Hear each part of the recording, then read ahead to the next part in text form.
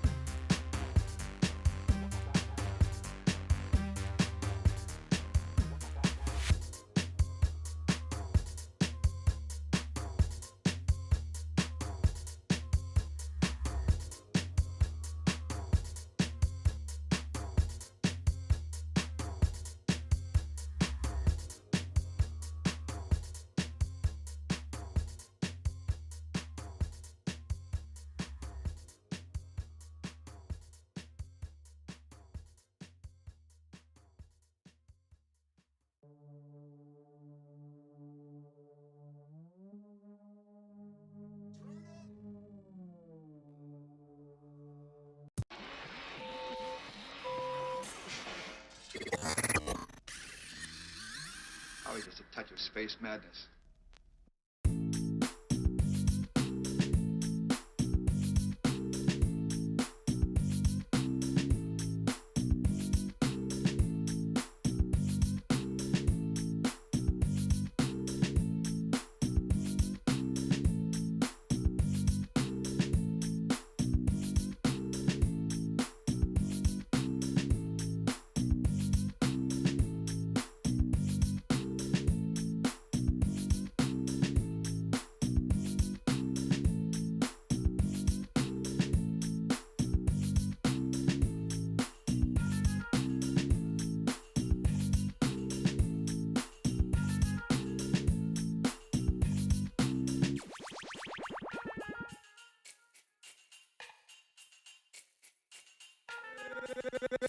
Gangsta boogie.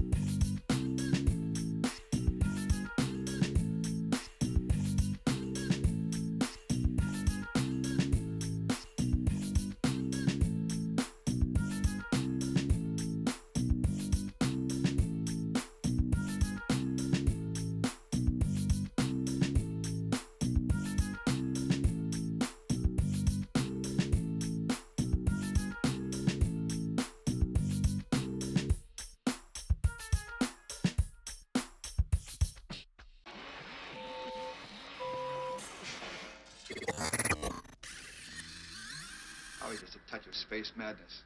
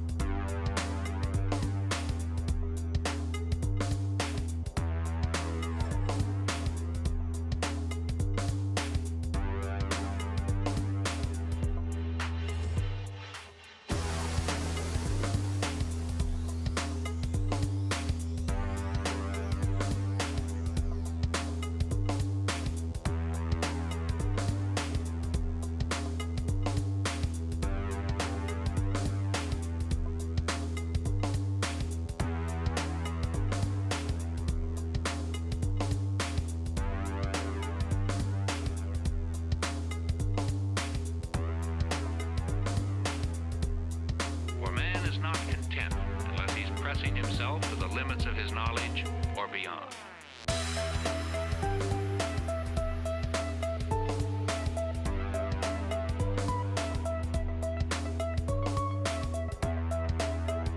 Beyond. Limit.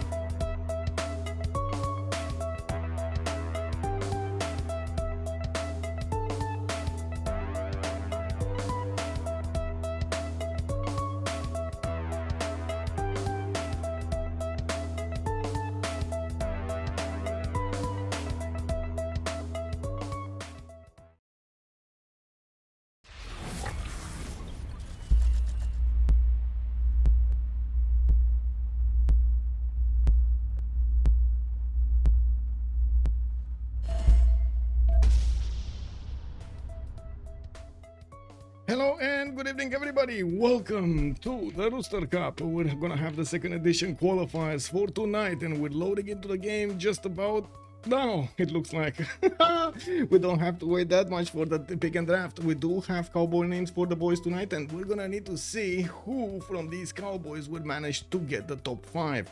Remember, we did have top 5 players from Friday getting in. Now we're gonna see if these are gonna go in through. Who is gonna go against the ones on Friday? I do wanna also say I do wanna say hello to everybody. Just give me a second here. Takesh Lev, good evening, sir, and welcome. Fortuna Belly, hello there, sir. And yes, I was definitely thinking about streaming on Tuesday, if I remember correctly, the Civilization 7 revealed of the gameplay. I did also notice Lancer, good evening, sir, and welcome. Ogothi, bonsoir monsieur et bienvenue. I do hope you're gonna have quite a bit of fun with us tonight here, and you're gonna enjoy the item map. It's the item map. Eric Coffin, also hello there, sir, and welcome. And I do wanna say hello, sir, did right first in the channel. Thank you so much, sir, and good evening. Also, Fallens, good evening, sir, and welcome. I didn't see that. Let me put up my chats in order here on the left side, and I do want to say the map for tonight is going to be Pangea Classic Ridges. This is the Pangea that does not get its mountain spawning across the continent ridges. I do want to also turn down the music now that we did do the intro, and we're going to slowly get into the game. Oh, no, we actually have a disconnect over here. Oh, who's Tanner? Who is Tanner? Give me a second over here. Oh no, oh no. I see. Well, hopefully he's gonna get back in, and we're gonna see how it goes. We don't have free maps for them, so whatever map is gonna be played, it needs to be played. Now, or I should say, whatever map it gets randomized is gonna need to be played. I do wanna also ask chat over here, are we going left or are we going right? In the meantime, a good day on YouTube. How is everybody doing? America Monkey, good evening, sir, and welcome. So from the first game, top 5 qualified. Yes, and they don't play this game. No, there are other players that got into this qualifier, and I do want to say their names over here. Just give me a second. We do have Malm, Allsign, Ben, Lobster, that's going to be Propagandi, Trinda, Hidan, Ando, Dragon Bells, Bugfish, and Bob showing up tonight for the players. I won't reveal their actual names, but I do want to say we're probably going to need to reconnect over here to fix, well, I hope we're not actually going to have any kind of, how to say, desync issues. If we do, we're just going to, you know, relobby. Relobby is the way, by the looks of it. I do want to ask chat, where are we going? Are we going left or are we going right? No under Civ. No, he actually got in. Also still waking up to understand the format. No problem. It looks like we do have the player joining, and well, hopefully he's gonna get in soon. Joining, he's just saying he's joining. Okay, left or right? Are we going left or right, chat? Nobody's saying anything. Also in Sasu, Bob. Good evening, sir, and welcome. Bonsoir, monsieur. Starboard, I don't know what that is. That is left? Is that left? Starboard is left? Left? Okay. Miss May, hello there, ma'am, and welcome. And it does seem like we got breaking news over here. Good evening, sir. So we're going left. We do go for Coupe. Let's see. Wait. What? Okay, give me a second.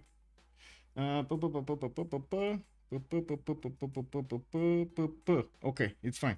I was double checking that we don't have any ban for today on Coupe, but I believe we did have yesterday a ban on Coupe, and I was like, in my mind, I have way too many civilizations in my mind. I'm sorry. Give me a second that just to double check this. Yes, yesterday we did have actually Coupe, not today.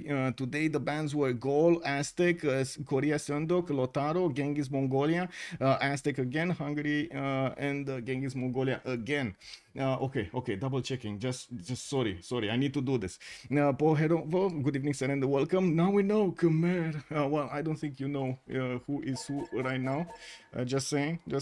And I do want to say, please, no spoilers. Like, really, no spoilers. It's okay to maybe think that that player is that player or that player is that other player, but if you are actually watching any kind of the streams, please do not share it with others, or do not share it with content creators that are playing, and do not share it with me in the chat over here. We don't want to know, we want to have fun and how to say, enjoy this format alongside with the players, right? The players right now don't have all of that history being brought into the game that they had in multiple other games that they played together on CPL or on Civ6 or something. And this actually matters quite a bit for the game health, because the decisions are going to be made naturally, are not going to be made because of some sort of previous relationship over there. It's Joko's okay, we don't actually know. Yes, we don't actually know. I mean, I know, but I won't say. Okay, so let's talk about Coupe here. We do have 3 turns for a scout coming around here from Tom Coyote Bender. It looks like we're also gonna have him with some fish tiles over there to get the extra food and a pretty decent coast. But if he goes to the southwest, Nubia is gonna be there, and he's gonna be like, nope, you see this territory over here, man, distance from my land, man, what are you doing here? And he's definitely gonna push back Cooper as much as he can. Now there still are some tours available for them to use, so let's actually see if Cooper over here is gonna decide Nubia is a bit too strong for him, or it is gonna be weak to and ripe for taking. We do have in his capital already access to an iron tile in the first ring, and I do see horses in the second one. He will also have a horse tile in the third ring, actually. And quite a few extra strategic resources that are going to be available for him. Southeast is going to have another freshwater settle on this river, and it does seem like that this is going to be quite a floodplain river over here with a lot of food coming out from the sugar tiles.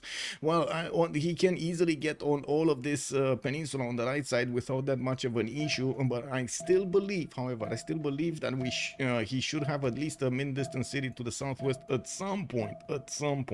Now, I don't know how quick or how slow this will be. 2, 4, 6, 8, 10, 12, 13 tiles between these two civilizations. This looks like it's extremely close on the right side. Oh my god, this map is actually quite close. I'm pretty sure I set it to how to say, to large. I'm pretty sure I set it to large because it was yeah, it is set to large. Oh my god, they're so close to each other.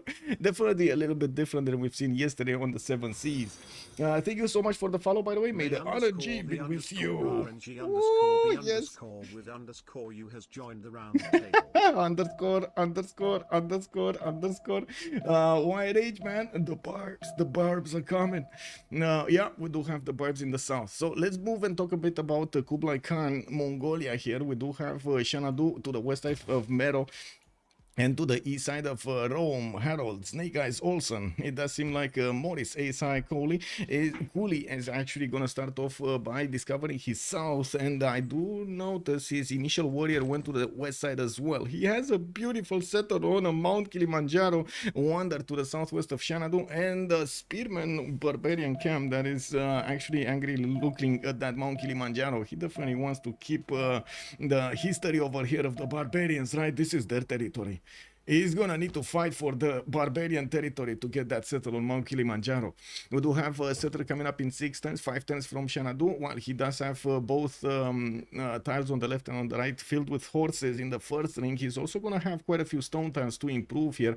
We do have him with the iron in the second ring, and this river network is gonna give him a decent amount of cities with no problems for him to settle tiles. Oh my god, look at this sugar with the 1-3. We do have 2-2s over here for him to just keep on growing. East side over here, the same, you can say the same, another sugar settle, easy peasy to acquire a lot of food, a lot of tempo for Monsieur Morris Asai Cooley.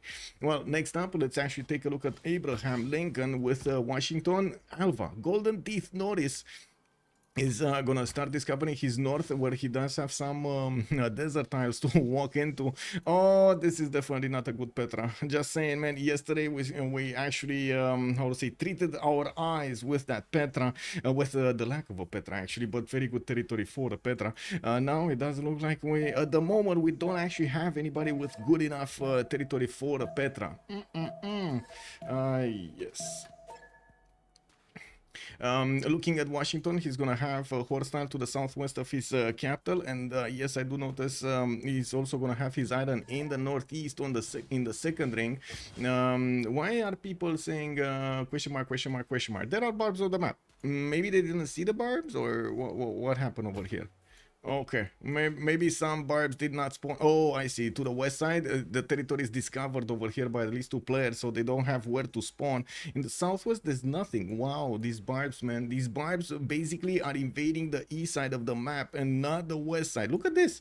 It's like it's cut in half, right? Left side of the map, no barbs. Right side of the map, full of barbs. Uh-oh, east side is in danger. Let's actually see what the barbs are gonna do tonight. Now, we do have Washington here with quite a few tutus around his territory. The settler is probably gonna look for a good, nice spot to put his city on. Easy and also quite, how to say, not dangerous, safe, is gonna be the settled to the south, next to uranium, maybe on the tutu, or over here on the uranium tile. We do have a few D-Sinks over here. Let's re-lobby on good turn. Oh, D-Sink.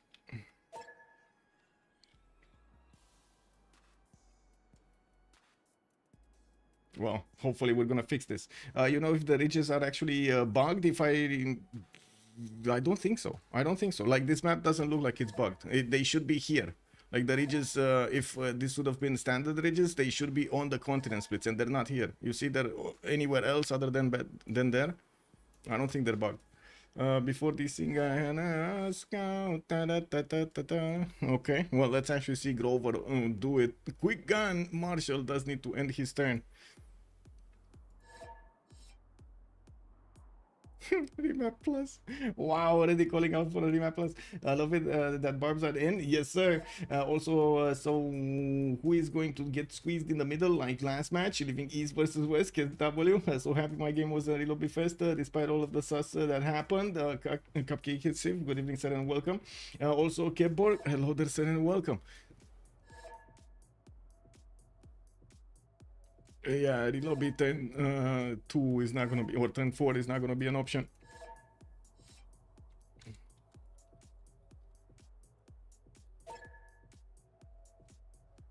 What did he lose?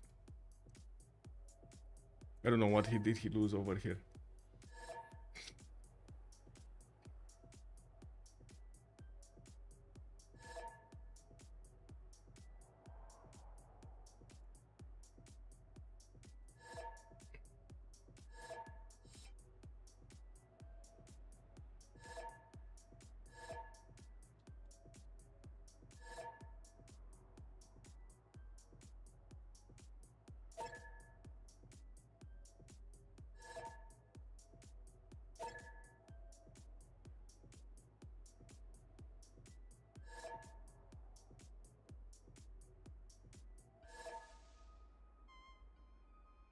Drama, drama, drama.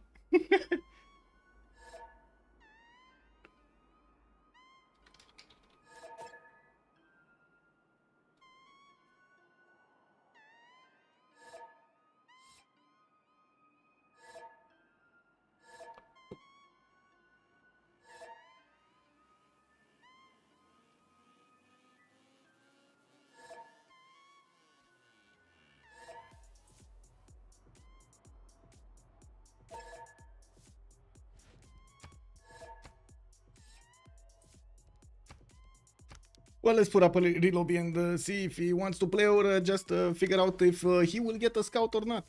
Let's see.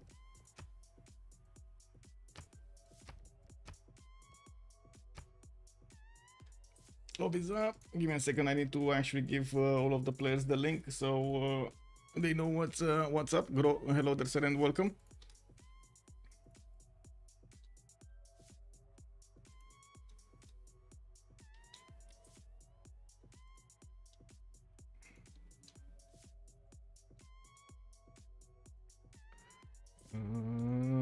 Another. Whoa, whoa, whoa, whoa. Okay. Should be fine. Why didn't I mean he lost a scout? That's pretty bad. Yes, but he wouldn't have had that scout anyway. That's what he was saying. The lack of production over there didn't give him the scout because he switched from a 2-2 to a 3-1, and he would have had a 3-1 anyway on this map. So the only thing was that he, well, just wanted to say relobby.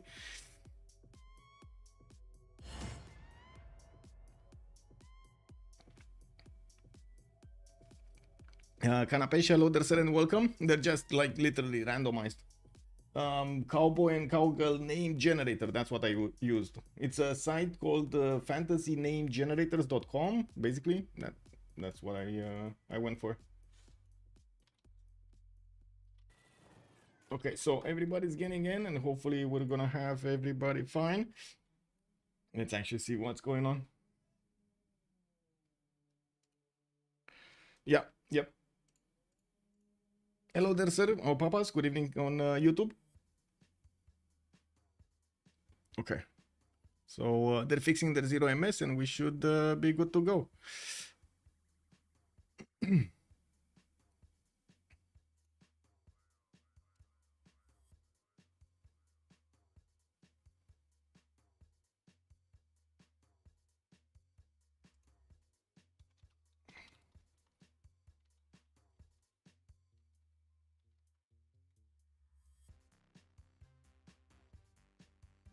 Okay. Just waiting for them to get back into the lobby and responding to the messages from the players. Whoop whoop. Hello there, Karade. Hello there, sir, and welcome.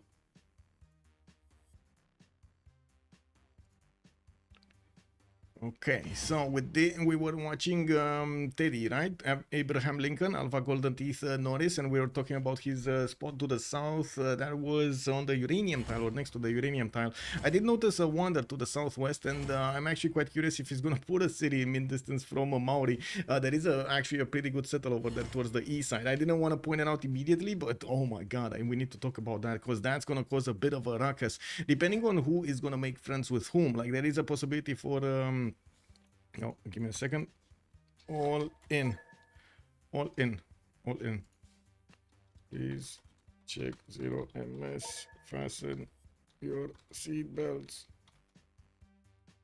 And get your sodas filled. Okay. There we go. There we go. I mean, we need to be prepared. I'm still waiting, by the way, for one of those magical battle chairs that we've seen in Idiocracy to actually be given to us. You know, you stay on a chair so long on a PC, you might as well have some cup holders somewhere, right? Maybe even some straws coming out from the back, you know, like with a big, how to say, I don't know how to say it, a big barrel or of something, you know, just feeding you soda. Oscar, hello there, sir, and welcome. Okay, let's see how this goes. There is actually only one way to ensure a successful relobby. Oh yeah. Okay, well, hopefully we're gonna get back in. And I'm not gonna want to touch buttons. I'm actually just gonna let this happen over here. I'm not touching buttons. Not touching buttons. Loading, please wait. Let's see. Come on, PC, do it faster than the other ones. Come on, PC. You can do it. You can do it, you hamster. Come on. Oh, Steven actually. Okay. Come on. Yes, PC. Yes, I hear you. Do we have any? No. Any desinkers? No. Any droppers? I'm not touching anything, by the way. This is me not touching anything. Hands up. This is basically what it's happening. You know, like, what's going on? No. It's still happening? Okay, they're still loading. 7 out of 10. 7 out of 10 have loaded. 8 out of 10 have loaded. Come on with the 10. 9 out of 10. We can do this. And then I say hands up, and then the police siren is actually out on the street over there. Oh. Wow, really? Anyway. It seems like we do have 2 loaders that are taking their time, and hopefully, again, I'm not clicking buttons. The game is full screen, and we're waiting for them to join. 9! We got 9! 9 out of 10. Come on with the 10 out of 10. 10 out of 10. 10 out of 10. 10 out of 10. Okay.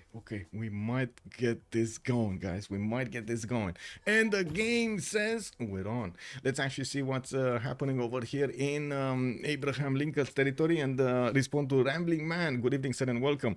Not guilty. Yeah, not me. We do have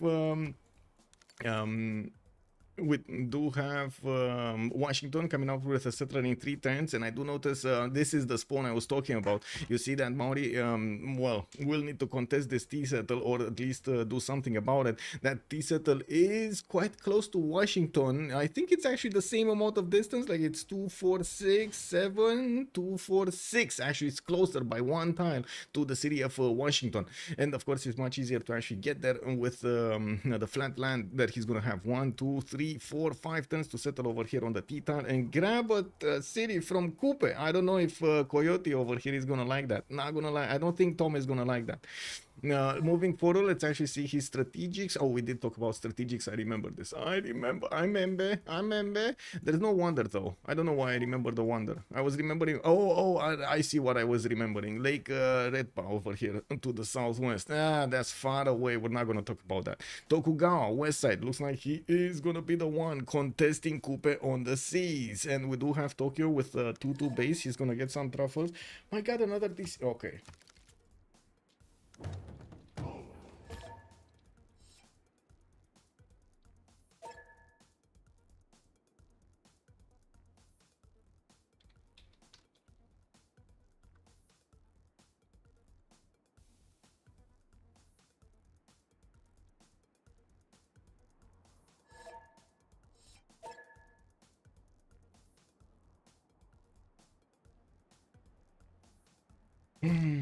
I guess we'll see. I'm pretty sure they are not subscribed to to the mods properly.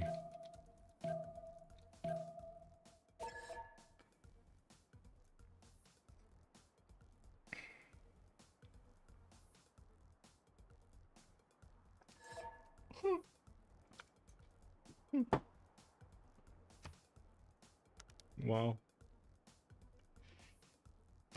I'm pretty sure this is the issue. Anyway, let's actually see if the players are gonna desync or not next time.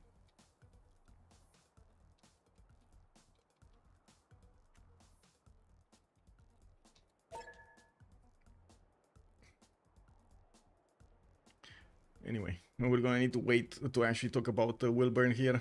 Courage George, Wilbur Courage George is gonna need to wait for us. I'm sorry, Wilbur, not my fault. We're gonna need to actually relobby over here so the players actually do get to check mods.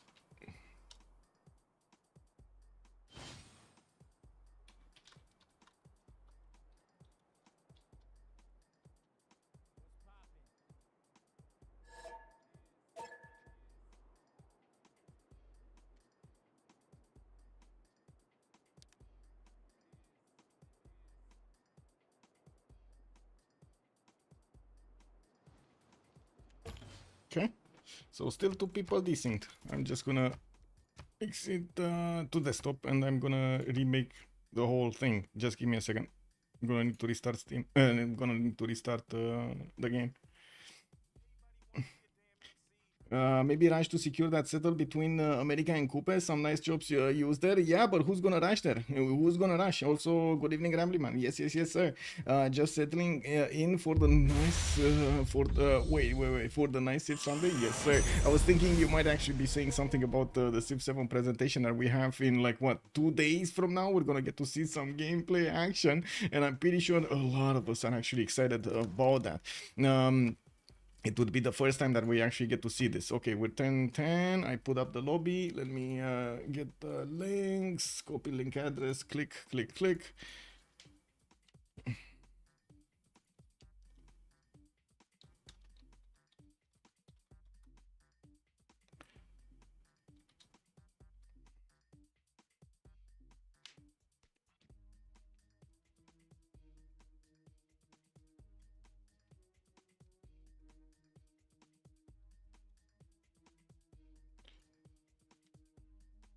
2, 4, 6. Okay, that's fine. 4. Okay, that's fine. Give me a sec. I'm watching the mod versions if they're correct, and also the amount of mods if they're correct.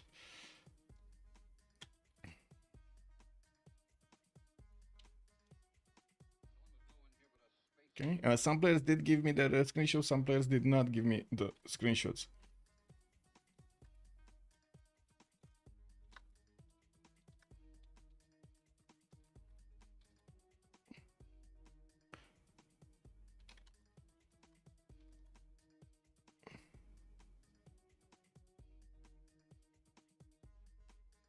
Okay. 2, 4, 6, 8, 9. Okay, this is good. Okay, it's fine.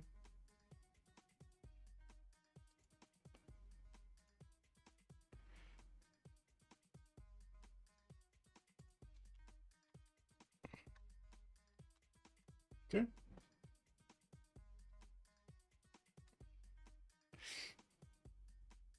I don't know. Let me check if I actually missed somebody. 2, 4, 6, 8, 10. Should be fine.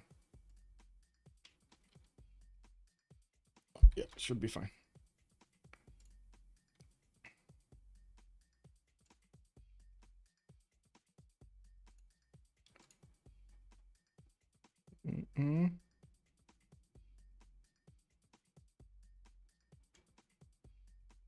Okay. Yeah, they're here. All of the mods should be here. Whoa, Solo, good evening, sir, and welcome. Thank you so much for the raid, sir. And how have you been? How are the games going? Game hasn't started. We're still 10-10, and we are waiting for everybody to fix their mods and get back into the lobby. We did have a bit of a problem over there with some of the players. I think actually Javarman the 7th had a problem. They're restarting Steam. They're actually how to say double checking, and they did subscribe to the correct mods and stuff like that. Defender, hello there, sir, and welcome. Also Ojek, good evening, sir, and welcome. Big shout out, by the way. Thank you so much, sir. Thank you so much for the raid over here. There we go. Thank you, sir. Could be volume mixer settings for the application. Which one are you actually asking? What do you mean volume mixer settings for the application? Are you talking about the sounds in the game or something else? Wait a second. Can someone explain me the names, please? Rafifi Bonsomonsiu is just random cowboy names and cowgirl names, basically. It's nothing actually that would be... I don't think they're real. I didn't double check, but I don't think they're real. I just randomized the list.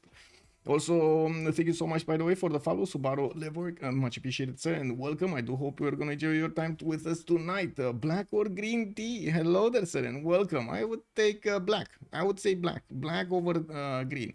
I don't know. Maybe I just feel better with the black tea.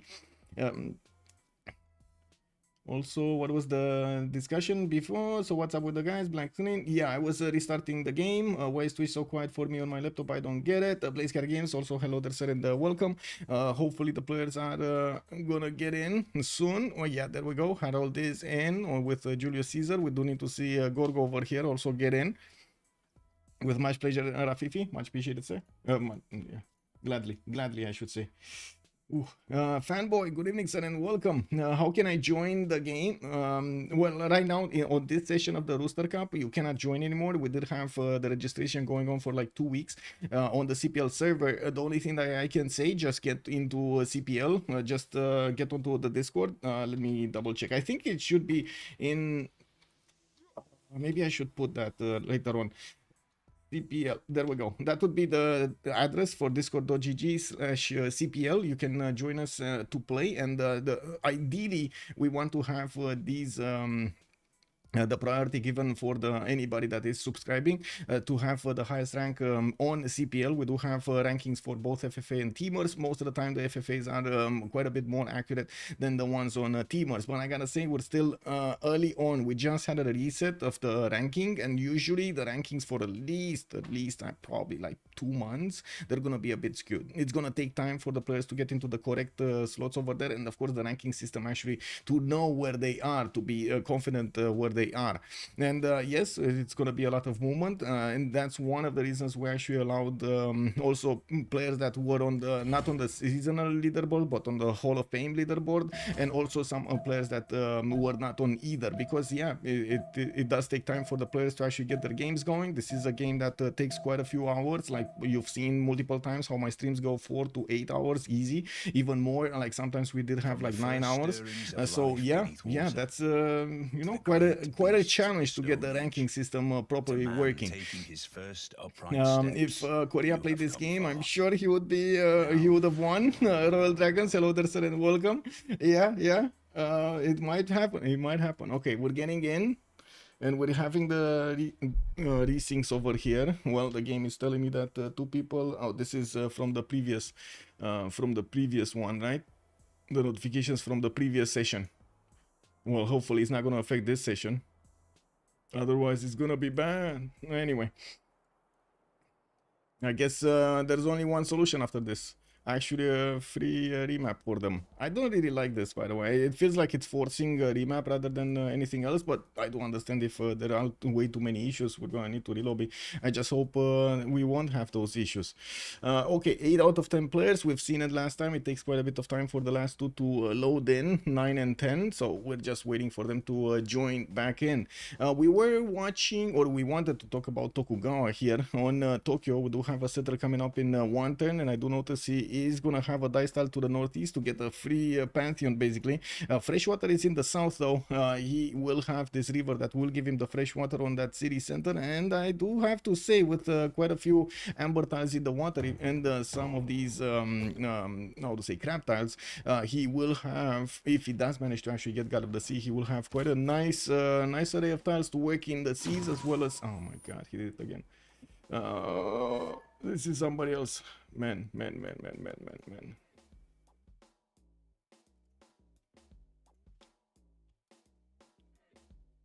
Okay. He double loaded. He is rejoining. Interesting. He actually double loaded. Maybe I actually don't need to touch anything. It worked when I didn't touch anything, and it didn't work when I touched something.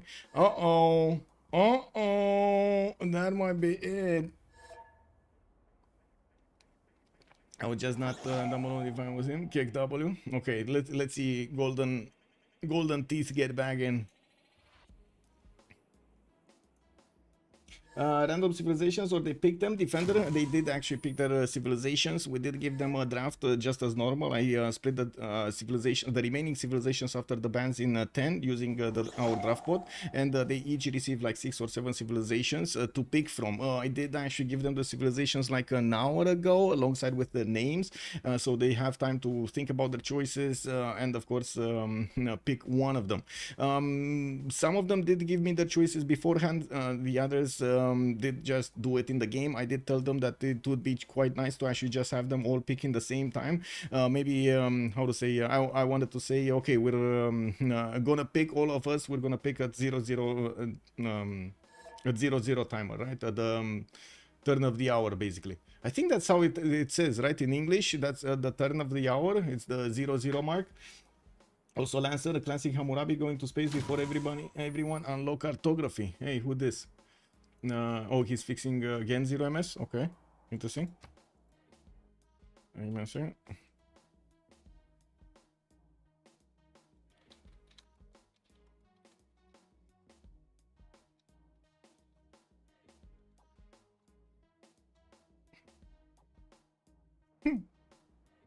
Can you name and shame?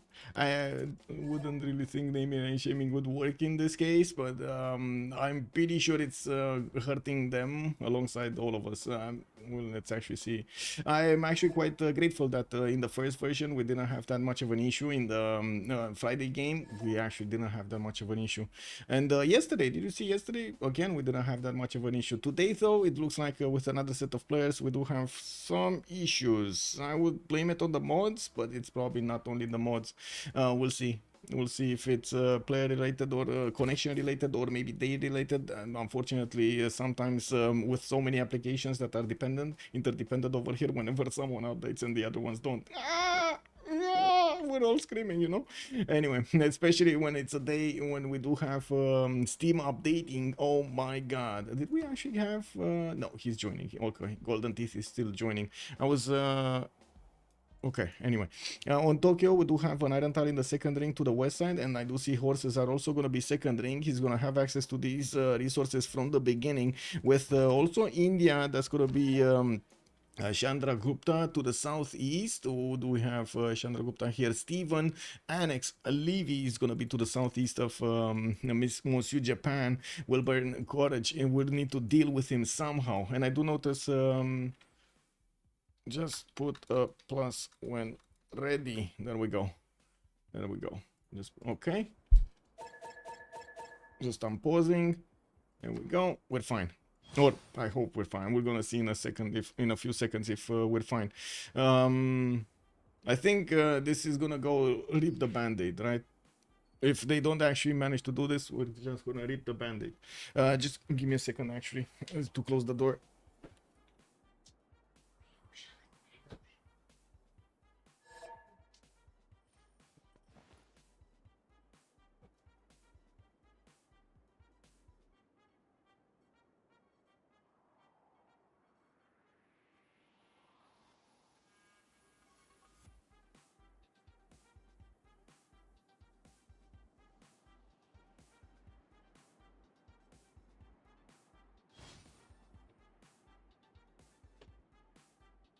Okay, there we go. I'm so sorry about that. I needed to close the door so the cat doesn't get out.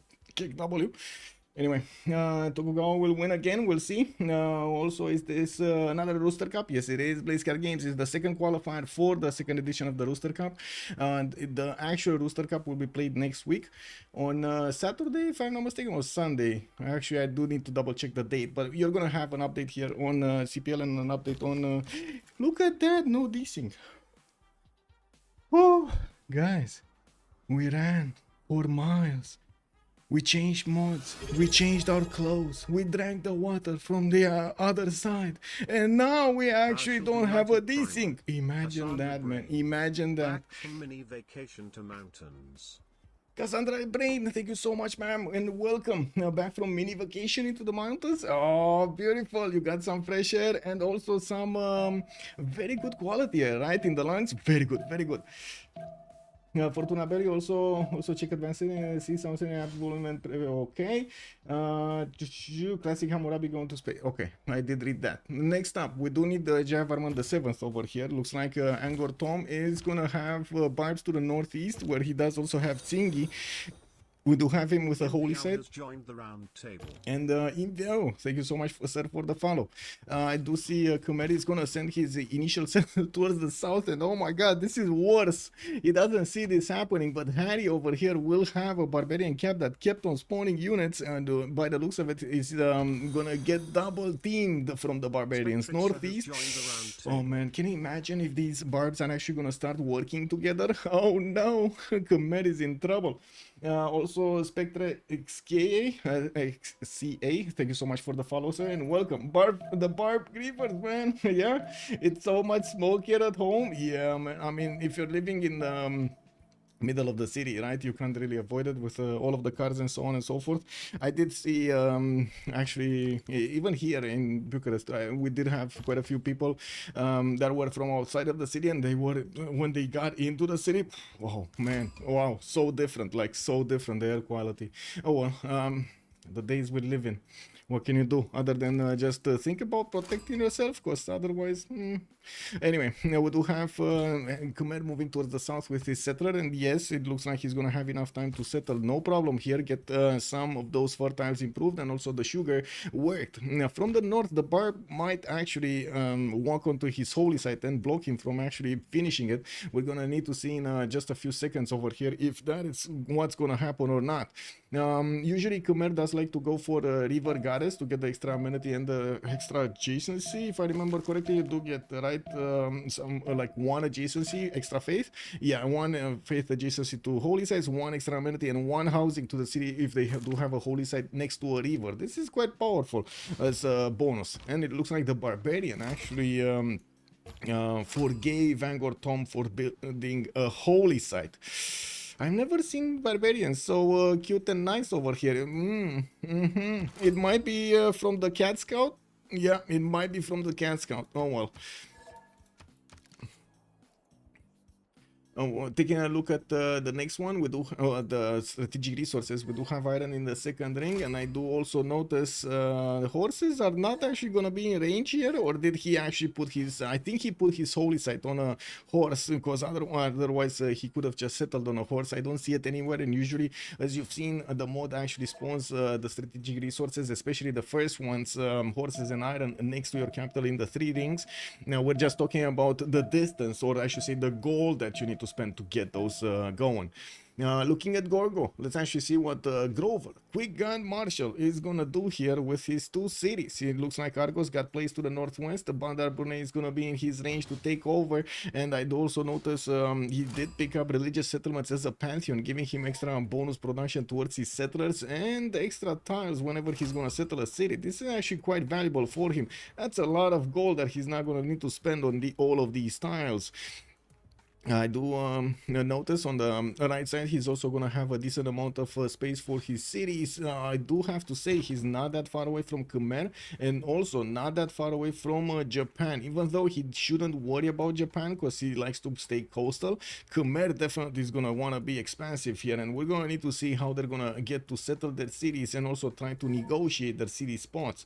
We do have also Sparta benefiting from an iron tile in the second ring. It looks like also in the first ring. It looks like also horses in the first ring. He already has a trader moving from Argos to the capital, and I of course do see good campus spots in the south here.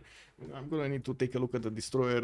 Actually, I think to protect the food from the destroyer, I actually need to put it in the fridge, because otherwise I'm pretty sure the destroyer is gonna destroy the food. Oh no. Let's actually take a look at Hammurabi. Oh, Hammurabi on his own tropical peninsula over here.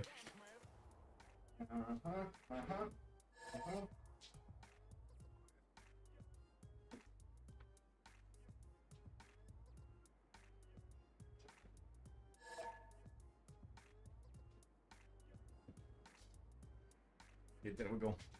I feel the destroyer's how to say tail around my legs, and I was like, she came for the food. Anyway, Babylon and Tutul have been placed down. It looks like it's gonna be a holy site opener over here for Monsieur Babylon. It does also seem like Kenneth is gonna get his third settler out in 2 turns, and we do have him with a lot of floodplains in the south. Not enough production, or at least I wouldn't say so, for Etemenangi here. And I'm pretty sure he's gonna try to go for the freshwater settlers in the north. He does have Namadol to benefit from, and I do have to say, since he did settle coastal, that means Japan. I don't know about Japan here. Japan might be saying, wow, and so those cities look so nice over there. Oh my god, you got all of the amenities, you got some spice tiles in your cities. I mean, you know, don't worry about it, but I'm gonna start building some boats to explore the oceans, and don't worry about it. They're gonna just come around your cities, like you're gonna see them around your borders. They're just exploring, okay? They're just passing by. Don't worry about it. Yeah, anything might happen over here. Sketchy, hello there, sir, and welcome. We did have Elephant Guy and Zoo winning yesterday, and the team MVP was voted Poland plus, I don't know exactly what Civ was that. Marius BW with a new player, Fermata, I believe it was called. He was called. Are they allowed to change friendship alliance during the game? Yes, they are allowed to change anything. Of course, they cannot stop it if they already have it. But when they do reset the alliances, they can change it. It's only one though. Also, American Monkey, hello there, sir. I don't know why, but Pangea seems to be least favorite map type on your side. Okay, interesting. Kobus, good evening, sir, and welcome. Actually, it's CZ Bus. Hello there, sir, and welcome. I don't know what she's destroying, but I hear a lot of noise from the other room. Oh yeah, she found something. She definitely found something. Anyway, Yeah, okay, coming back to this. Babylon is actually going to go for Earth Goddess, going to get that extra faith from his PL, and he does have a lot of it since he is going to have all of these mountains with the forest, not rainforest, around his cities. He also has access to a horse tile in the first ring. His iron tile should be underneath the holy side because I don't see it anywhere else. And I do notice he's going to have another iron tile here towards the north. He is going inland though. 1, 2, 3, 4, 5, 6 to settle on the coal tile. And it does seem like of course that volcano is getting excited. I don't know if it's gonna get excited enough to you know, spew some lava over here, because there isn't really much war. Maybe the volcano is getting excited because of the barbs fighting Namadol. That could be it. Yeah, that could be it. We do have to take a look next on Amanitore. By the looks of it, Amanitore, oh my god, he's getting invaded by barbs. He does have Kasr Ibrim to the northwest of Mero, and I do see he's basically encircled by barbs in both cities. So we do have a settler trying to make his way towards the south, while he is, wait, he just bought a trader, and the trader will actually go to Mero through the barb. I don't know if sending something as important as a trader through a barb is actually the best thing you can do here. I would think I would defer to chat knowledge over here to actually figure out if that is a good decision or not. Well, I don't want to say it. I actually don't want to say it. And we got Mero here getting his fourth city out, and I do see it's 5 turns to get that settler. We do already have a war between Harry, Don Tanner, and Morris, Ace Cooley. Let's actually see who is Harry, Don Tanner. Harry. Where is Harry? Khmer and Cooley. Who is Cooley? Oh my god, okay, Morris actually. Morris is Kublai. So we do have Khmer and Kublai fighting. Why are they oh.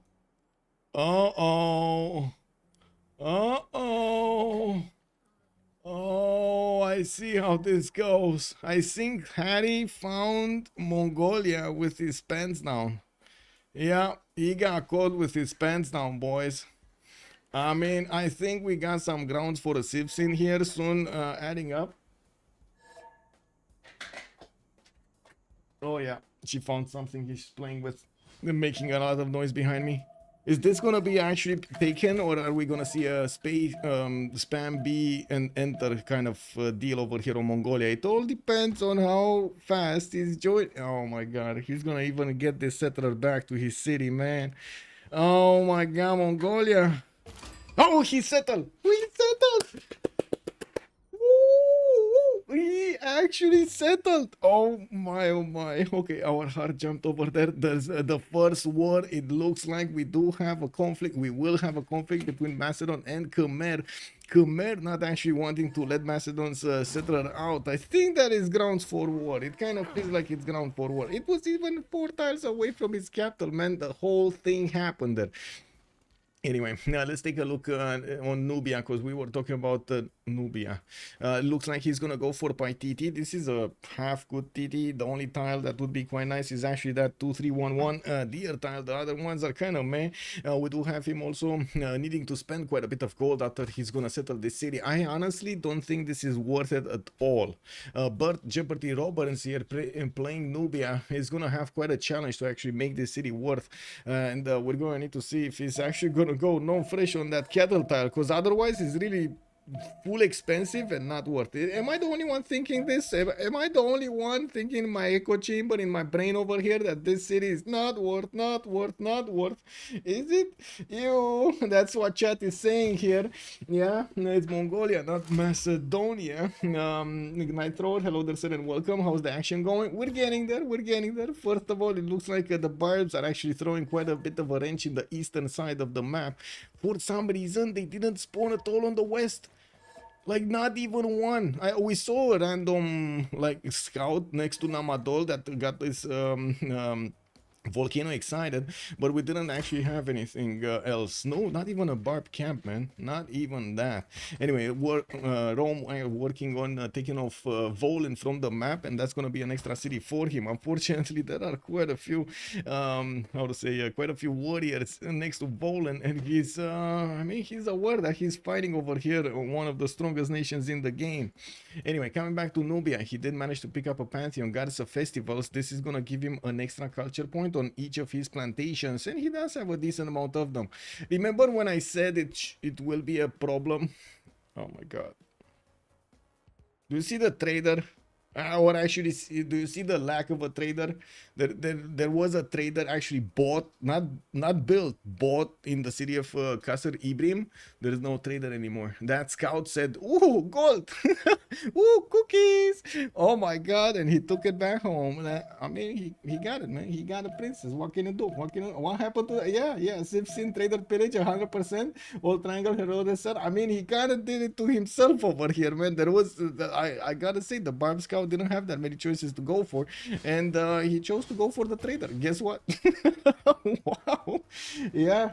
I mean, yeah, Civ6 it is, Miss May. Yeah, indeed, ma'am. Barb's OP indeed. Let's actually put it up on the screen here. I gotta say, we did have kind of a -1 Civ6 with that settler steal. Oh my, that, or I should say the lack of the settler steal there. And we do have Meadow also benefiting from both horses and iron tiles in the second rings here, and it does seem like he's gonna get that settle Sedinga on the river to the south. This is gonna be very expensive. Oh my god. He's working 2-1 tiles here, and ideally you do want to keep the tempo with at least 2 2s or 3 1s or 1 3s for your production. You don't really want to work 1 3s, but if you don't have 2 2s, that's the next best thing, I guess. Now we do have him trying to get the commercial out from Sedinga. You can see how slow he's actually building stuff here, and we definitely need to see him spend some gold to get the stone tile. Unfortunately, since he already lost the 80 gold he put into a trader, this is just getting extremely expensive opener here for Nubia. We got 3 commercial openers. It looks like Mero is going to get that 4th city out in 2 turns. And we're going to need to see if his greediness over here is going to pay off in the long term. And why I say greedy? Because it's a 4th city opener on Pangea Classic Regis. Without that much of, how to say, return on investment here. Definitely would have been better to go for the Northern Settlers. Definitely would have been much safer to go somewhere else. Like even this oil tile would have been... actually, no, the oil tile is bad. Oil tile, bad. Very bad. Anyway. Let's move forward and see what Julius Caesar is doing. First of all, it looks like Volan is going to be taken down. Rome is managing to do enough damage against that city center before the next warrior comes out. For some reason, Volin warrior actually went on a trip to take that builder and left his home defenseless, and that's what happens, man. When you go out on a hunt, you don't have your city protected anymore. We do have Aquilea getting Lady of the Reeds and Marshes alongside the other cities of Rome as a pantheon, and I do notice he already improved his horse style in the 3rd ring. This was so expensive, man. We do have him with Magnus also going in that city center in 2 turns with a commercials opener here for all 3 cities. Actually, I see 2 cities, the Kume one. Okay, there we go. He just placed it from Kume. And the builder that still has a charge will need to keep upgrading stuff here. So he got a truffle for an amenity, a horse tile here. What is going to be his next one? Is it going to be the honey tile? It might be the honey tile just to get an extra amenity going here. It's pretty good because he already has 4 cities. Doesn't need to go for another settler, even though I'm pretty sure that would be quite nice also for him. Coyote Blender. Tom declares war on Alva. That's Tom Coupe declaring war on Alva. That is Abraham Lincoln. What is going?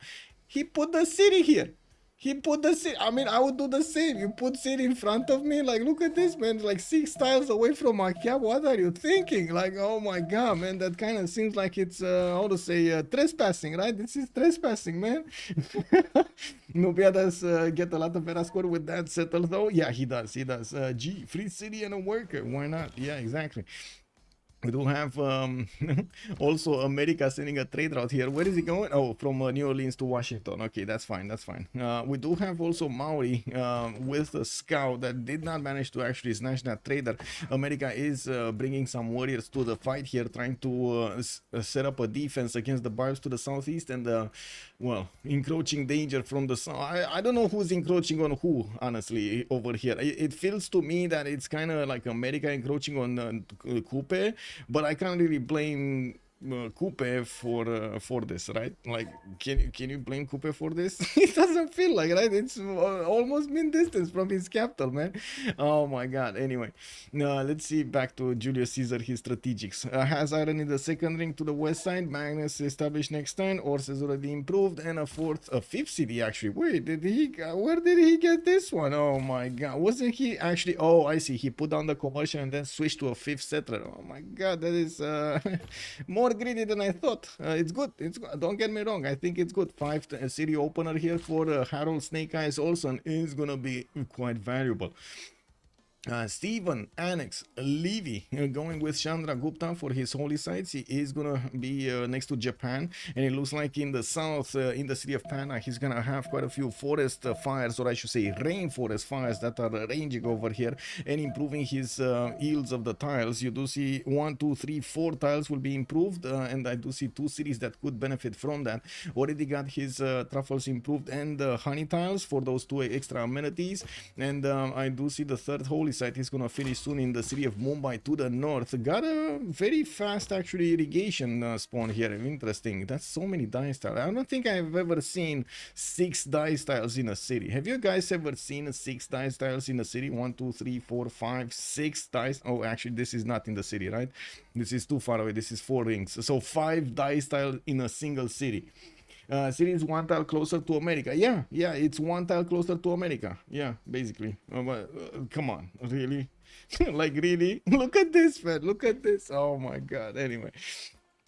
We do have Panda also benefiting from horse tile in the second ring. I do notice his iron is also going to be second ring from the capital city, and he did pick up a sacred path as a pantheon, giving him extra adjacency from the forest and rainforest towards his holy site here. Okay, I mean, these are some nature-loving people over here in Chandragupta's territory. Can't really say I blame them. We do have let's see.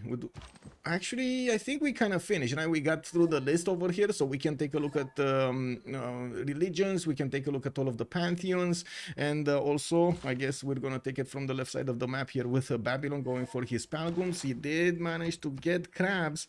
Work ethic, shrines and temples provide him production equal to their intrinsic faith output, and tithes for the extra gold. While I do notice somebody else did pick up religion, it's gonna be Khmer over here. He is gonna go for choral music for the extra culture and pilgrimage for the extra faith pattern from his city centers. We do have Moksha establishing in 2 turns from 2 Anger Tom, and I'm pretty sure he's gonna have some internals here. Could go Amani externals to the northern city of Lahore if he wanted to.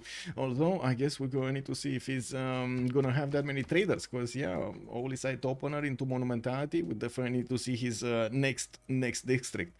Monuments coming around to get that extra culture going. On Japan, we still didn't have a pantheon, although he did actually settle on the dice tile here on the 2-2 base, and he does have his harbors coming around from his city. I would imagine he shouldn't be that far away from getting his pantheon. Yeah, there we go. I was just thinking about that. Goddess of Tides, though, not God of the Sea. Maybe somebody else actually did manage to pick up God of the Sea. Was that Coupe? Maybe it was Coupe. Anyway, we're gonna get there. Looking at Chandragupta, we see Sacred Path, Gorgo Religious Settlements, 4th city opener here, and 5 cities soon from Sparta. Okay, we did have a Lady of the Ritter Marshes for Harold, for Caesar, and of course he does have in the city of Kume his commercials first building, and then a peace has happened over here. Don Tanner has made peace with Ace High Cooley. Anyway, the builder over here is just sitting around. What is he doing? Does he not have gold to actually get a honey tile or something? Maybe. No, he does have 28. Maybe he's... Oh, they got to the 30 pointers. They might have gotten to the 30 pointers. Yeah, I mean, yeah, it is what it is. Anyway, looking next, let's actually see Mongolia, God of Craftsman. He's getting his horses improved, and I do see Al Malik did get the tiles around Mount Kilimanjaro for the 4-2 base. That's a lot of food going in there. Moksha 1 turn, and I do see another 2 settlers coming around from his cities with a commercial opener. We definitely need to see if he's gonna go against somebody. At the moment, we don't know if he's gonna go in Cammons, although we can check. We can check. He's going bronze, boys. He's going bronze. Somebody around him might get it, or this is defensive measure against Harold. Snake Eyes Olsen to the west side. We'll see. Because I'm pretty sure he's not that worried about Nubia on the right. Why do I think that? I think that's my impression of it.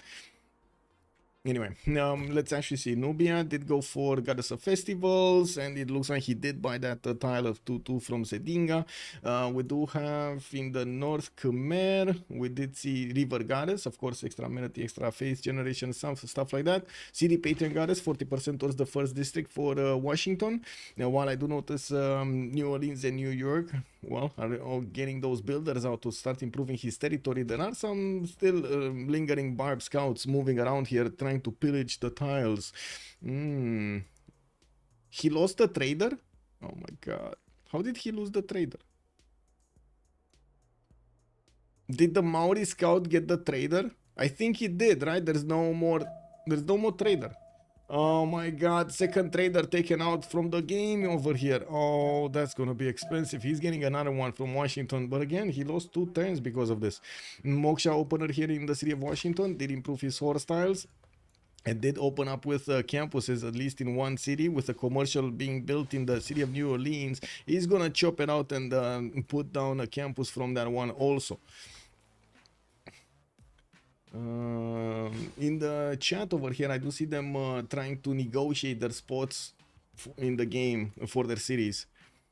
Anyway, yeah, I was expecting this one Ganoi city settled right in the face of Nubia, even though Coupe has so much territory on the right side. I mean, this just wasn't, wasn't an option. He needed to get this one down. Coupe did go for God of the Sea. That's why he does have the extra production on each of these coastal resources. And I do notice builders are coming out from Opango in 2 turns and his capital city, while he is building a holy site here in Kayapoi. Interesting choice to go for a holy site with Maori. We'll see how this develops. Steven, we did talk. Actually, I think we went through all of them, right? We kind of went through all of them to take a look at their pantheons here and take a look at their early moves. It looks like also Mongolia is for settling Nubia. Okay, I mean, mid-distance settlement, I guess it's not really for or settle, but he's sending that settler in the road. Guys, I need to ask chat. When you see a neighbor is Mongolia and you see he's sending a trade route to you, and then you see a city pop out on the road towards you, and then you see encampments being put down from Mongolia, what are you thinking? What are you thinking? Can we check a religion of India? Yes, sir. Yes, sir. Let me actually check. It's fish. Feed the world with stewardship. Kublai and Rome are in friendship. So on the left side, they made friendship. Let's actually see. Let's see. Is this the biggest friendship of the game over here? Kublai getting a target in Nubia. And oh my god, they might have been. Let's actually see when it's going to update. It takes a few seconds over here. Actually, quite a few more seconds than usual to see the updates. I don't see a friendship yet. Oh, there we go. It popped on. It popped on.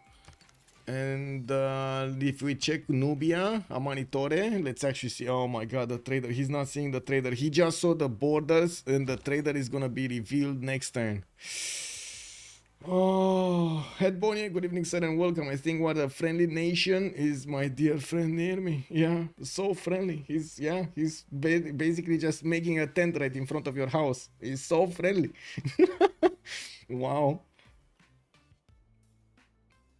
Kublai has bonus and maybe they're friends. They're not friends. He made Nubia is friends with Kupe. So I think we know how this is gonna go down. That's more info. What do you think, chat? What do you think, chat? Oh, I see. Old Triangle making the point over here. Keshe Factory go brrrr. Yes. Can you show yields, Silicum? Yes, sir. There we go. We got to see the yields over here. We got Harald on 44. Looks like Grover on 40. Kupe is gonna be 46. Kublai versus Nubia are gonna be 39 versus 26. This is actually dangerous territory for Amanitore. And he still didn't get a trader. Oh, he actually still didn't get a trader. This is quite a bit problematic, actually. If you don't get the trader, that you might think one production, one food is not that big, but it is. It is. I mean, just to put it in perspective, we had like a week worth of text in the CWC. So all of the players of the community from the teams that were playing in the tournament in the CWC, the Civilization World Cup, right? The best of the best players actually argued for a whole week so we can have better city yields implemented in the CWC. That's the mode that actually gives you the extra point of food underneath your capital on a flat tile and 2-2 base on a hill, basically guaranteed. And we made it, we had to introduce a new part so it gives everybody 2-2s. Everybody. It doesn't matter who you are, it doesn't matter where you are, you get a 2-2, you get a 2-2, you get a 2-2. Did everybody get a golden? Let's actually see. Did everybody get a golden? Golden across the board. Look at that. They actually did manage to get a golden age across the board. We do need to take a look here how quickly Mongolia can actually get these horses out. Mongolia sailing in 2, political philosophy in 2. Looks like he's kind of actually how to say oh no, he's switching to archery. Okay, he's switching to archery. I was thinking, like, why sailing? I was thinking he's probably gonna want to delay something, but it looks like it's fine. Anyway, archery in 2. He's gonna grab horses, horseback riding afterwards by the looks of it, and still needs time to put down at least an encampment and get. Oh my God, is he actually? No, he's not working the card. I was thinking maybe he's actually gonna work the card because this takes time to build everything. Anyway, let's see. Coupe, Pembrush and Voice Golden Age on 18 Science, 20 Culture, and I do see him on 21 Gold. Still fighting America. Tom Coyote Bender really didn't like the fact that America put a tent right in front of his house, and it does seem like Maori over here started shooting. Bam, bam, bam. He has archers coming around. America is getting his own archers coming out of that tent of New Orleans, and I do see a market in 5 turns. He's gonna finish. This seems like it's extremely courageous to build a market in the front of an opponent that has quite a bit of extra production. Just saying, man, it seems like he has a lot of courage. He's like, no problem, why? It's only Maori. I mean, those guys are just so used to the water, they don't know how to play on land. They won't know what to do when they actually get to my cities, right? There's no water over here. If I would have been on water with boats, maybe I would have actually thought of building a few more units, but no, it's fine. It's only Coupe.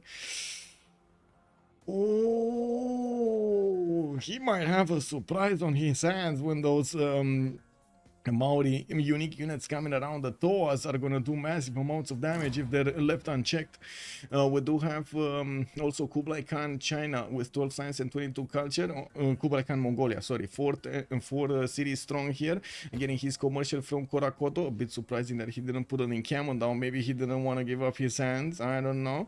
5th city also moving on the Tital to the south of Shanathu, and I do see more builders are going to get out of his cities to help him improve these tiles. He does have quite a few improvements that he needs to get. At least he is +3 happiness, which is quite valuable, and he's gonna get another tea settle here that he doesn't have improved, and that's another amenity that he's gonna get for free when he's gonna settle this city.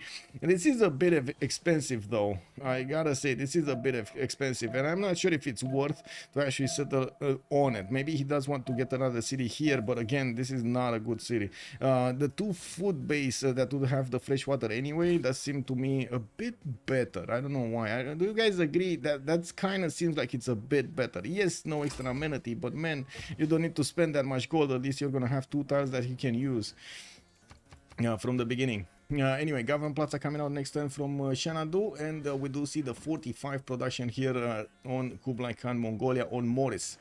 Abraham Lincoln, 12 science and 27 culture, 38 points of production. Did retreat his units next to New Orleans, and I do see he just chopped another builder with his builder. Maori not giving up. He's actually going to pillage the Government Plaza of Washington, and we do have the first horde. Oh, I see. I think this is the moment where America realized that Coupe actually knows how to play on land. Yeah, They were oblivious to the fact that Coupe can actually get this going. This is like, no, they can't coordinate. They can't coordinate. They don't see the stars. They don't see the horizon line. No, they can't coordinate. No, no, no, no, no. It's not happening. It's not happening. There's no production there. It's a bad city. Yes. Oh, you mean this southern city on Paitiri? Yes, it is. I cannot disagree with that. The trader is gonna help out, but man, oh man, like imagine he's building a market in like 7 turns, and he's not really benefiting from extra culture anyway, right? Maybe like if he's working this style, he's just getting 2 gold, 2 culture, and 3 food. Where production, bro? Where production? Is he actually working a 3 hill, a 3 production desert hill? That's probably where his production is coming from. It's a builder he needs, not a market. Yeah, exactly. We do have also Tokugawa, 12 science and 27 culture on the west side of the map. Is this Wolos strong? This is Wolos. I think we know where Coupe is going, just saying, man. We do have Japan with that Gods of Tides on 5 cities, getting his Odin Shimber going. I do not believe. Oh, I see the Japanese scout right next to Tutul. He knows about Tutul.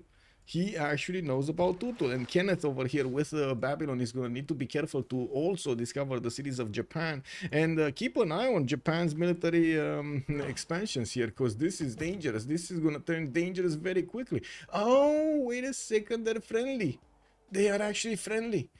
Yeah, Kenneth does cope. Did actually make a friendship with Wilburn Courage George, and they will trade through these seas, or at least,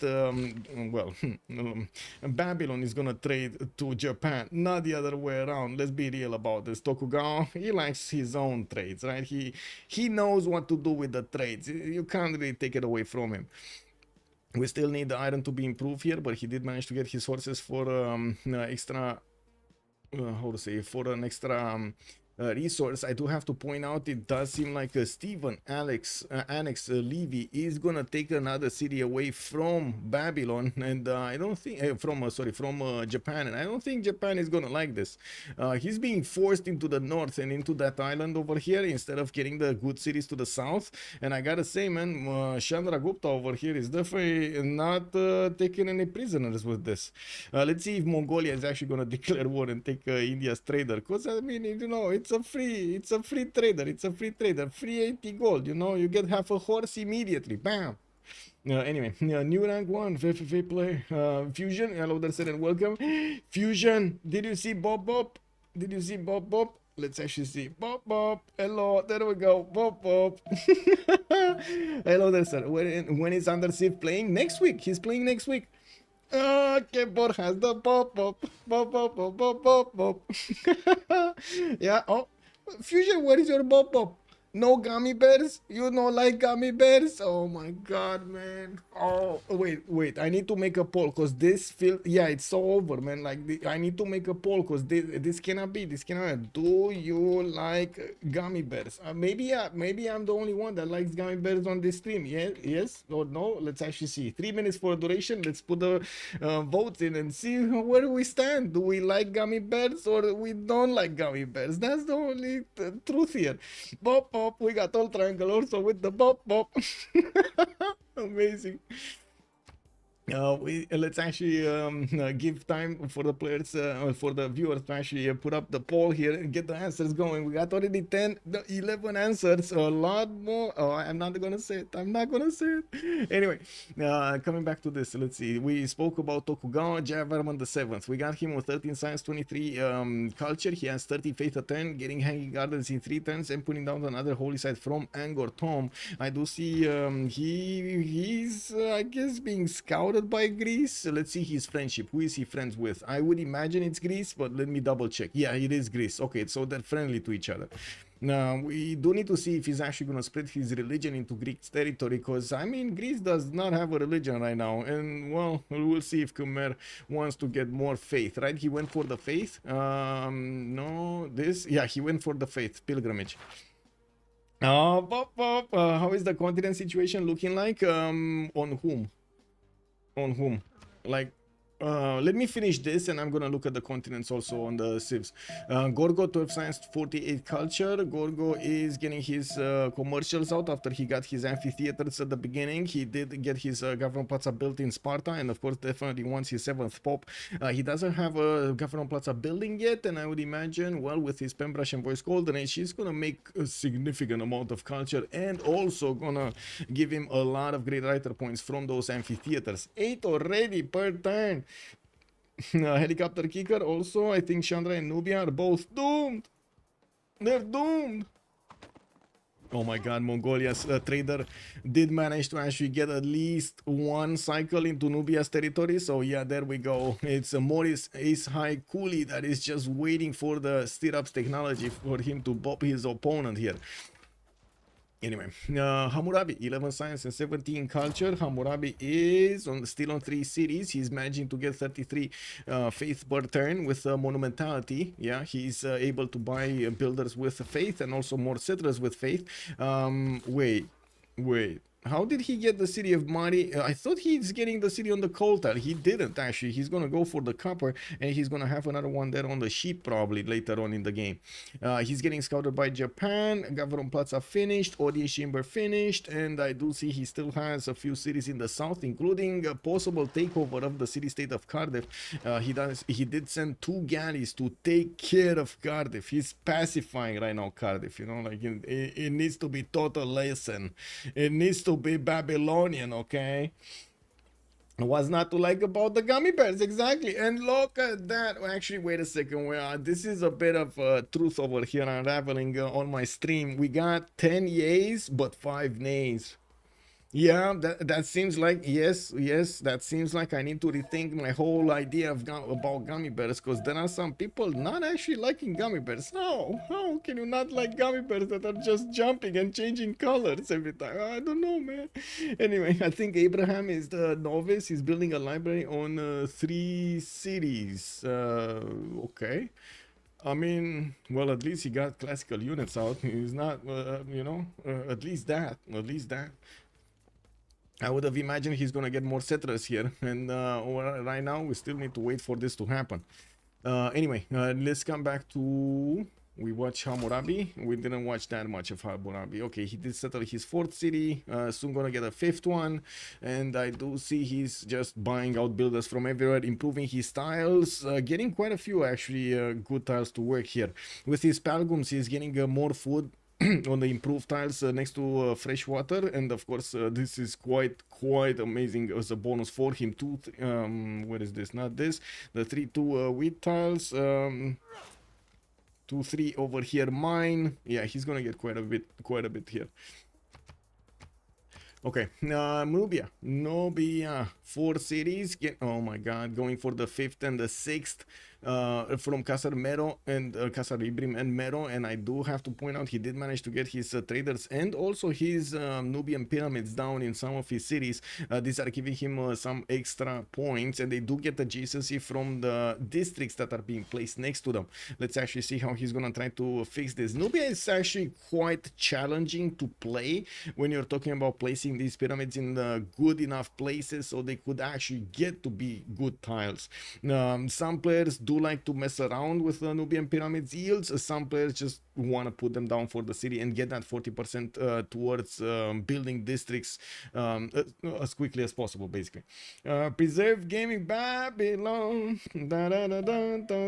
Another candidate for the novice is Nubia. Chandra is probably not novice. Oh, I mean, please, cat, I'm just asking what will happen if the ones that you're calling novice actually make it in through the Rooster Cup. How's that gonna look? How's that gonna look? That sounds bad.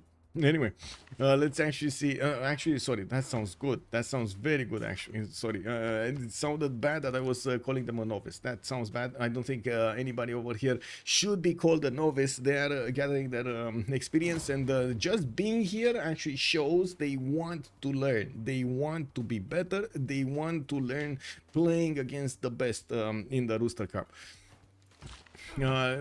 do have also 2 turns for Pingala to establishing the city of Kasar Ibrim. Mero will start to build the Warlord's Throne over here in 6 turns, and I do notice Odin's Chamber is coming out from Mongolia. He's not going for Warlord's Throne. Interesting choice over here for Mongolia. Maybe he cooled down. Maybe he doesn't actually want to attack Nubia, and you know, next turn I actually see Kishix popping off everywhere. Anyway, now we do need to also take a look at Julius Caesar. 245 cities, 6-1 moving to the east, 7th one coming out from Volan, and I do see him getting his markets out. He did start off with Magnus in the capital, followed up with Moksha in the city of Aquilea, his second one, and he's gonna go Pingala in Volan. That is a pretty big city, and he's gonna also have a +3 campus in it. He did manage to take care of his scouts, and I do notice, of course, earlier he did manage to make a friendship with India on the west side. We do have the first encampments being placed down from the civilizations in the game. Kume is going to get the first one down next turn and finish next turn, and we do have another campus here in Aquilea. Okay, well, let's actually see how things are going to follow up soon here. We do not have a friendship, actually. Sorry, we do not have a friendship between India and Rome. I don't know who's friends with India. Who's friends with India? Who's friends with Stephen? Harold made a friendship with Mongolia, right? That was the friendship we were talking about earlier, not India. Let's actually double check this. Stephen is friends with... Because he can't be friends with Japan, he can only be friends with Gorgo. Gorgo already made a friendship with Khmer.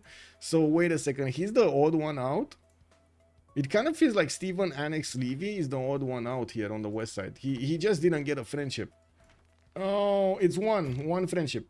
CPL Rooster Cup registration channel. Yeah, basically. Therion, good evening, sir, and welcome. Where can I see the list of all 10 players? Yeah, it's basically on the registration in the channel over there. I did share it before the stream, and I was going for the confirmations over there from them. I think I actually pointed out quite a few times there about the list. Oh,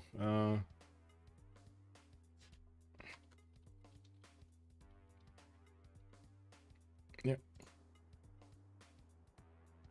India kind of got screwed on the friendships. Yeah, he's gonna have a hard time over here making a friend, unfortunately for him.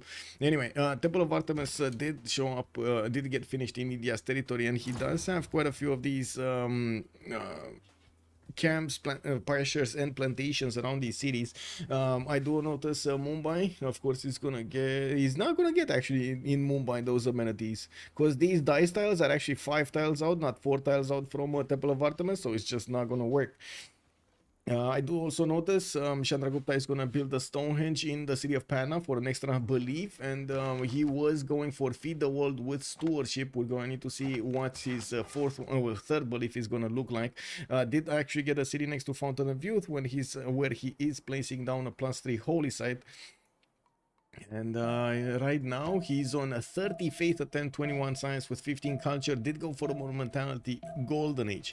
We do have quite a few horses, ponies coming around from the civilizations, and they are angrily looking at city states. We're going to need to see who's going to manage to take which city state. Looks like India might actually ask for a delegation here from Babylon, because Kenneth Settler is just, you know, pants down over here next to the Indian scout. Not looking good, sir. We do have Babylon also getting his extra cities going from the capital and from Tutul, and did start to put down preserves here around his territory. This is gonna look totally different in a few turns when the preserves are gonna get their groves, and of course later on the sanctuaries. Looking on the right side, we do have whoa, these are 3 barbarians in a line that don't have a home anymore. Their barbarian camp has been taken out, and I'm not sure where they're going. At the moment, it looks like they don't know where to go. But Nubia is sending a Pitati archer towards them, so maybe they will get target afterwards.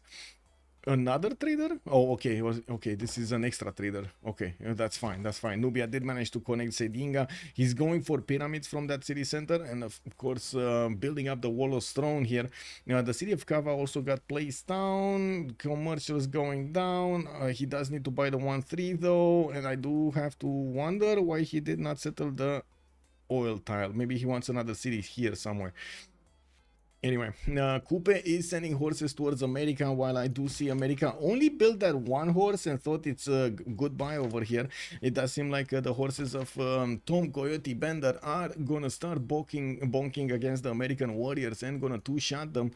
We do have actually one warrior. Only he can take down only one warrior, unfortunately. I don't think he can take down two in one turn, unless this horse is actually gonna have enough movement, but it doesn't. It only has like one movement. It can't even go into the marsh tiles. Okay, well, there we go. That's one. And next turn, that's gonna be another one. Across the river, maybe? Damage, bonky. Well, if he does go over the river, that horse might actually die to the archers, to the two archers of New Orleans and the horse that's coming in. We'll see. Okay, pillage over there on the commercials, taking away the merchant points. Rome, by the way, is about to get Ifadlan. I didn't notice the extra faith trade route. Free trader is coming around soon. And of course, Maori, I do have to say, he's not yet at his timing of Toas. He's going to need construction, and he shouldn't be far away. Going for will, feudalism coming up in 4 turns, and he does have 25 science with 27 culture and 73 production. Getting a battery ram from Kayapoi, getting ready for the city of New Orleans to actually get the walls up. I do have to say, at the moment, it does seem like New Orleans is going to be safe for a few more turns. And I do have to say, he doesn't really have units to use the battery ram against the city center. He is going to have, when he's going to get Toas, another meow. You know what I mean? Another meow. Torg, hello there, sir, and welcome. Nubia Warlords, Mongol no Warlords. Exactly. Like, what is going on there? I think there's a war where Coupe ends up with no friend after taking down Abe and Nubia, dying to Kublai. There is a world. Yeah, there is a world. I guess the question will be, does he need one or not? Did Kublai go Warlords? He did not, sir. He went for Audience Chamber. And right now I do see he's pre-building these builders. These should be feudalism builders. Yeah, next turn he's getting feudalism, to turning the majority of them in his cities. And of course, he's gonna plug in the card next when he's gonna finish feudalism to get the extra charges on them. Okay, well, let's see when he's gonna start putting down encampments. That's the moment I'm looking for. Oh, that's an encampment. That's an encampment. Is he gonna get... No, this is gonna be a campus, right? Yeah, campus in Kokekota. Korakoto, 4 pop in 5 turns. Maybe, there should be an encampment here from Korakoto. And the city of Choir also should get an encampment, or at least that's my read of the situation here. If he actually wants to go full strength against Nubia. Right now, in the score screen, let's actually take a look here. We do have Gorgo on the first spot, Khmer coming up next, Julius is on the third one, and you do see how close they are in points over here. Babylon is going to be 4th. We do have Chandragupta on the 5th, and Coupe on the 6th. And I do have to put up, I think we need to put up the prediction, right? I think we need to put up the prediction and also double check my chats on YouTube. Let me double check my chats on YouTube, and then what does Civ6 mean? Basically, it's a bad mistake that you did. Bad mistake in the game that you did. Mistakes that you shouldn't be doing in the game, like losing settlers unescorted, having your traders being pillaged even though you could have prevented it, stuff like that. I mean, he still should have made a 4th city at least. That's true. Also, Go Supreme, good evening, sir. Shazak, hello there, sir. What's the sin? It was a trader, so at the beginning of this game, we did have barbs exploring the lands of Nubia into the forest in between Kasrim Ibrim and Mero. Nubia thought it's a very good idea to buy a trader in Kasrim Ibrim, and I can't actually fault him for doing that. You know, it's a really good return on investment if you do manage to get the trader going towards your capital at the beginning. But he didn't take into account that barb that was sniffing around the trees around in his forest. He actually heard the trader, and when he heard the trader, he took out the trader. That was kind of nasty, man. He got only 2 turns out of that trader. Not cool, not cool. Yeah, those barbs are still there. Yeah, they're still here. Otto, good evening, sir, and welcome. Can you see how Tokugawa and Khmer are doing?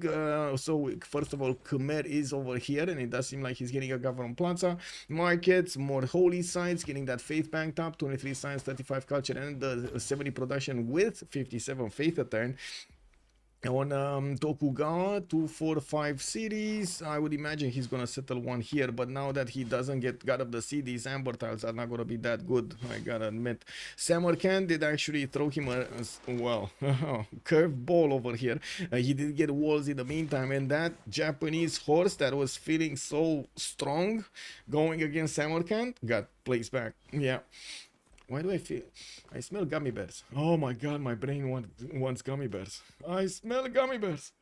No, my. Did you guys have gummy bears? Oh my god, man. Good grief. Turned 43 Plaza on that Khmer. Yeah.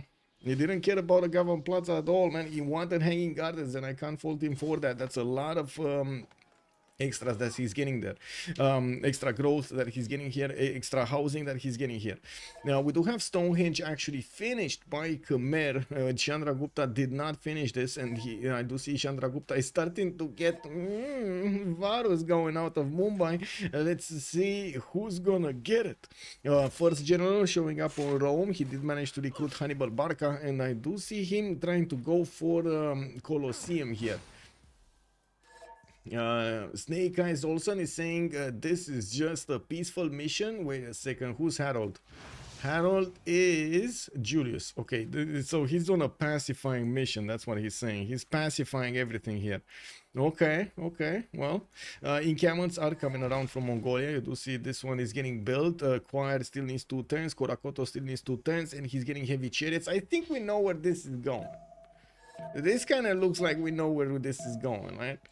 Okay, America is still fighting Maori over here, and I do see the ancient walls are being selected to be built soon with 3 archers, some horses, and a spearman, and a few spearmen actually coming around from the cities of America. He's probably gonna save the city of New Orleans just to have it being taken by those Toas. Oh! We got Toas coming out from Tehonyanga Nuya Kupe, 2 of them. Battery ram already on the way from Kayapoy. It looks like horses are being built in the south and being sent to the main cities of America across the river here. Well. I guess America is in trouble. Now, what is this? Wait a second. Is he doing? Oh, he didn't get an encampment down, so no general over here for Alva. That's a bit unfortunate. That's quite a bit unfortunate. No encampment. I do see a general being picked up by Maori. He did manage to get an encampment in Opango and stayed on 4 cities. And now he's chopping more builders and will definitely want to get those units next to New Orleans to start bonking it. We do need to see how quickly. There we go. He's making towards 2 turning towards there from the northern city. Alva just put down wait, an industrial zone? Whoa, okay. Well, I mean, yeah, 3 units is 3 units. Why not? Okay, now what do we have here? More commercial hub investments from Mongolia. I do see Marco Polo is going to be the next merchant, and it's going to be extremely valuable. Free trader and the trader out capacity. That's so good. In the site screen, we did have Hypatia not being revealed. Okay, the first 2 extra trade route merchants have been picked up, one on Rome, Zankian, and I do notice the second one was also on Rome, Ibfadlan. I don't think actually he has enough projects. He's gonna need at least 2 projects or maybe even 3 projects to finish this. Yeah, he's not getting it.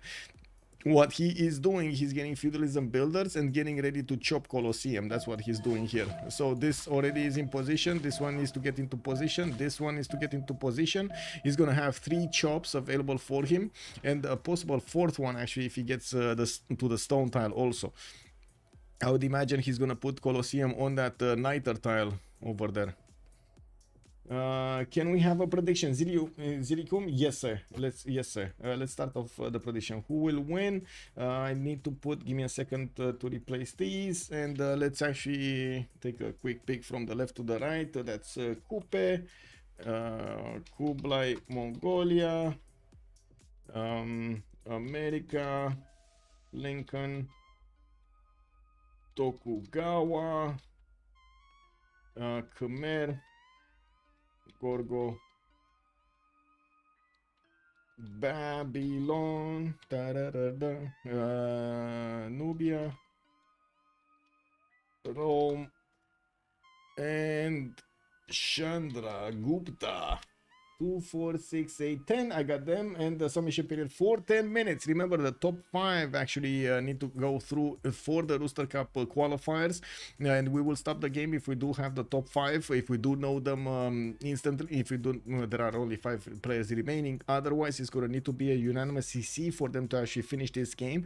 And we've seen quite a few times in the previous games. In the previous game, they didn't want us to CC. They wanted to get every little point they can get, and if they had a chance to actually keep getting points with a safety settled somewhere on the corner of the map, they did so.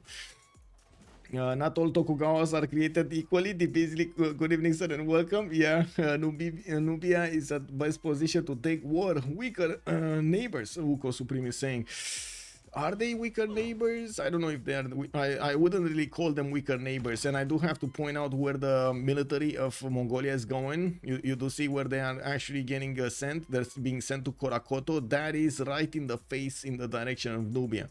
And if Nubia is not actually going to pay attention to the score, to the military score of his opponent, he's going to be caught off guard here. Mongolia is right now on 132, and he's going to jump up extremely quickly in this. We do have Quiet actually getting to the 4th pop, and I do see he did not actually put down one of those encampments yet. 2 turns for stirrups, 2 turns for mercenaries. He already got the pre-builds for knights. He just needs to hard build those Kesheks, and I do have to point out it would be quite nice to actually get the encampments with the orders in them. Why did you need to go 5k in? I mean, he did, you know, he did immediately. Oh my god, I see Rome is getting voted over here, massively voted. 9 players in a tense game of Civ, and Babylon relaxing with the gold drink. Yeah, he is. Mercutio Flavius, we are gonna see some beautiful industrial zones for Rome. Yeah, well, Colosseum is coming out in 6, and I do notice he still has at least 2 chops with this one. Oh, he's not getting this one. Harold, come on, you could have had a 3rd one and finishing up Colosseum faster. He doesn't like faster. He likes to take his time, you know, breathe in every one of the elements, get the details, dot the I's and everything. New Orleans got the walls. They're not going to sit tight for long. Toas are coming in, and these guys are not going to care that much about the archers. We do have quite a few of them coming around from the south and the east. I do see 3, 4 of them with archers behind them and some horses that did cross the rivers. The American Spearmen are not even gonna be a challenge for the Toas. You do see the 55 damage against the 35 of the Spearmen over here. That's a problem. Daniel Dingo, good enough my head. Because I am already VIP. Yeah, there we go, man. He's flaunting that VIP. Yeah. Bam! Yeah. And America does not have units. 6 tens from Metadimes is too slow. At least for this city. Yeah, it does seem like it's too slow. This city didn't have campus though. He does have Pingala in there. That's gonna be quite a bit of extra science that he's gonna lose when he's gonna lose the city of New Orleans. Not to mention the Titan underneath it. And that's gonna be why is he building a workshop? You know, yeah, he's building a workshop, man. Anyway, one turning a campus here in Tehonianga Nuya Coupe. Maori is already benefiting from the extra production on all of these feature tiles, the forest and the rainforest, and of course one turning horses in the southern cities, going for holy site projects to get a religion and keeping up the pressure over here against America. If he does, there we go. I wanted to say he does need to keep that battering ram on his Toa if he wants to attack into the city center and deal damage to that. Okay, I do have to point out he doesn't want to attack right now because he needs to be hit by the archers and then see if he has enough strength to keep on attacking. And it looks like he doesn't have enough strength. Yeah, he needs a fresh Toa getting in there. Next turn, another one takes his place, and I gotta say these archers do look crazy strong over here against the Toas. Maori just needs to take them down directly. With Shunsu as a general, he's getting extra strength, and also he's getting extra movement, which is very, very valuable. Okay, Stirrups is up.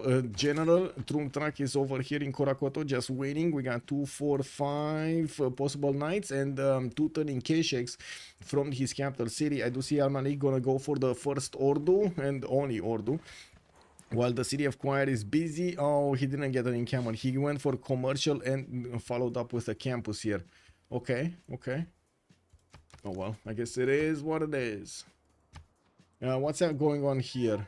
Oh, wait a second. We didn't see. Khmer went for Defender of the Faith, the extra +3 combat strength. Okay. Looks like Samarkand, by the way, it's still alive. We didn't have Japan with enough units and enough damage to take down that city center. I do see he's bringing some of these warriors next to Shizuoka. Those are probably going to turn into samurais, and he will have more strength to attack into the city center. In the meantime, the war is raging, and of course we're going to need to see if Maori is going to come out surviving this or not. Another industrial zone from Washington. Where is this getting built? Oh, here. Okay. That's a 2 production one. They don't seem worth it right now. They really don't seem worth it. Nubia just ain't seeing it. Yeah, he's not seeing it, man. He's not seeing it. He's just getting commercials. He's building a whole new empire for Mongolia, basically. You can tell if you're like if they are sending you trader, building in camo, making general points and have resources. Yeah, there we go. The knights are going in. We do have Bird Jeopardy Roberts upgrading a swordsman immediately, and in that city center. Unfortunately, the knight did get the first hit in, and in the next turn we will have the city takeover immediately. That was a lightning attack here, and a lesson for everybody on the stream that you need to keep an eye out on your neighbor's military strength.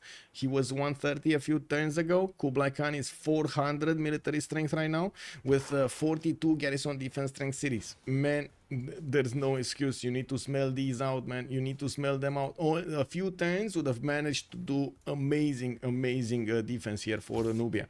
I'm not sure if he would have survived, but it would have had a lot more time to build units. Once again, Nubia disappears from the scene. Yeah. Oh well, we'll see how quick or how slow this is gonna happen. I do hear a lot of upgrades. Who's upgrading what? Who's upgrading what? Do you hear the upgrades? Somebody's upgrading something. Colosseum next turn? No.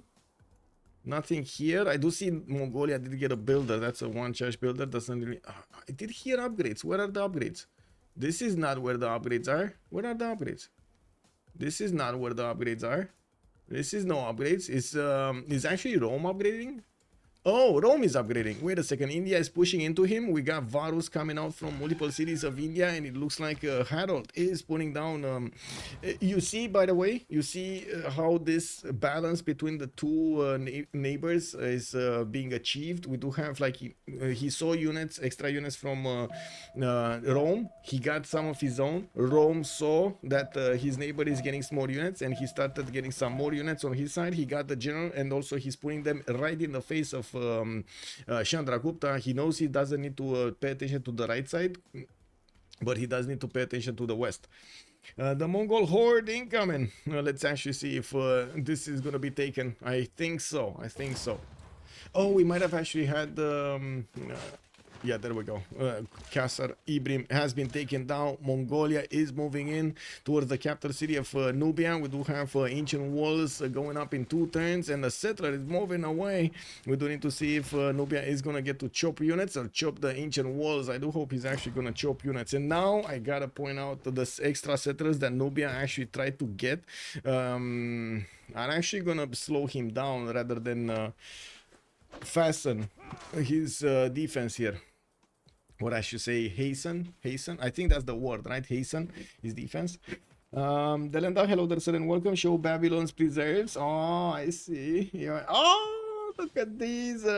Oh my God, look at the sun rays coming in, man. We got so much culture and so much faith being generated.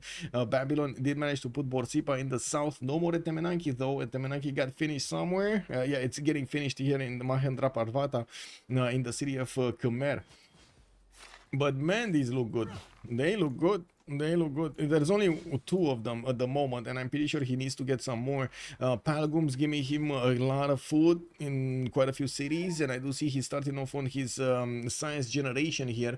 I do see Kenneth is on 34 science with 61 culture, and he does have 125 points of production. Actually, talking about production, Julius Caesar is on 164 with 2, 4, 6, 9, 7 cities, while I do notice Great Library is getting built from Aquilea. He already finished finished the Colosseum, giving him a strong amount of bonuses here from the happiness. While India is pushing with a few horses towards him, let's actually see if war is going to be officially declared. Stephen is at the moment not finding a friend in his neighborhood. He's on 49 science with 32 culture, and I do notice he's trying to scout out what's going on in the Roman defenses. With seeing these legions on the front line, it's going to make him think twice. These are strong units that can defend, especially if they are fortified, and they do have a chop on them available. They can chop an army with these legions. He can chop an army with these legions. Okay, so he's friendly with Tokugawa. He made wait, he's friendly with Tokugawa, so that means Babylon doesn't have a friend anymore. Oh my god, wait a second. Babylon is all alone against the waves. Japan already putting some admirals in front of him. Oh yeah, he's all alone. Look at that. There's no friendship here. Did Rome use any legion chops yet? Let me take a look. We got one legion chop used. One. He used one. This one, 2 legion chops used. 3 legion chops. This Chandra looks turbo sus. He ain't even getting nationalism. Marius BW, good evening, sir, and welcome. India is just feeding Rome with the experience upgrades. Well, let's see. We do have Mero's walls actually taking a bit of a beating from the Kesheks and the Knights, and even the Spearmen don't seem like they're going to be strong enough to fend off attacks. I do notice the general bonus is giving the Knights enough strength to attack into the Spearmen also. And in the south, in the city of Sedinga, we do have a warrior of Mongolia pillaging these tiles and keeping a builder next to him. With Pitati archers coming around, getting 110 from multiple cities. We're going to need to see if these... Imagine if you would have had like 5 or 6 of these Pitatis around the city of Kasar Ibrim. Just, you know, sitting around over there in the forest having fun, just playing hide and seek, and then while Mongolian horde is coming in through. Yeah, target those guys. Anyway, encampments, another 2 encampments coming out from Mongolia. He did get 10 pop here in Shenadu and Kokekota to at least 8. He's gonna need Korakoto to get to 7th. Anyway, it will happen. It will happen. Here in New Orleans, it does seem like Maori is still having issues attacking into the city center of New Orleans. He needs to bring new units out, and I do see he is building them from multiple cities, keeping as much as possible America occupied. Unfortunately for him, America did get an encampment here from New Orleans, and he's gonna deal quite a bit of damage against these units of Maori. Is it just me thinking this is kind of a muddy attack against New Orleans, like a half-hearted attack of New Orleans? Is it just me thinking this? This is quite an interesting defense here. Yeah, a flying toilet. Also, hello there, sir, and welcome. Wait, who's friends with Tokugawa? It's Chandragupta friends with Tokugawa. It used to be that Chandragupta doesn't have a friendship, and Tokugawa was friends with Babylon. They're not friends anymore. Yeah, I don't know what happened there, but they're not friends anymore. Yeah, it is, Chandra. It is. Let me get this up. There we go. Mabaleto, hello there, sir, and welcome. No spy, no printing push. It doesn't seem so. If you're thinking about Mongolia here, he didn't get the intelligence agency yet. And taking a look at his tech side, he's divine right in 1. Not to mention in his, obviously he's barely getting construction here. Did he get something? No, still no extra diplomatic visibility. But to be honest, he has enough to keep on banging on Nubia cities and taking them one by one.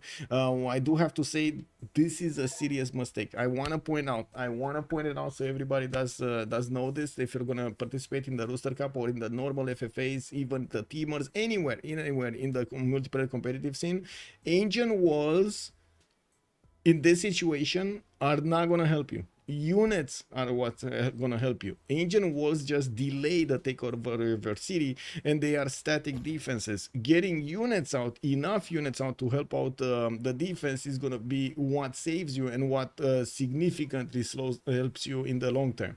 And unfortunately, as you can see, just building ancient walls is not gonna give enough how to say, it's gonna take quite a bit of time, 2 turning, 3 turning them, 4 turning them actually in Sedinga.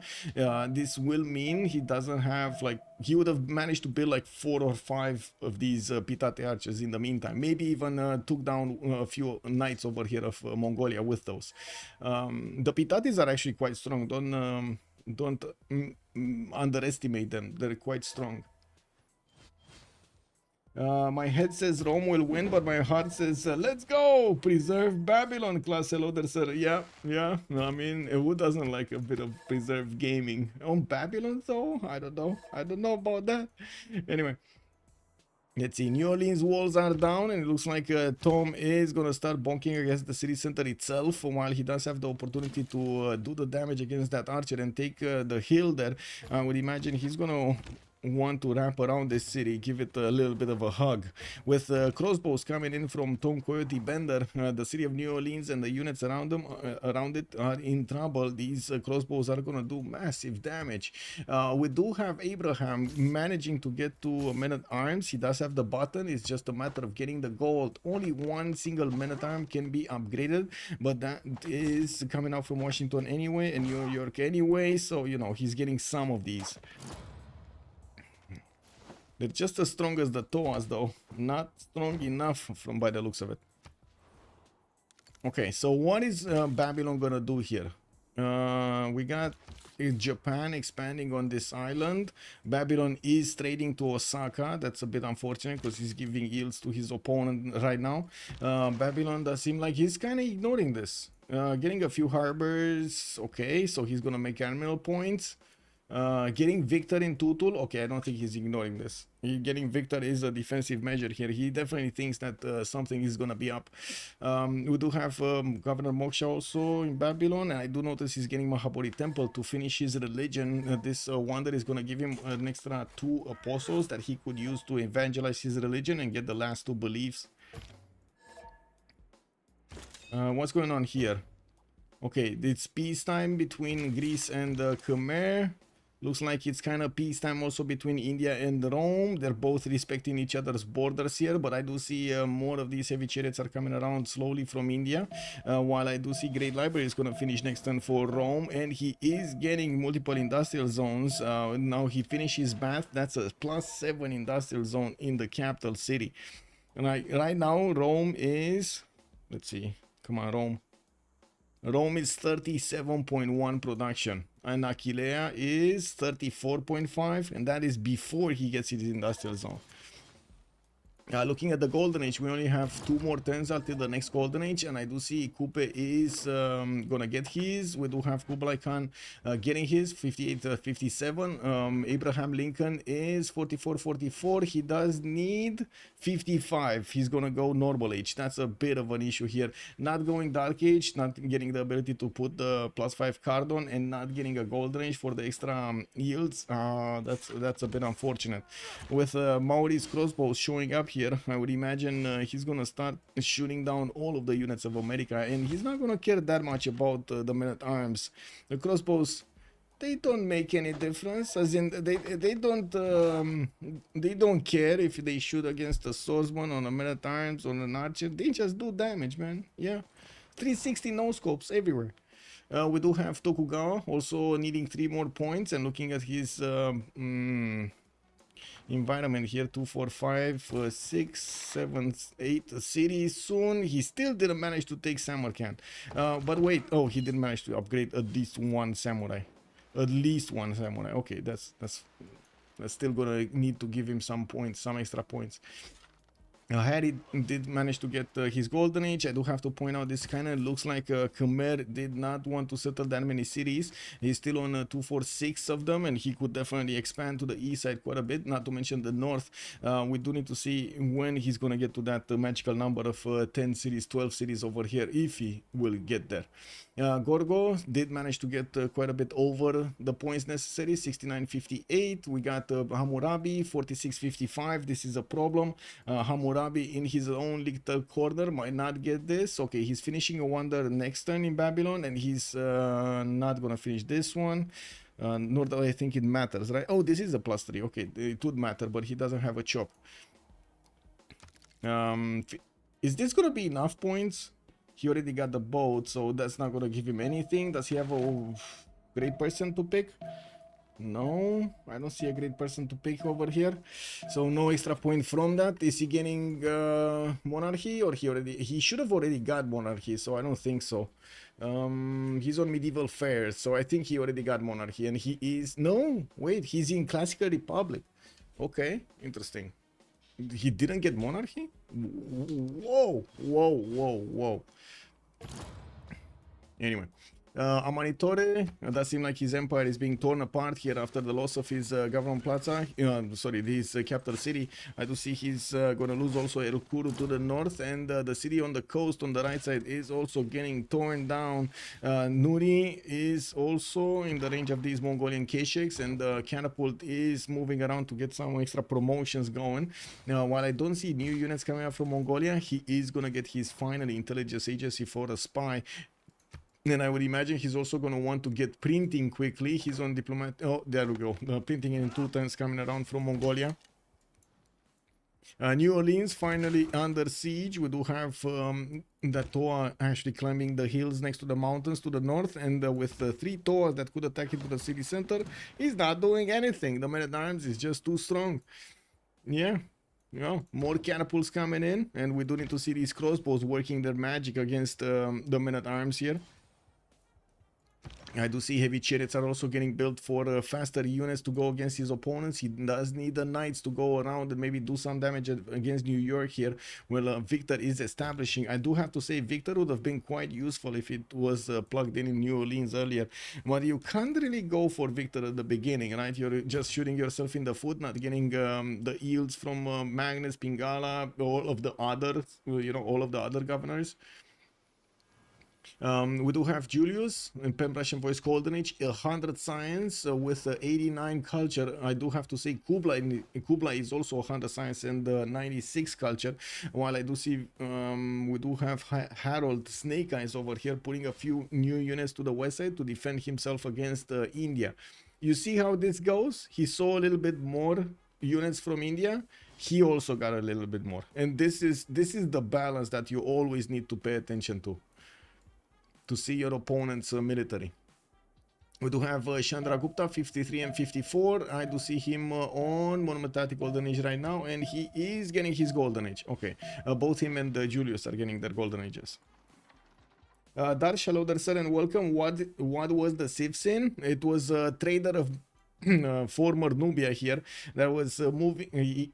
A trader got bought in Kasar Ibrim, and while there was a barbarian scout in between these cities, he actually sent the trader to the capital through that scout. He actually sent basically the gold to the scout. I don't know how you can call that otherwise than a Civ6, man. I don't know. Alcoholic, hello there, sir, and welcome. It doesn't matter if you kill 3 players, you are definitely going through. Yeah. Toku can just take all of the naval cities, and Greece clears him on fascism. Well, let's actually see how Japan will deal with Babylon here. Japan is right now on 119 science, 74 culture, switched to a free inquiry golden age, while Babylon is only on 56 and 72, and still did not pick up his bonus in the golden age. We're gonna talk about their bonuses after the pause, after the World Congress, because quite a few things can change, and not all of them did pick it up. So I want to keep the keep the tempo going there on the explanations. Oh man, if only there would have been more pitatis. If only there would have been more pitatis. A lot more pitatis. Anyway. New Orleans is out of siege, and it does seem like with the American men-at-arms showing up on the front line and starting to keep the Toas away from the good tiles, it does seem like Maori is going to have a bit of an issue here getting New Orleans. He's not letting this go. Neither of them are actually letting this go. And can you imagine this started just because of the positioning of New Orleans? That's it. Just because of the positioning of New Orleans. Okay, he might actually get the city. If he sacrifices these units, he might get the city. And I do... Crusader is in that city. He did manage to get... Marius BW, yeah, let's see it. Crusade is in the city. Maori did. Oh my god, thank you so much, Marius, for pointing that out. Yeah, where did it? Oh, I didn't see it. I didn't see it over here. Again, the microphone boom over here on the right side is actually blocking the vision, my vision on the points of Maori. And the city's under siege. That city's going next time. Yeah. And Torg is saying now raise it. Kick W. Okay, let's put this. Let's get this. We're gonna have 2 minutes as a pause, and we're gonna come back right after it. Let's get something in the tundra here, silver. Yeah, 2 minutes, and we're coming back.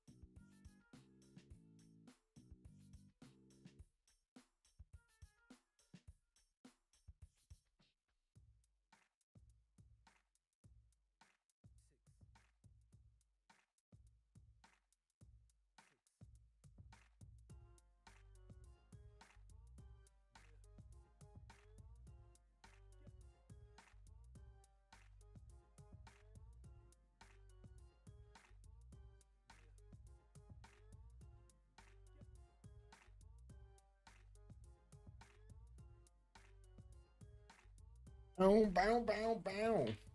Okay, so we're gonna witness the takeover of the city of New Orleans by Coupe. The point of contention over here between them was the position of that city, and this time around we can actually, we can actually take a look at the session of the Congress and also take a look at their options in the Golden Age. Military city-states do not provide unique bonus amber, granting more amenities and 2 diplo points for Kublai Khan, Mongolia. Wow, he's actually getting more diplo because he's taking out Nubia.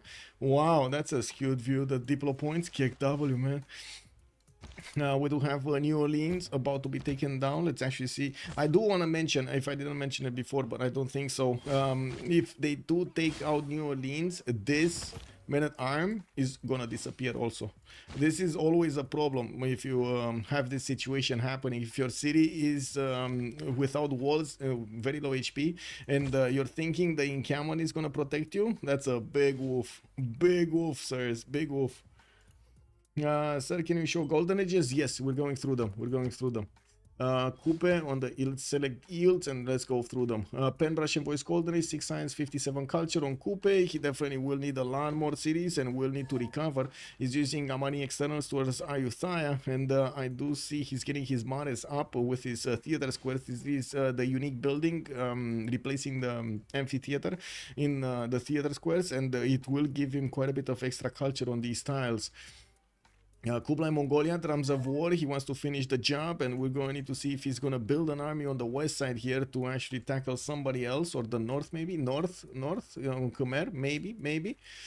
We do have Abraham, 3432, normal age unfortunately. Tokugawa, Free Inquiry Golden Age, 167 science and 80 culture on the west side here. He has a problem. Gorgo next to him is so big, it's so big.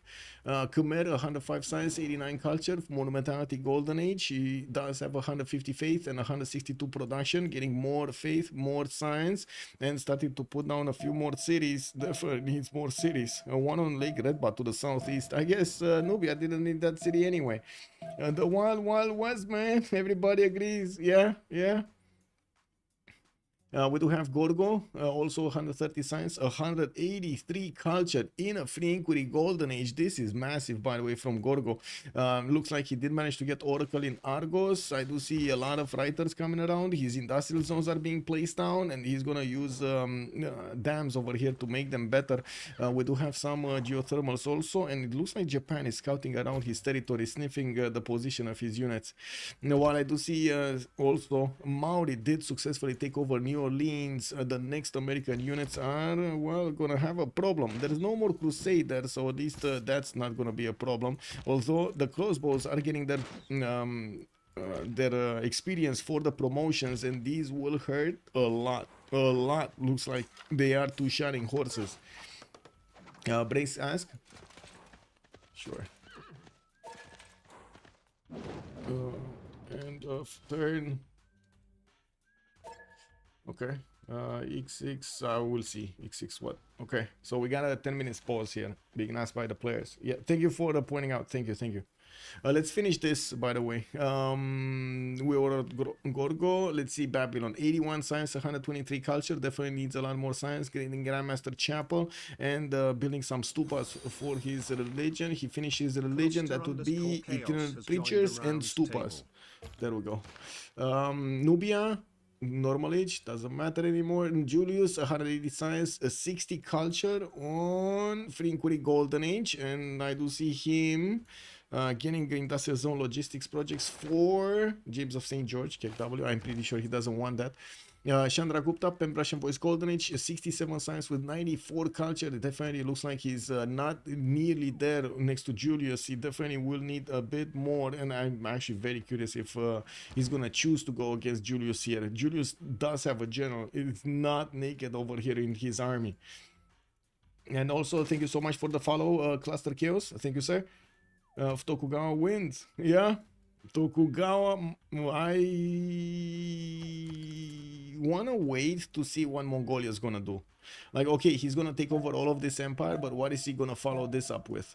Because right now Tokugawa is quite weak, right? Pen Russian Voice Golden Age, not enough science, and he's still bonking against America. This keeps him weak for quite a few more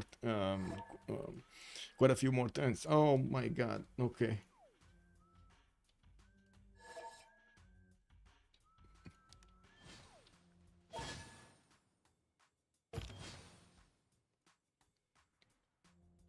Okay, I guess at start of turn.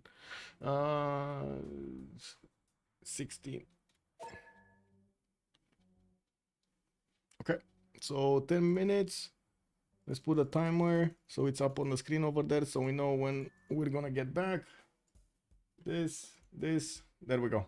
I have a hard time believing Tokugawa winning this game. We'll see. We'll see. Gorgo might clean the map, not gonna lie. Gorgo might clean the map over here until they're 5.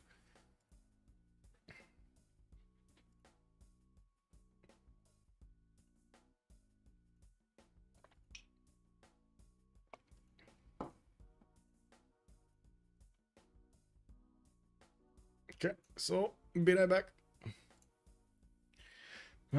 Gorgo's so close to fascism. yeah.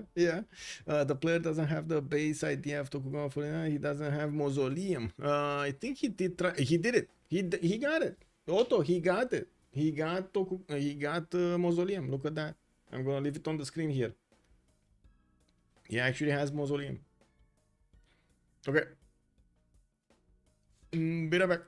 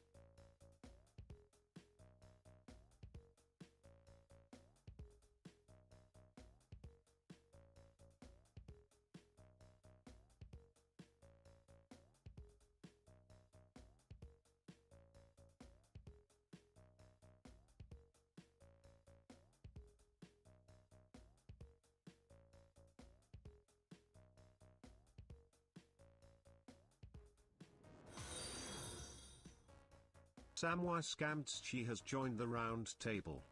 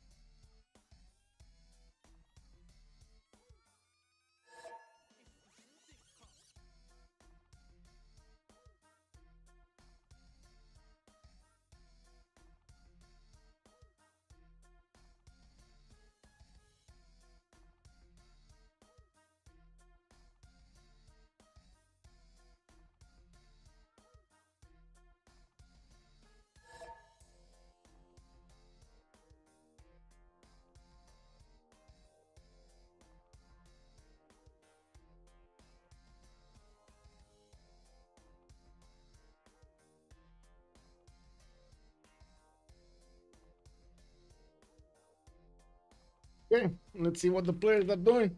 White Age Man, whoa, what's the red curtain for? What's the red card?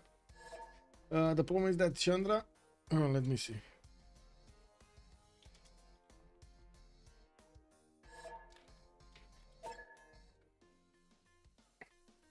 This game of diplomacy, it looks like they're trying. Give me a second, I think I need to put the back.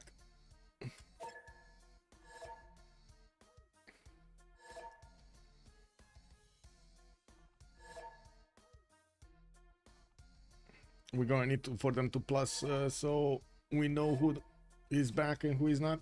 We need 10 pluses. 2, 4, 5, 6. I did notice a question over here on YouTube. Give me a second so I can answer it. This is limited to one friendship, one alliance? Yes, sir. Yes, Blendy. Good evening, sir. Also, good evening, class. So my bet is Babylon, Rome, Dubai. Dubai? Who's Dubai? Oh, Tokugawa and Gorgo. Move on from this one. Yeah. But who's Dubai? 2, 4, 6, 8, 9. One more plus.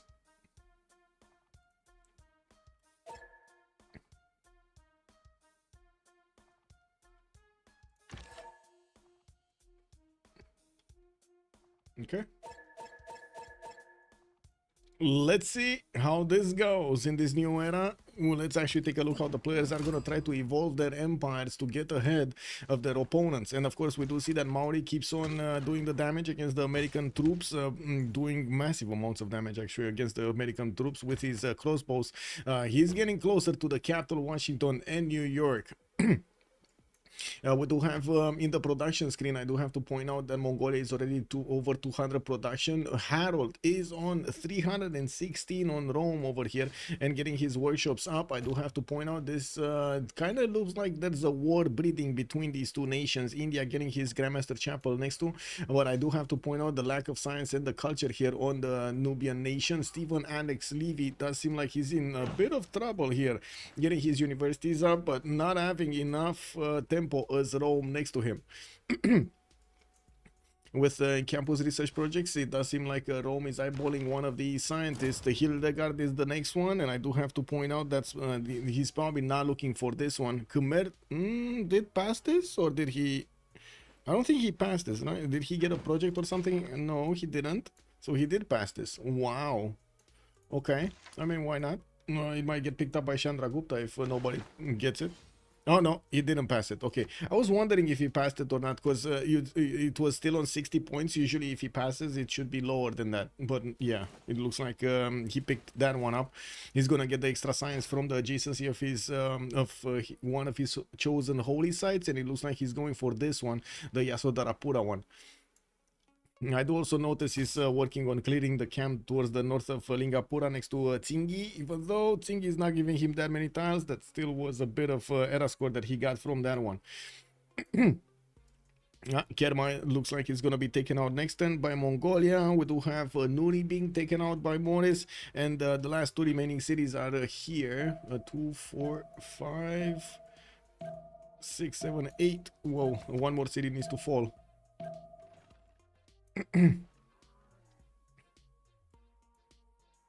Wow. I do believe there were two major mistakes on Nubia. First, the trader, and the second, settling the city of Sedinga.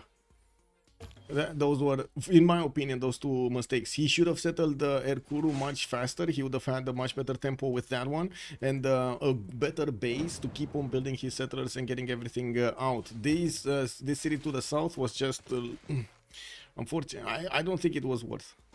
Maybe worth for a fourth city, but not worth for a third one. That's my point. That's what I'm trying to say. Starting. Oh, Headbonia, thank you so much for reminding me. Sorry. Give me a second. Timer. There we go. Take that off. Probably setting up for a score. Yeah, it might have been, but usually, how to say, Nubia should get to guarantee his golden age with the Pitati Archer and his unique improvement, the pyramid. That's 8 points that you get extremely quickly. So I find it doubtful that it was that problem, like exactly that problem. Yeah. Took too much time. These dudes already got into diplomacy. Who's going into the top 5? Yeah, they're trying, man. Also, many Public. Hello there, sir. 5 is going into the new game. Yes, 5 of the top 5 players that are gonna win this game are gonna go into the finals that are gonna be played out next week. Let me actually take a quick pick on the schedule here on CPL, because I know I announced when the game is gonna be. Rooster Cup registration, just need to scroll up quite a bit, and let's see, main game will be on Sunday 1800 GMT on August the 25th. It has been a play in my final account. Okay.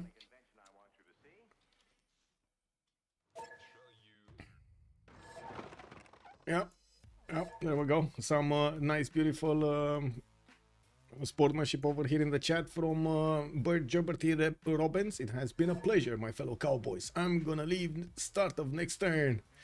Yeah, very nice, very nice. Morning Cameron's coming out from Maori. Looks like he's gonna embrace war here, and I don't see new settlers. Usually in this position you actually start to see the players trying to get at least 2 more or 3 more settlers. He's getting spied on by Kublai, and this is what I was feeling. Since Kublai is smelling blood in the water, he might actually keep on going towards Kupe with his army. We're gonna need to see. Yeah, there we go. Terracotta army coming up in 4 turns, and he's trying to get how to say, sources going in these with these Mongolian spies. He's gonna try to get the level 1 promotions and get 2 of them to level 2. And that's the first takeover of an empire. Looks like Nubia is gonna fall, and we do have Mongolia reaping the benefits of all of these cities. 2, 4, 6, 8 cities have been picked up here, and we do have 3 spies available for Mongolia, just being sent in all of these cities around him. Rome did manage to acquire Isaac Newton. That was fast. So who got the next one, the other one? Oh, nobody actually got Ibn Khaldun.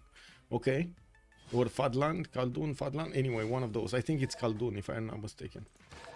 Anyway, Rome, please move your warrior in Argos. What is going on here? In Argos? What? Oh, here. Should be a city of Greece. Yeah, there we go. This one. He's going for the hill and he can't get to the hill. Anyway, it does seem like also Tokugawa will have a bit more science than Gorgo, but there's definitely going to be a fascism timing here later on for Gorgo. And since he's building up his production capabilities, we're definitely going to see a lot better numbers here soon.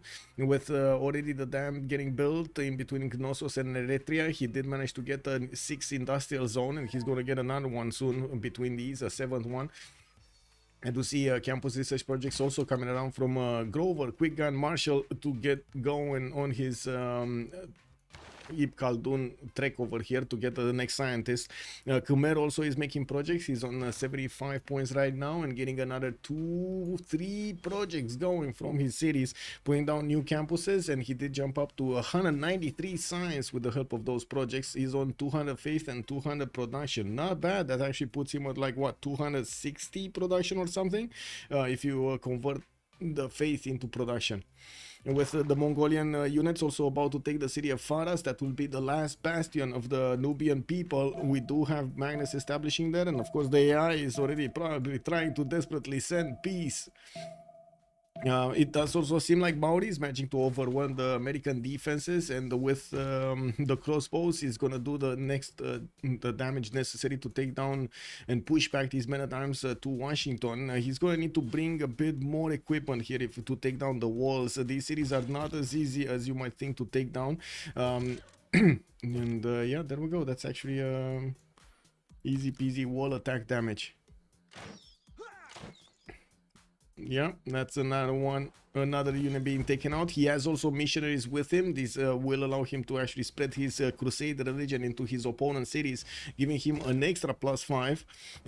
We don't have any more military city-states giving the bonuses to the players. They have been neutered by the Congress. Lahore, Kabul, Preslav and Akkad are not giving their bonuses here. Buenos Aires is available for them to give. Looks like Alva has it. That's Abraham Lincoln. Zanzibar, nobody has it. Where is Zanzibar? Zanzibar is here. So okay, so maybe Japan is gonna find it out, because wait a second, Japan has a cartography. Okay, that's nice. City-states. Jerusalem, the only one for religion. I do see Rapa Nui, Ayutthaya and Namadol gonna give them the culture bonuses. Muscat with Samarkand and Zanzibar will be the ones for trade, and there is no science CS in the game. No science CS. Okay, so what is Rome doing? Getting some spies out, also getting his campus research projects going. Emily du Châtelet is oh, there we go. Khmer got Ibn Khaldun. Okay, so now he's gonna switch away from making projects and go, of course, for the serious university build up here. Getting also what's in his religion. Interesting. So he went for Defender of the Faith and then followed up with Watts as the last belief. He's gonna get an extra +3 faith and an extra +3 science from each of his holy sites that built one of those Watts. He can even buy these buildings with faith in his cities. In the production screen, there's nobody even coming close to Julius Caesar at the moment, with 377 points of production, 215 gold and 236 science. It does seem like Rome is going ahead here with his plans, with the Colosseum build up and also quite a bit of defense on the west side. He's not worried about India encroaching on his territory.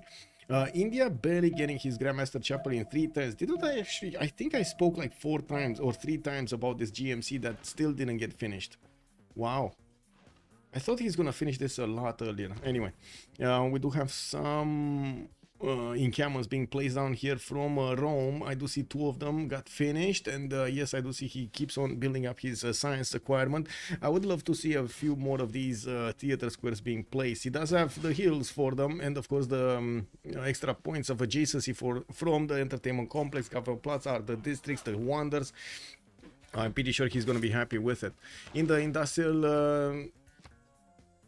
in the engineer screen, I saw that Miletus just got picked up by Babylon. That's here, and I do have to point out there might be a war with Babylon. We got 106 science on his side, 153 culture, but you do see Tokugawa is managing to steam ahead, and I'm not saying that to make it just a pun. Steaming ahead might be the problem for Babylon, because we might actually see a fleet coming out from Japan of ironclads. He's trying to get terracotta army here in the city of Osaka, which I don't think it's gonna get built, because next turn Shanadu is gonna figure out well, it's gonna finish his with a military engineer also available for Mongolia to build up the infrastructure towards the road infrastructure towards his opponent. It looks like what I was fearing is gonna happen. Mongolia is smelling weakness over here in the Maori territory and in the American territory, and he's just gonna go pounding on those cities, on that defense. We got a few more knights coming around here, and I do see Mongolian spies are waiting their next missions. We're gonna need to see if they will manage to get to the level 2 with terracotta army. So any Mongolian trade routes on the way to Kupe? Troops are itchy. Yeah, I don't see a trade route yet. But I don't think he needs it if he does have his military engineer. He's just gonna send a military engineer to connect. He needs to build up some across the river bridges over here, so he moves his troops faster, and he already has the majority of his army on the front line here with knights, with K-Shakes, and with some of these coursers upgraded. He's gonna have a decently strong army, but the moment he doesn't have the extra advantage he needs to have against Kupe, with his 150 science, he might get to cuirassiers or calves. It looks like he's going for calves. He's going siege tactics. That's the bottom 3 technology over here. And so siege tactics is gonna be right before military science, right before calves. So I would imagine we're gonna have a cav attack from Mongolia with a general. I don't know if he's gonna he has El Cid. Okay, so he has a general. Gorgo building up also his universities, getting more feudalism builders going and chopping what he can chop. You see how successful he was in improving his territory in the city of Corinth. He has so many farms, man, so many farms in that city. That's 9 pop and so many farms. Babylon with 113 faith per turn, but he's in a pen brush and voice. Yeah, he did manage to get the GMC though, so at least that faith can be put into units. And I do see he's getting a wave of universities and also getting a spy out. Unfortunately, the timing doesn't seem like it was with Babylon here this game. He definitely will need a bigger fleet to have a stick to play to fend off Japanese attacks if the game goes that way.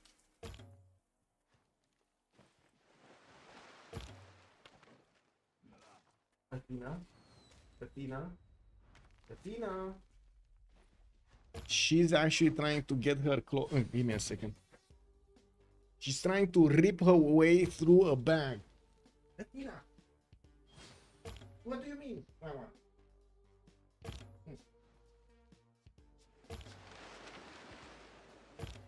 She's so curious. She wants to find out what's in the bag. What's in the bag, Athena? Oh my god. Oh, well, it is what it is. Cats, man, cats. So any Mongolian trade out on the no, we did. When you get a chance, can you show religions, please? Yes, sir. So let's see, all the religions. Khmer did get the choral music, pilgrimage, defender of the faith, and Watts. Babylon went for work ethic, tithes, itinerant preachers, and stupas. India, Chandragupta did go for feed the world, stewardship, Delhi mayors for the extra culture and faith, and holy waters for the extra healing. While Maori did get Jesuit education and crusade over here. Now, actually, Maori getting a Jesuit is not that bad. He has 31 faith a turn and he could buy a few buildings in his districts. Why not? Wow. Oh, cat just going wawa. Cat is going wawa. I don't know, man. Cat is going wawa. What can I do? We should be fine. We should be fine. Just checking out the details over here. We're fine. We're fine. Okay. Okay, so let's see what's going on. Gorgo, still no military from Gorgo. We do have him on 311, just standard defensive postures from him. He doesn't need to take care of Khmer, and he doesn't have a... Wait a second, didn't he make friendships? No, it was Chandragupta that made friendships with Japan. Okay. I do see Rome also starting to build a forbidden city in the city of Volen that he conquered earlier as a city-state, and I do notice he keeps on getting industrial zone logistics projects. Looks like he's eyeballing Leonardo da Vinci, which is gonna be amazing. Let's see how many points he's gonna get. Ooh, is he above? Yeah, he was above in priority over Japan, and he did manage to recruit that engineer, giving him a lot more culture. This is amazing actually for Rome. He didn't have that much culture, now he has 100. Imagine that, 17 more culture just from that one single engineer popping out. Oh boy, I'm sure I love so Tordor. Wilbur is not happy. Wilbur, Japan, Tokugawa, not happy. He got his engineer snatched. Maori does seem like he will need to take care of that low HP Toa. Now we do have the city of New York under siege, and crossbows are working to take care of that. Unfortunately, it does seem like the catapult is gonna take a few more turns to get in there, and he was just not ready for this. Coyote is gonna need a few more units to actually handle the last defense of Rome, America. And I gotta say, this is actually Ireling Coupe just as well as is Ireling America. America is putting up quite a bit of resistance over here, definitely much more than Nubia. It was much faster for Mongolia to go through that, and you do see the effects. Coupe is not being allowed to even go against above 100 science here. And I gotta say, this is how you do it. This is how you punish people that actually want to war early. You put up a good defense and you make it painful. You make it extremely painful for them to not war again, basically. Okay, Athena is doing the Ferrari again. Oh, wait a second. How should I say this? Is she doing Ferrari or is she doing... Give me a second. I'm gonna pull the stream because, you know, when in doubt, I need to pull the stream. See if everybody's on the same page. Athena is doing the Ferrari. or the Ford? I don't know. I don't know. Maybe we have some Ford Athena over here, not Ferrari Athena. Alcotolic also, the Wonderbuild engineer, is just as good. Yeah, true. Well, what did he get? What did he get? Tokugawa got Filippo. Yeah, that's pretty good also. I do see the two cities of Japan did get settled over here to the northwest on that island. 2, 4, 6, 7 cities empire here. Doesn't seem too big, and he could not manage to take Samarkand even with samurais and horses. He still did not manage to get Samarkand.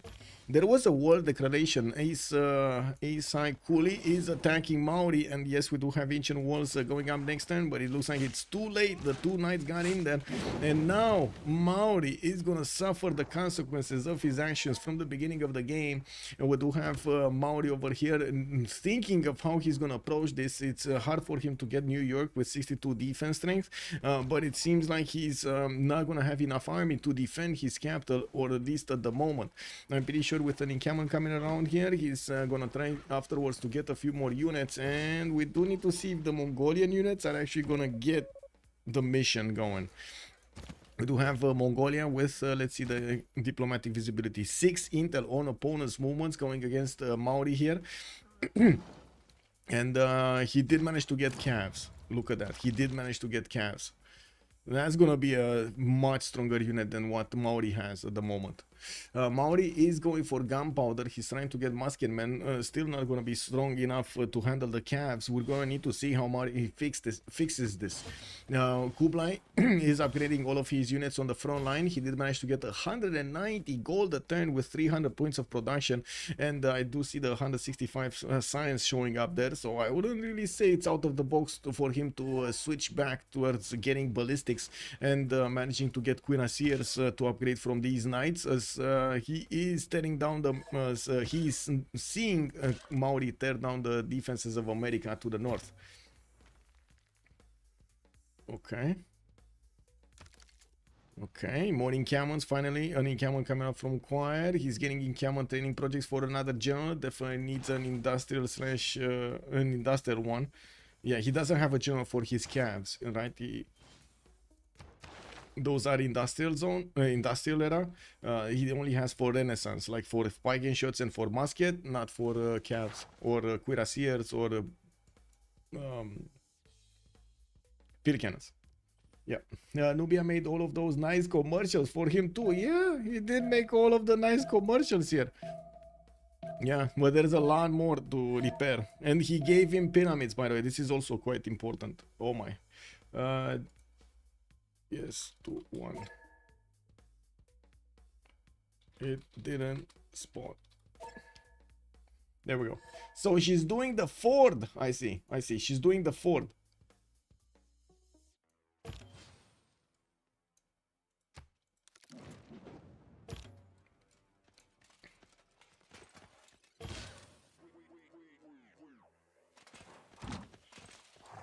Okay, Mongolia not wasting any time, going for the head of Maori over here for the capital city.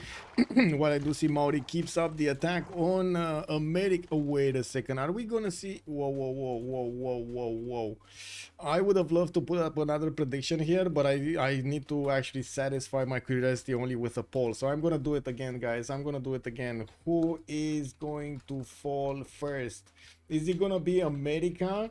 Or is it gonna be Coupe? Because we need to know. We need to know. Oh my god, I clicked the... Yes, I clicked the cancel. Kick W. Who is falling first? America or Coupe? Let's see. Start the poll. There we go. Mongolia being... yeah, he's... what can I say, man? He's invading from the south. We got some factories coming in here for Rome. That means industrialization has finished. Also, Jayavarman the 7th on Khmer is getting his industrialization going. Theater squares in Angkor Wat. Also, Angkor Wat, the one that is getting built. Oh, wait a second. Is this a Civ6? He's building Angkor Wat, but not in the city of Angkor Wat. Can they fall on the same turn? Yeah. What can I say, man? What can I say? They might fall on the same turn. I doubt it, though. I doubt it. Yeah, I remember that there isn't like more. how to say, there aren't that many faraway cities from Maori. And these cav units cover the land very, very quickly. We're going to need to see if Maori is going to manage to defend this. The encampment seems like it's going to be taken out next turn. And yes, the moment the capital city is safe with 63 defense, and we got multiple knights coming around here from Tom Coyote Bender that are going to try to pick up the defense here in the city center of Tehuanianga Noyakupe. And well, we're going to need to see if the walls are going to be enough. No, another thing, he's not building walls. I do have to point out, he's not building walls. You see, he's getting units. He's not building walls. He knows that the city can actually 1 turn or 2 turn walls, but it's much more valuable to get the knights out. If Ursa Ryan can build Petra in a city besides the one named Glorious Petra, then Khmer can do the same. Wait a second, he did that? He actually... Wait, so he pinned Petra from the beginning of the game, called the city, made the whole city Glorious Petra, and then he didn't build Petra for his people in that city? Wow. Wow. That sounds kind of bad, not gonna lie. Yeah? And what is he thinking? Taking away that golden nugget from his people. Glorious Petra is one of his channel supporters. Oh, I see. Okay. So basically Glorious Petra told him to name that city? Okay, I see. Yeah, I mean, you know, it is what it is. Typical. Yeah, typical. Well, we got some commercials here coming up from Nuri, and of course, Mongolia is gonna try to pad those numbers on all sides. With I gotta say, he's not jumping up in the science that much, but he is jumping up in the score screen. He's on the top slot here with 522 points. Gorgo is second, 489. Rome is 480, and then we do have Babylon and Khmer. All 5 of these empires are quite strong, but I couldn't take out Tokugawa and Chandragupta yet from the scene. We do need to... I think the only strategy that Chandragupta could have had was an attack much earlier against Rome, but to be honest, Rome did respect the possibility of India actually attacking into him. And it seems like Stream Chat is saying Kupe will fall first. Okay, I mean, it might be Kupe falling first. Definitely might be. We got another war declaration. Eisai Kuli has declared war on Alva. Eisai Kuli would be... Wait, what? Morris. Oh, yeah, that's the Kublai. Okay, so he wants to get in here also. Get these cities also. Okay, there are a significant amount of camps actually going for that city of New York, and the city was already taken down quite in half HP. Now with Mauri's trebuchets showing up right now, he's actually managing to do enough damage, significant damage against the wall defense of both the encampments and the city centers.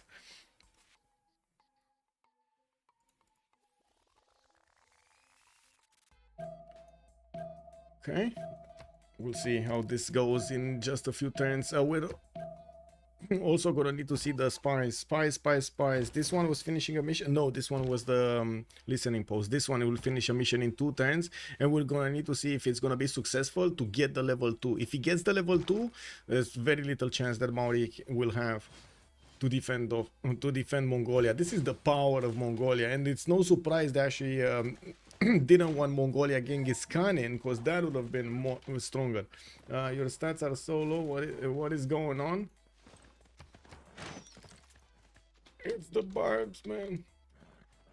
It's the barbs. Anyway, they planted right. Mongolia could smell Nubia. Yeah, he could.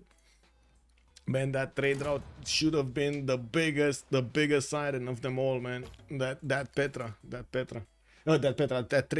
That trade route actually should have given away the intentions of Mongolia.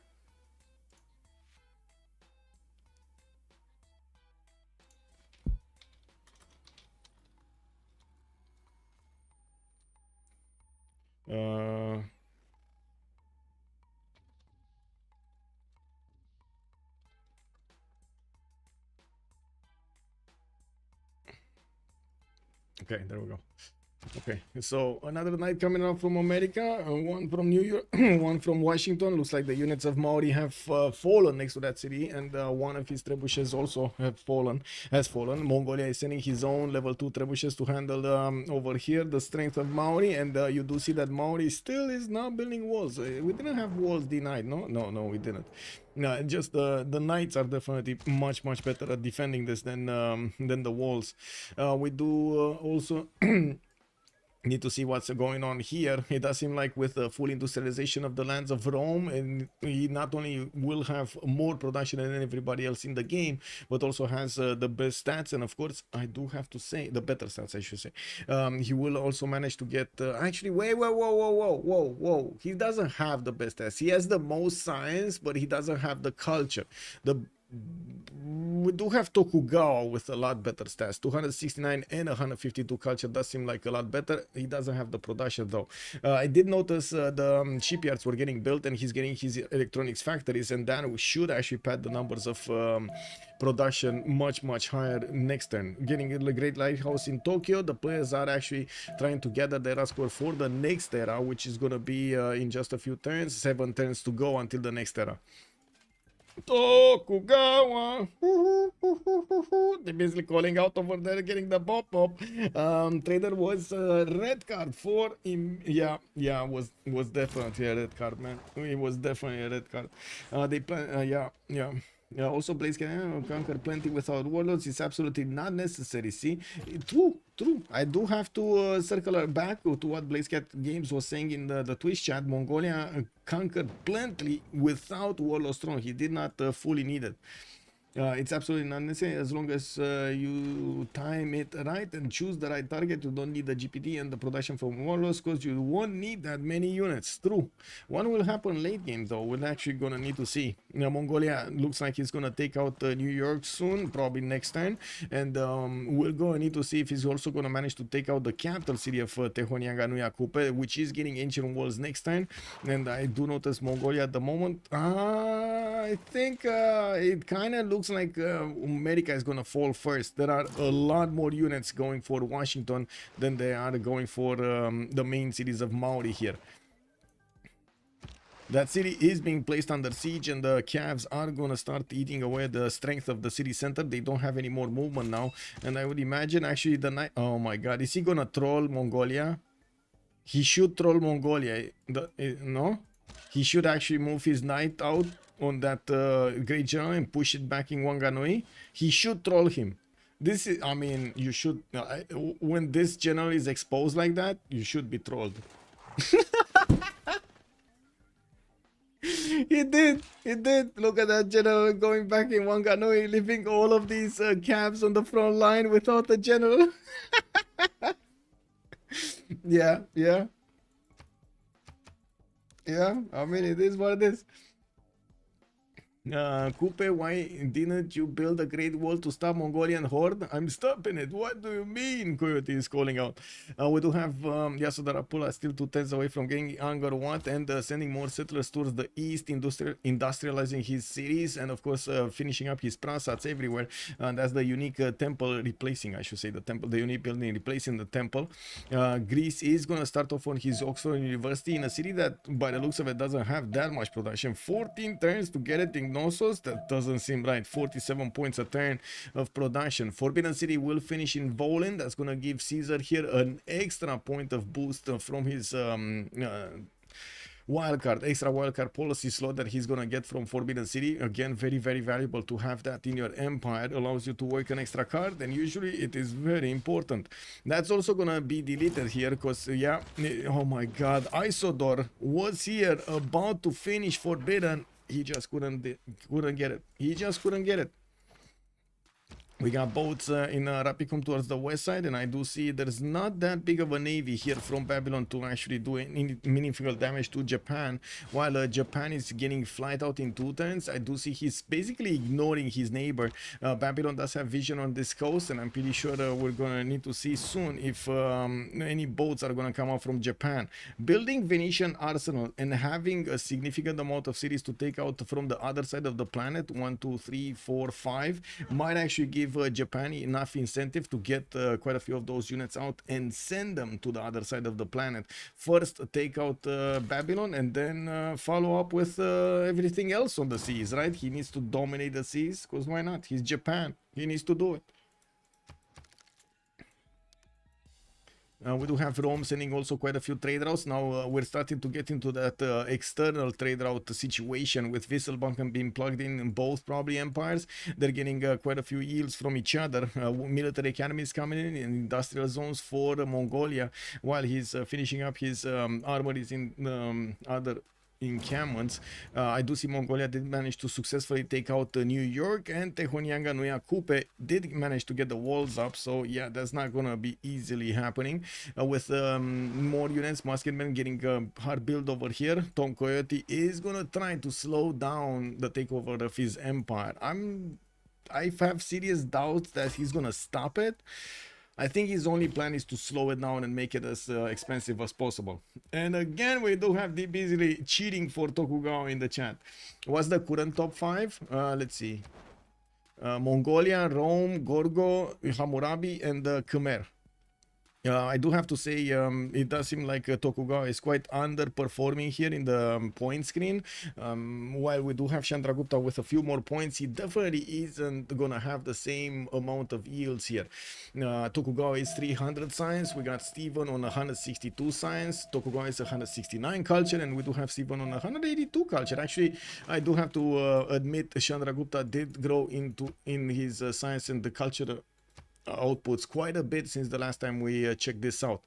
Is it gonna be enough though? Because he did manage to take a city center to the south, and I do see, okay, this is what I wanted to point out in the total science tab, because he was quite late on getting all of that science going. Might have been the city parks problem here. Anyway, he's 2,500 science points versus Japan's 4,600, and also Julius Caesar next to him 5,000 points, basically double the amount of science that Chandragupta got throughout the game. We cannot say who is Trinda. Please do not say or ask over here who is. Yeah, it's hidden. It is hidden. Anti-Tokugawa. At sometime expect things to get messy. Yeah. Man, I'm sorry, Head Bonnie, but I'm gonna need to time you out for a few minutes. I'm sorry, man. Please do not share any information about the players. We do not care and we do not want to know. Tablespoon, good evening, sir. Is Dave from Dave Plays in this tournament? He's not, actually. Yeah, he's not. What was the Civ6 committed? Regista, good evening, sir. It was a trader being sent from, being bought, first of all, at the beginning of the game when Nubia only had like 2 cities, his capital and the Kasar Ibrim. He bought it in Kasar Ibrim. There was a scout in between these 2 cities, and the trader actually just went into the scout. I think you can guess what happened when the trader actually met the scout, right? The barbarian scout. Toku is still not in the top 5. No, he's not. He's not, actually. Mongols going for the ship tax. Well, let's actually see if he's going to manage to get a few ships here in the water, because, yeah, he's going to need all of them. All of them to handle Japan. Not any Kupe, but Japan. Oh, this one? Awaiting assignment. Did he get the level? I don't see the promotion. I think he might get a level. We'll see. When he's gonna get the pop-up over here and get to move, we're gonna see if Mongolia did get this spy or not to a level 2. Doesn't seem so. Oh, he's working on neutralizing the government governor in the capital city also. He didn't click on it. Steven. Oh, he didn't click on it. Dave is such an irrelevant player. I don't think he would play something. Okay. Chief Jojo, good evening, sir. Probably just going for industrial on Mongolia. Yeah, probably. Probably he's going for industrialization. Yes. You are correct, sir. If Japan will take Babylon, it should be enough. Yeah, it should be enough to actually put him in the top 3. Not to mention the top 5. I agree. He also needs to do something about Greece here, no? Greece is allied with Khmer, and Rome over here allied with big boy Mongolia next to him. He's gonna have also quite a bit of an advantage. Tokugawa production, let's see, 474, okay, versus Hammurabi's 339, okay, and both of them actually have the majority of their cities. No, they don't actually. We got 1, 2, 3, 4 cities that can be build boats from Babylon, while Tokugawa has 1, 2, 3, 4, 5, 6, 7. All of his cities except one, Nagano, are on the coast here. Check combat bonus. I think Mongol has a level 2. Where? Where has a level 2? Give me a second. Man, I can't click buttons. Let me click buttons. Plus 12 intel. Yeah. I don't think Mongolia has printing. Sorry, not Mongolia. Maori has printing. I don't think he has printing. Give me a second. Can we see this? No. Can you see this? Come on, man. Not against this. Plus 6 intel from the spearman. So he does. He does have the spy and he has printing. Okay. Yeah. So where's the level 2? Am I missing something? Anyway. He needs to Pearl Harbor, Babylon. He might. Any Japan's spies? Who are they keeping a close eye on? Japan is not spying this guy. Is he spying this guy? Not spying this guy. Is he spying Chandragupta? He's not spying Chandragupta. I don't know who's he spying. I don't see any spies from Japan, to be honest. There are no spies from Japan. Interesting. Do you see any spy? I don't see any spy in Babylon. Who died already? Nubia died already. There's an invisible spy in Opango.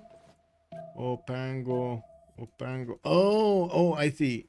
You're seeing there's another spy in that city center underneath the level 1. It might be. I mean, it might be. Don't get me wrong.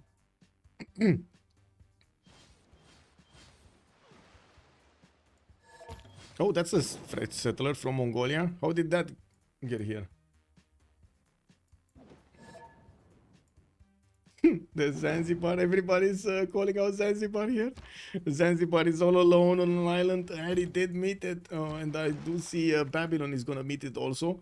And I think actually Japan should have met it, no? Japan did have it, actually. Japan has it. Okay, makes sense.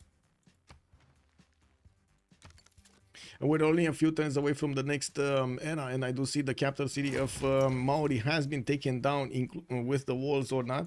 Level 2 Keshex did manage to help him take those down, and I do see also Kayapo is getting attacked by Mongolia. Washington did give basically a settler over here to Mongolia, while the troops of the Cavs of Mongolia were doing the damage and trying to wrap around that city center.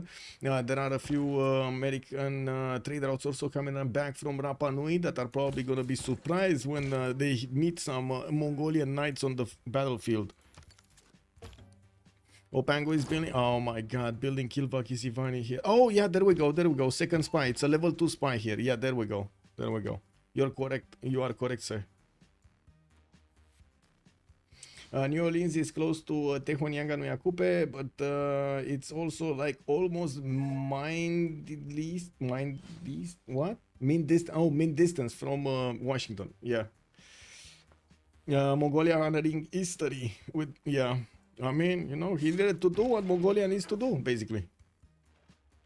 We got an entertainment complex in Xanadu, and I do see more spies coming in from Mongolia, getting the level 1s immediately. He does have Victor in the capital city of Xanadu. Oh my god, getting the level 2s immediately. That's beautiful. That's just beautiful. That's another level 2 spy over here. Nice. So yeah, he's just gonna get level 2 spies everywhere. I think that was actually the one in Tehonyanga no Yakupe, just moving back to his city center, to his capital. Anyway, Kayapoi looks like he's gonna go down next turn, and or the turn after that. New Orleans is also gonna be wrapped around here. I'm pretty sure after Mongolia is gonna finish off Washington, he's gonna finish off New Orleans, Kayapoi, and then go for Opango. And we're gonna need to see what Japan is gonna do with his Venetian arsenal. He did build it in the city of Reina, that's called Reina, and I do see he's starting finally to get some spies out.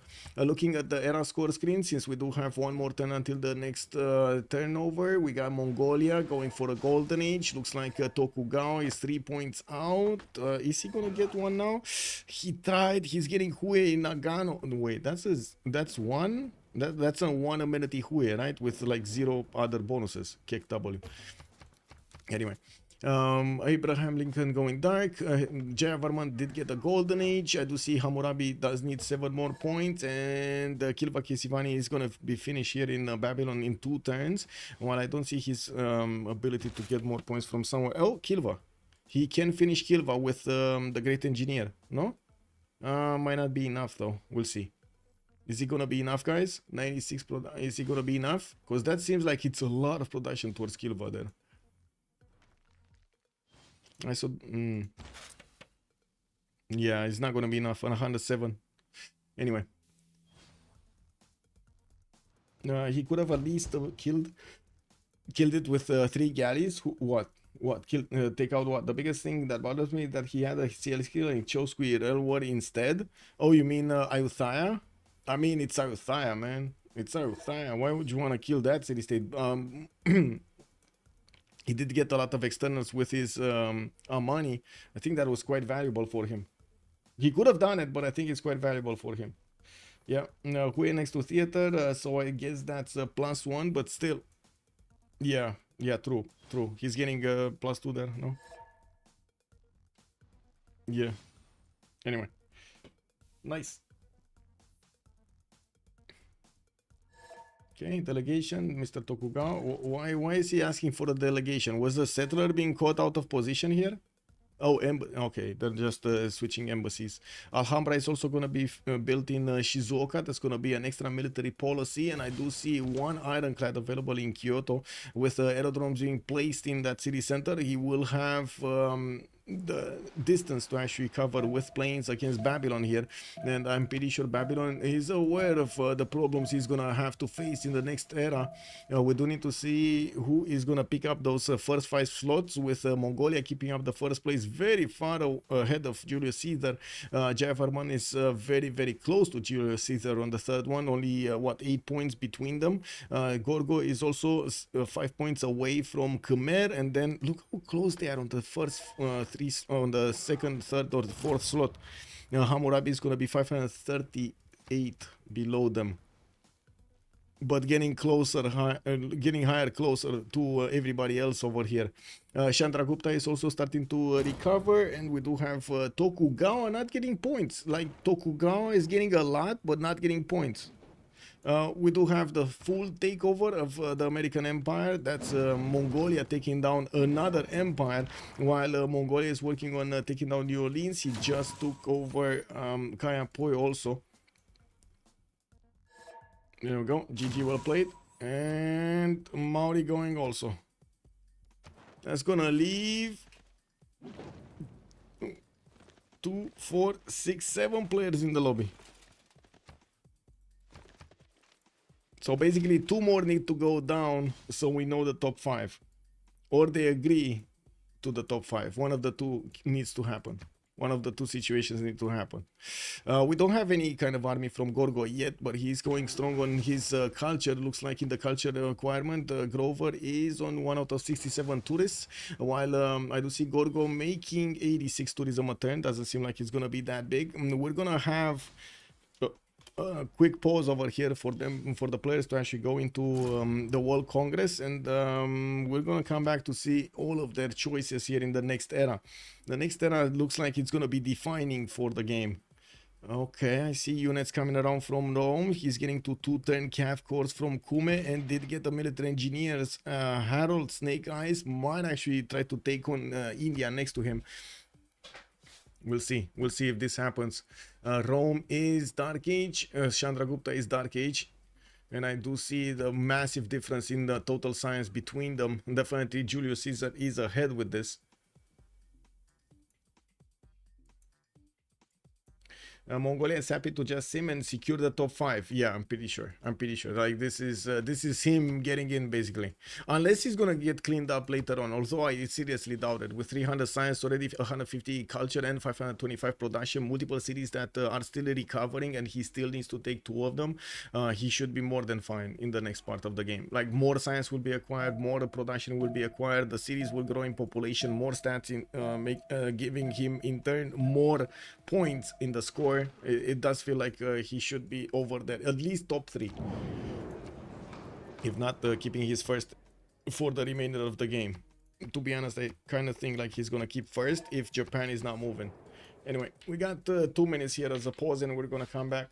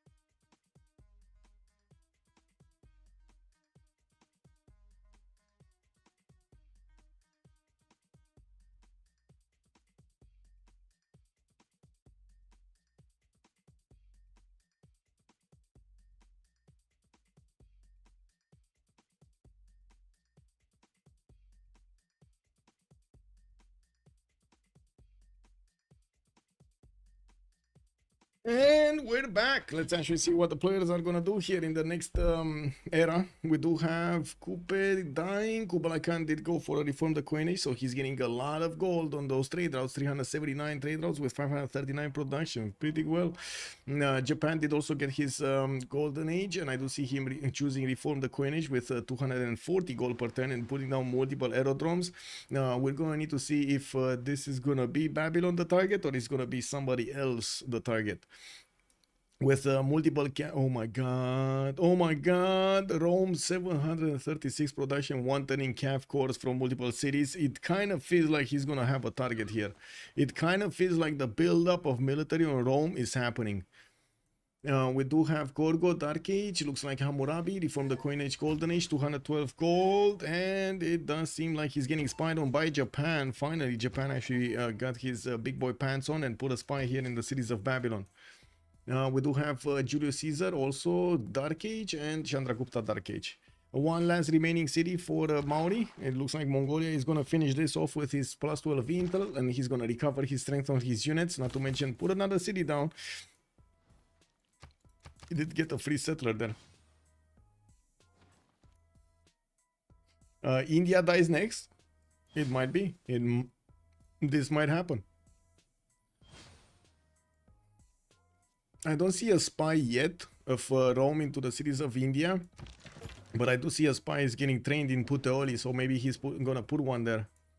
We do also see Oxford University is gonna finish in 2 turns in Knossos, while we got more spies coming out from Greece. Chief_Jojo has joined the round table. Chief Jojo, thank you so much for the follow, sir, and welcome. By the way, guys, are you fine with the notifications that I switched over here, like the timer on the top right part of the screen and all the notifications of new followers actually showing up on the left side of the screen there, not in the middle of the screen? Are you fine with that? I was thinking we shouldn't have notifications in the middle of the screen, right? Not blocking what we're seeing. Everybody should attack Mongolia. The busy is calling out for an all-out war against Mongolia. He's too strong. I mean, it did happen a few Ironmans ago, right? When we did have everybody actually going against one player, and they did rip apart the empire. In this case, I don't think this is going to be that easy to do. First of all, India does have a friendship with Rome. Second of all, Greece in the north doesn't seem like he wants war, and I don't see Khmer wanting war either. Even though he does have some defenses in the south, he's not preparing for war. Spread too thin. Yeah, basically. Where tanks, Lancer is calling out. We might have tanks soon over here from Harold. We do have sanitation being discovered, so it looks like he's going for labs while he's getting already cuirassier cores. He shouldn't be far away from getting tanks. What is Congress result? Let's see. Tokugawa new districts act as culture bombs. Tokugawa also getting +4 gold to the sender, and Kupe gaining the 2 Diplo victory points. Kick W, man. He snatched them. He snatched the Diplo victory points. Why is Khmer mad? Why not? Why not? Harry over here not happy. Yeah, really not happy.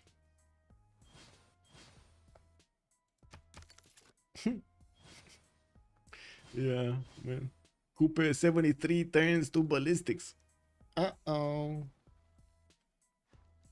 This sounds like he's do you guys remember in Stargate Atlantis when there were some civilizations that were going underground to actually save themselves from the Wraith? They were building up how to say shielded complexes underneath the planet, so nobody actually sees what's going on there. There were no this is basically where Coupe is right now. You know, he's trying to build the libraries underground. He's trying to actually save himself from the Wraith from Mongolia, but he might not do so. He might not have the opportunity.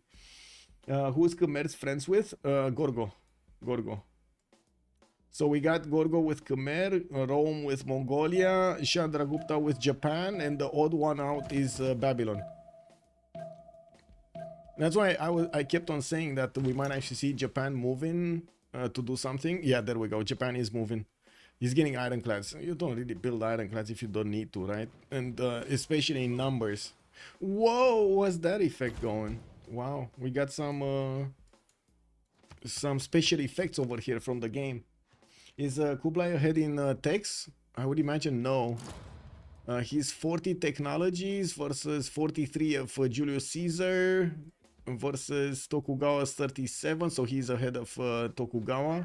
Jayavarman the 7 is 35, so he's ahead of Jayavarman, and he's right on the same tech number of as Gorgo.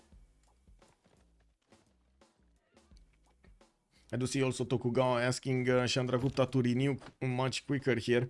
We do have Big Ben being built in the city of Rome, and Harold is getting his cuirassier corps moving around. I do see Alhambra is also finished in Rome's territory. That means he's using 2 extra cards, which is extremely valuable here for Julius. No wonder he has such a good stat acquirement. Chivalry, craftsmen, and retinues are being worked as military policies. Republican legacy for the amenity, and I do see natural philosophy with rationalism at the same time to get as many yields as possible from his campuses, while he's going to use Trade Confederation and Wieselbanken for the trade routes being sent to his ally here, to Mongolia on the right side. Quick Gun is asking for I won't attack you if you don't attack me, and Harold Snake Eyes is saying okay. Well, Quick Gun Marshal is wait a second, Harold is Julius. Harold was talking with Grover is Gorgo. Okay, I'm telling you, Gorgo doesn't really look like he's out for blood right now, but I do see Incaman starting to come around, so we might actually see him try to get going soon. What's going on here? Lol, that's weird. Anyway, I guess one visual artifact somewhere.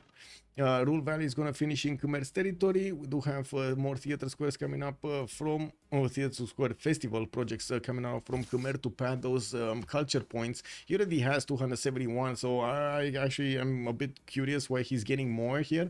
With 300 science, 271, 273 culture, he should have more than enough time to get to fascism as well as everybody else getting to fascism.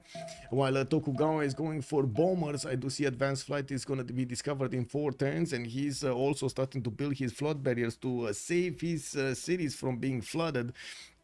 Getting multiple ironclads from his territory will give him the extra necessary damage to take out these cities of Hammurabi. While Hammurabi is playing around looking at the stars with astronomy, he might be a bit surprised when Japanese full steel beasts are coming against his cities from the water. Oh my god, this is gonna be Pacific Rim all over again here. Japan just sending Godzilla over there. Oh well, it is what it is. Or the kaijus, he's sending the kaijus.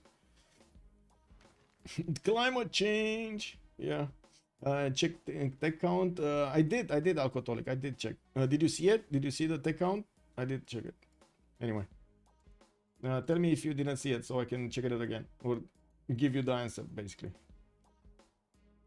So Babylon and India on the outer. India does have Japan. It's just Babylon on the outer. Yeah. Okay. No problem. No problem. Alcoholic. Okay, so more coal power plants coming up from Babylon. On the seas here, I don't see Mongolia building up a fleet. He's not that worried that he's gonna lose these cities on the coast. That should be fine. Babylon did send one of his spies here in the cities, and I gotta say, that's also the only choice for Babylon to get more points. Not making cities, but taking cities, and probably for from Mongolia on the seas.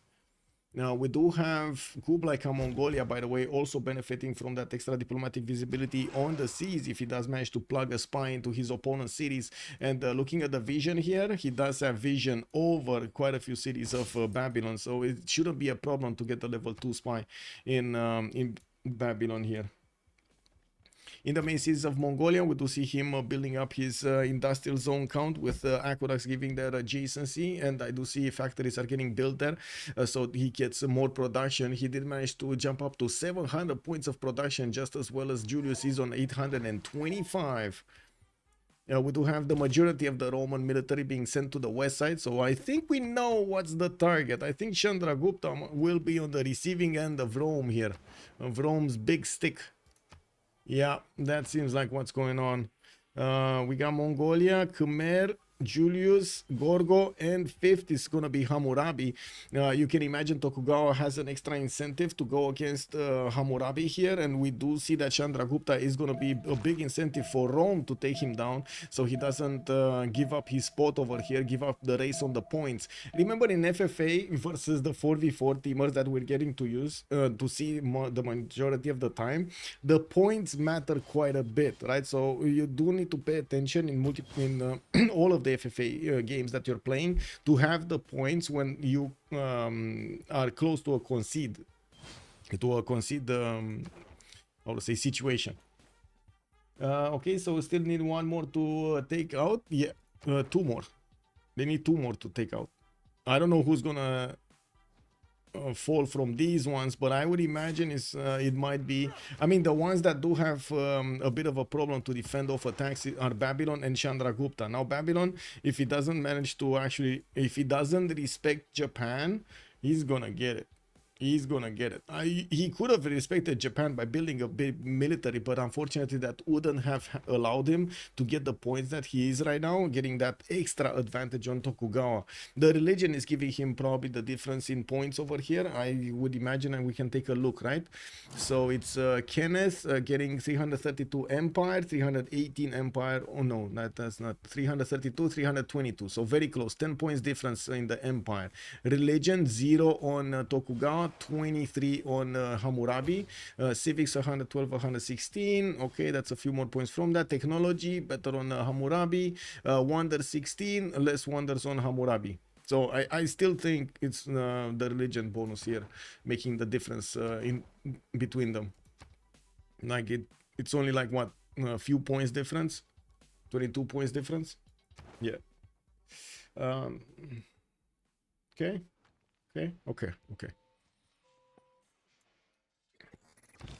Khmer is starting to get his banks up, and I do see new projects are getting into these cities, industrial zone projects from Yasudarapura and Angkor Thom. He could place another city to the north, but he's ignoring that fact, and we do have him with 315 science to 190 culture, good for the next part of the game. He's also smelling all of these gold points, showering Mongolia and Rome between these trade routes, between these cities. We're going to need to see if we will have also India recognizing that his neighbor is gonna start building up an army. We do have Julius Caesar managing to get to 1,000 points of military strength with 360 points of science and 150 culture. I would imagine right now Chandragupta is shaking in his boots. We do have also campuses and factories coming out from India. He is starting to buy up units, and he will need a lot of them if he actually wants to slow down. I am doubtful he's gonna stop entirely Julius Caesar, but he might slow him down. And I have to say, if in the qualifiers we're looking for the top 10 or top 5 boys that are going in, or girls that are going into through the next phase into the finals, in the finals we're only going to be looking for the top 3, and that's going to make all the difference in the world. We're definitely going to have a longer game since the players are going to fight tooth and nail for every city on the map over here. If someone attacks Japan, it might be safe for Hammurabi. Yeah, true. But nobody's attacking. Oh, you know, there might be somebody. There might be Greece over here attacking Japan. Looks like also Mongolia is sending one of his spies in Knossos. Okay. And you see Japan is stealing gold here from Greece. That's not cool. That's not nice. Stealing the gold over there from babies. What is this? 1, 2, 3, 4, 5, 6, 7, 8, 9, 10 units over here, and more cuirassier corps are coming in. Big Ben is going to finish in 210s, and Rome does have the gold, 800 gold right now.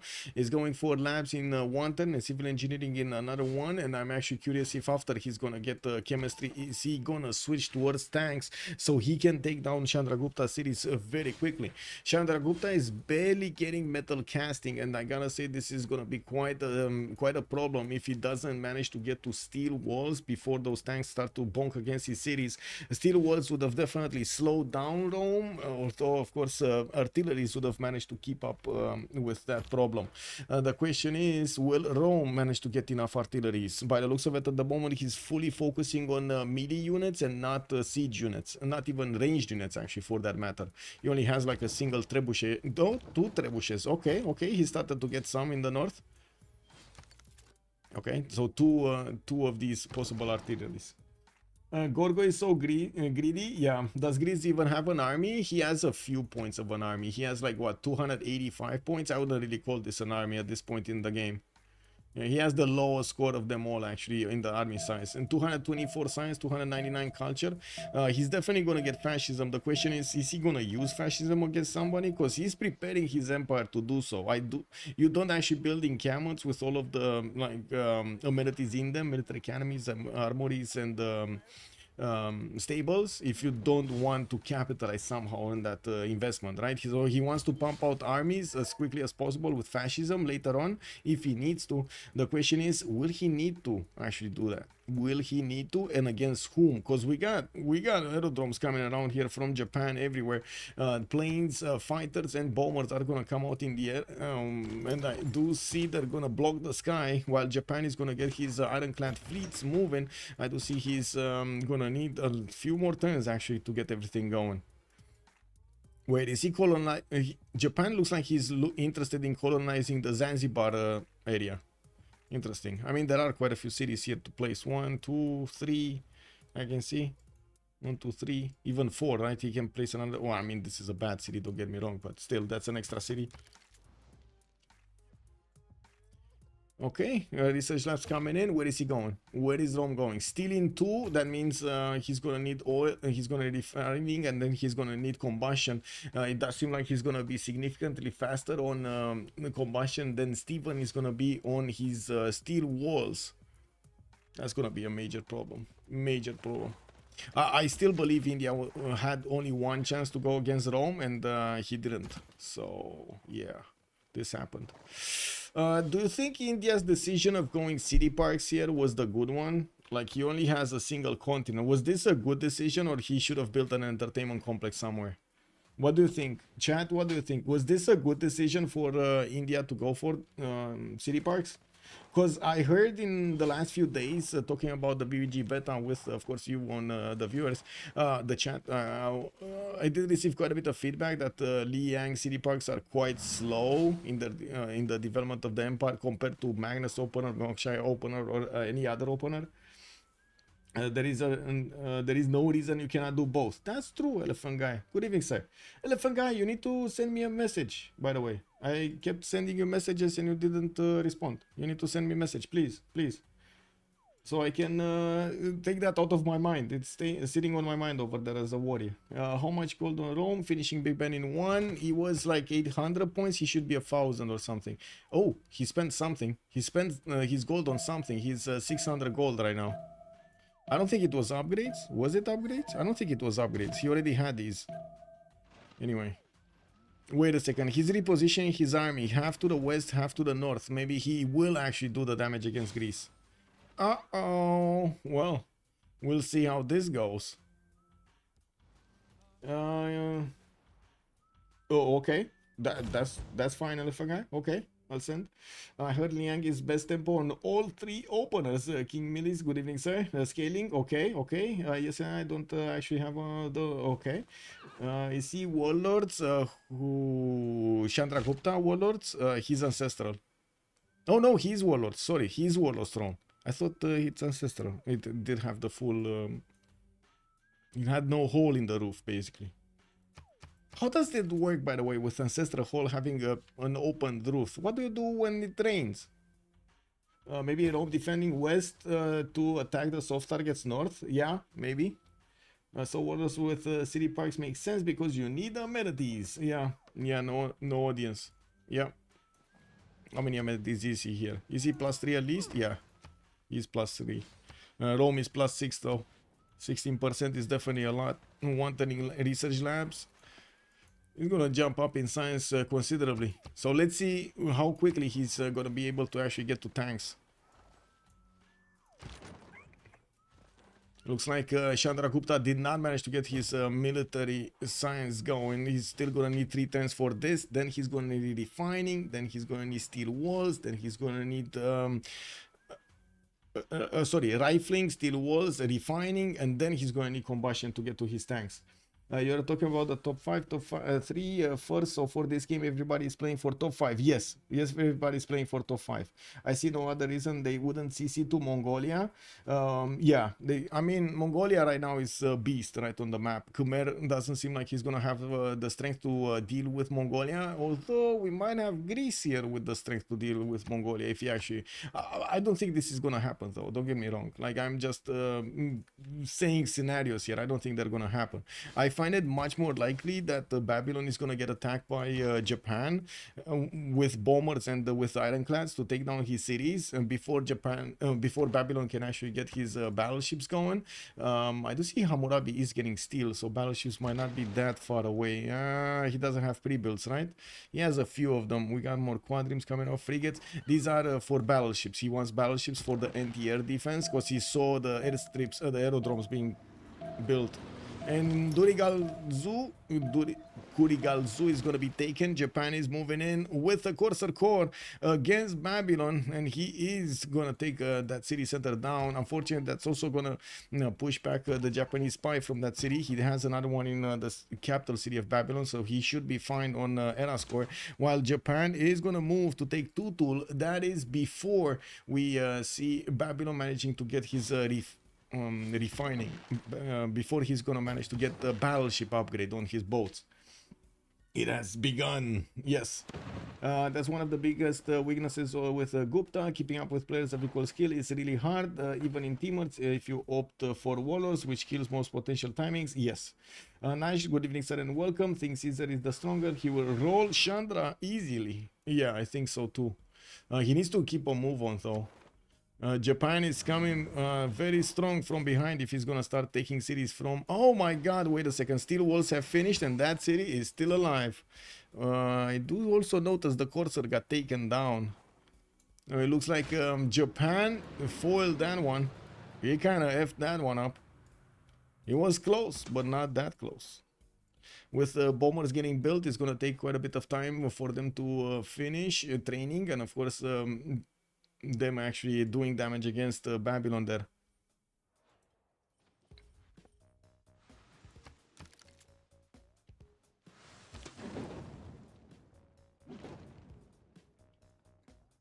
Refining in 2 turns for Hammurabi. His battleships are gonna allow him to defend against bombers as well as ships over here, shooting them from 3 tiles out. We're going to need to see if he's gonna manage to get enough of a fleet out or enough defense in these cities to help him fend off the attacks of Japan.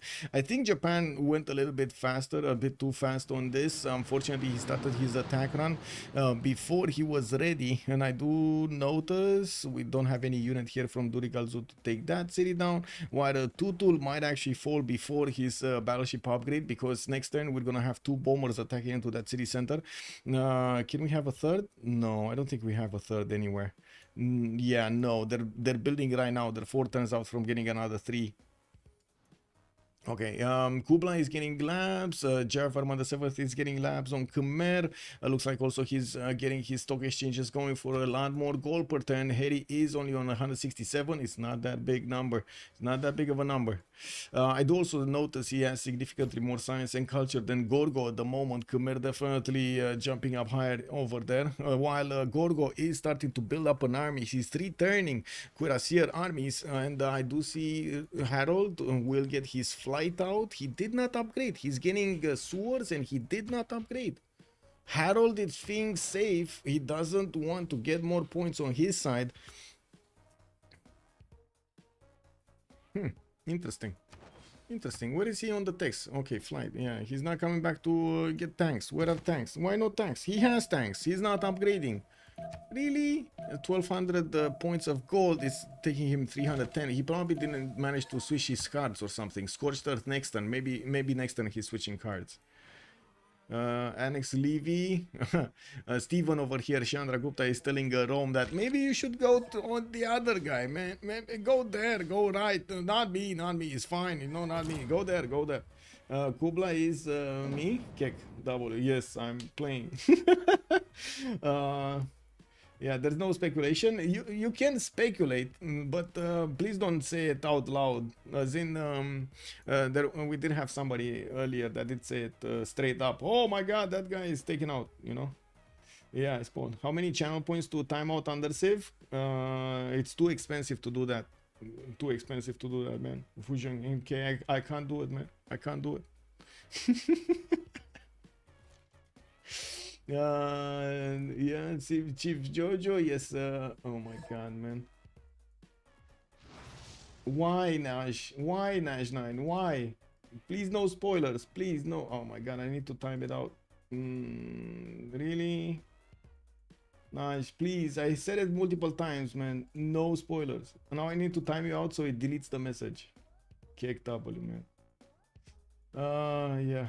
No, you're not meant to really. Yeah. Yeah. This isn't one of those toxic channels. We only have wholesome redeems. Rhinomanians begin drinking water. Exactly. You're making me drink water. Will they all keep the same civs in the next round? No. A full new draft is gonna be given to them.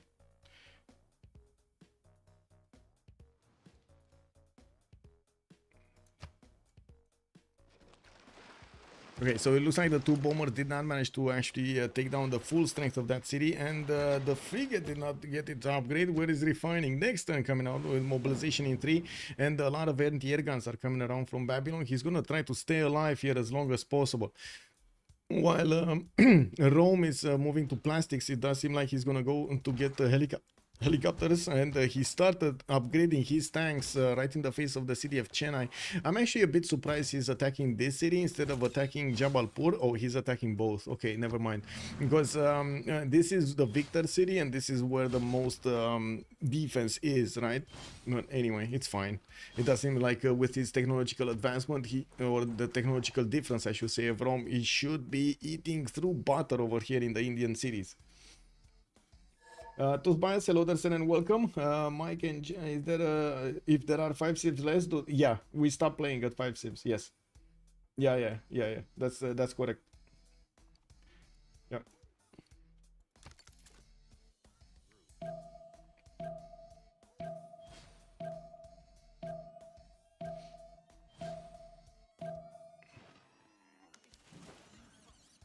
Oh, we do have a world declaration being sent over here. George has declared war on Harold.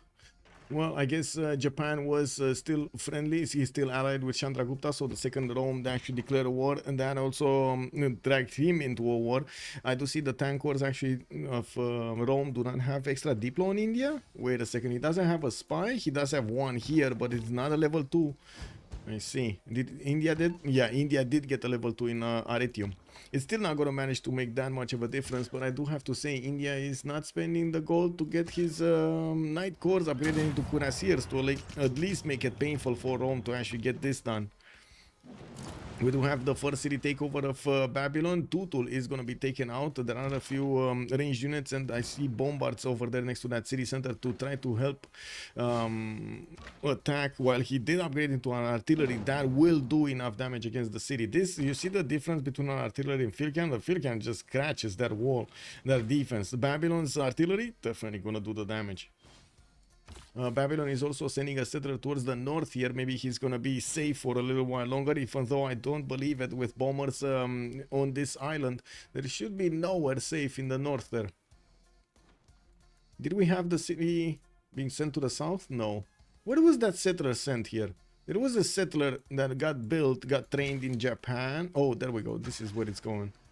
Okay. What is it? Why is he going southwest? Why is he not going directly south? Anyway. Too many questions, man. Too many questions.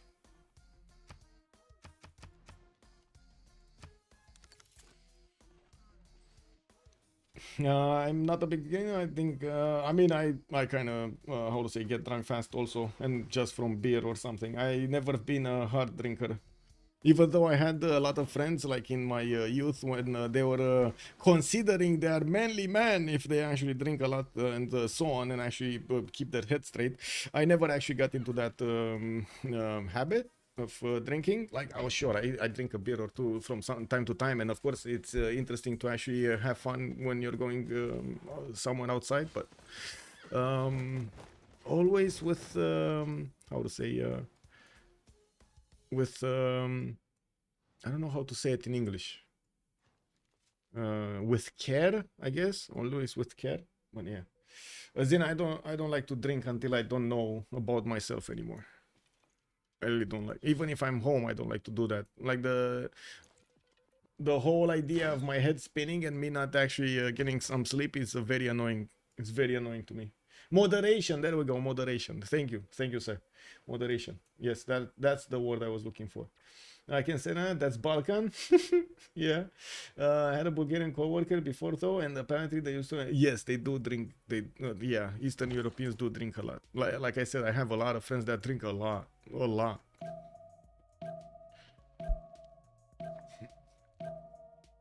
I never understood the link between why they were saying they actually are men when they're drinking a lot versus if you're not drinking. What? I never understood that. Anyway, Rooster Cabre, yeah, you don't like getting exactly. I don't like getting that. No. Next door also, good evening, sir. Who are the players in the game to speculate who is who? Is there a list somewhere? It is on the Rooster Cup registration channel on CPL. If you're not on CPL, you can join by clicking on this link, discord.gg/CPL. There we go. We are a part of the Civ6 server with Discord. No man, my head hurts a lot when I'm drunk. Yeah, that's the reason I cannot drink champagne or wine. Oh my god, it makes my head hurt so much. I don't like that. Yeah.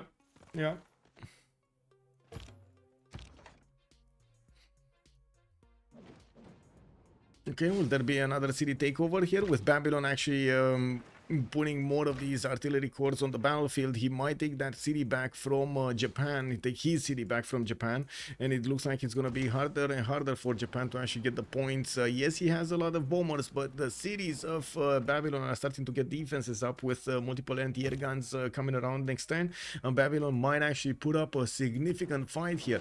And yes, we do have Chandragupta getting attacked by Rome, which is definitely going to be quite a problem for the game here. Chandragupta Gupta's losing his points, losing the alliance with Tokugawa, or I should say Tokugawa also losing that alliance with him, and also Rome having the ability to hit the Japanese cities from the east side. I do have to point out Greece's units and also moving to the west.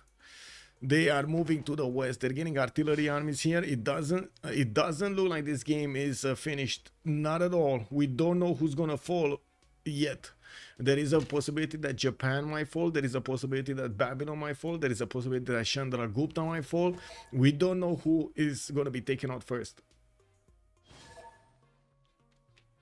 Isn't top 5 obvious? I would say no at this point. I would say it's not. Oh, I see. Harry Don Tanner is Harry. It's Khmer. Oh, Khmer doesn't see what's going on. Khmer doesn't see what's going on here.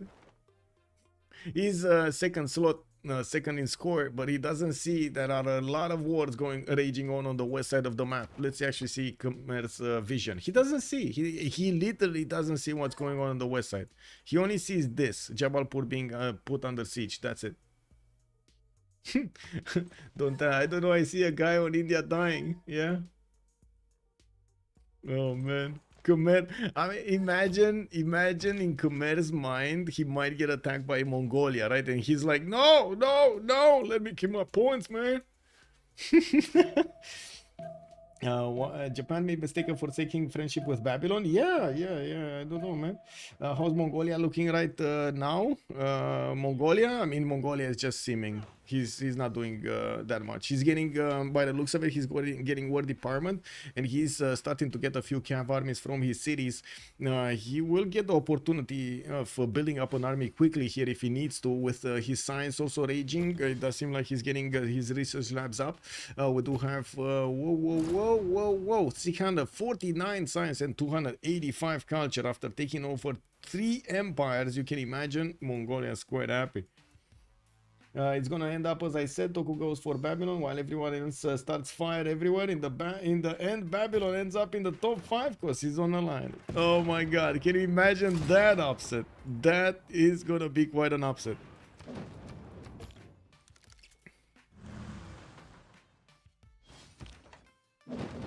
Okay, Jabalpur looks like he's gonna go down.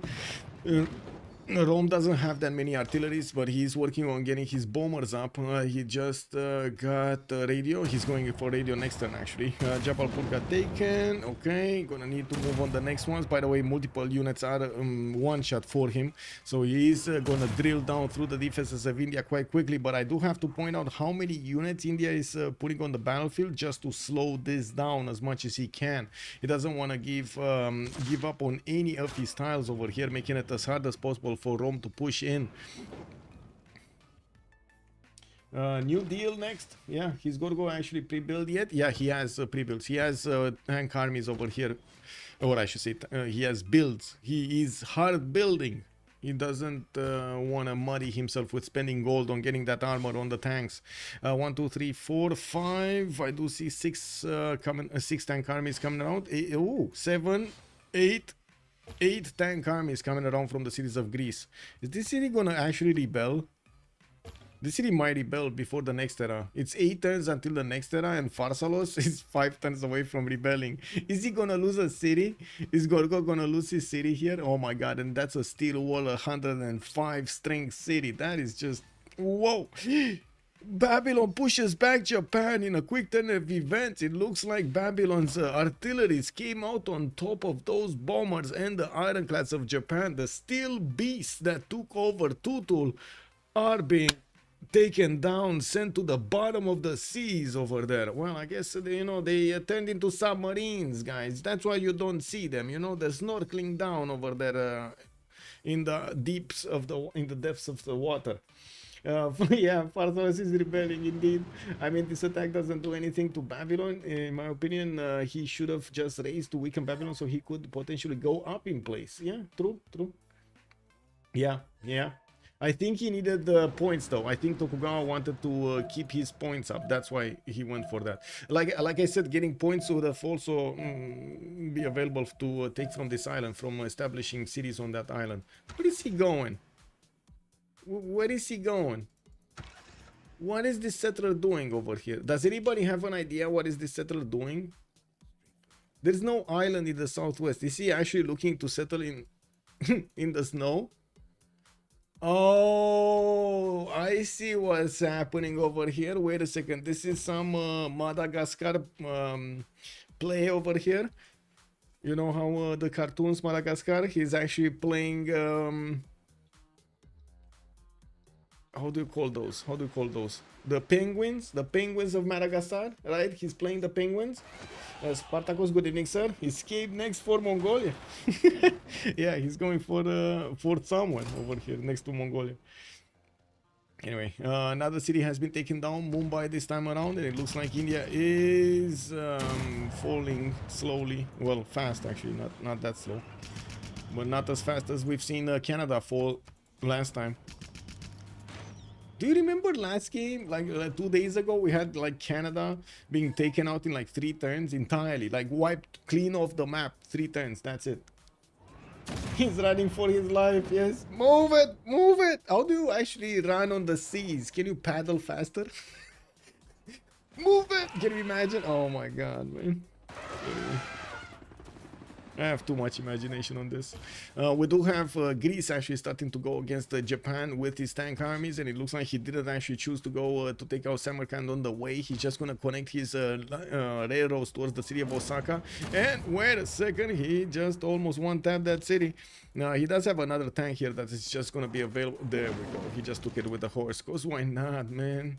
With 110 ancient walls here on Japan, unfortunately, he didn't have enough time to get his steel walls. And we do have even Shizuoka being taken out. 2 cities taken down by Greece. Such a quick attack here against Japan. Japan could not manage to keep the city of Babylon. And wait a second, we might actually see Babylon getting top 5. Yeah.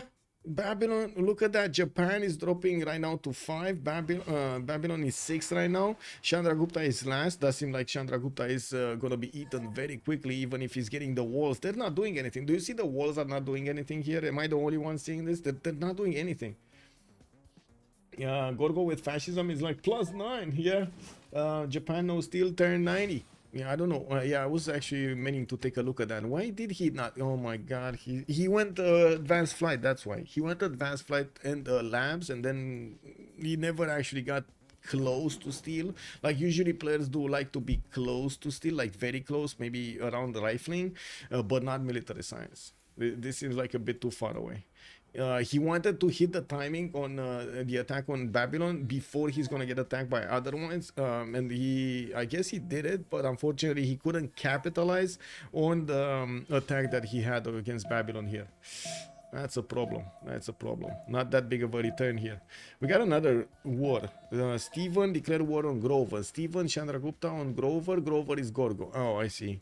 He's just reacting to the Japanese war, basically.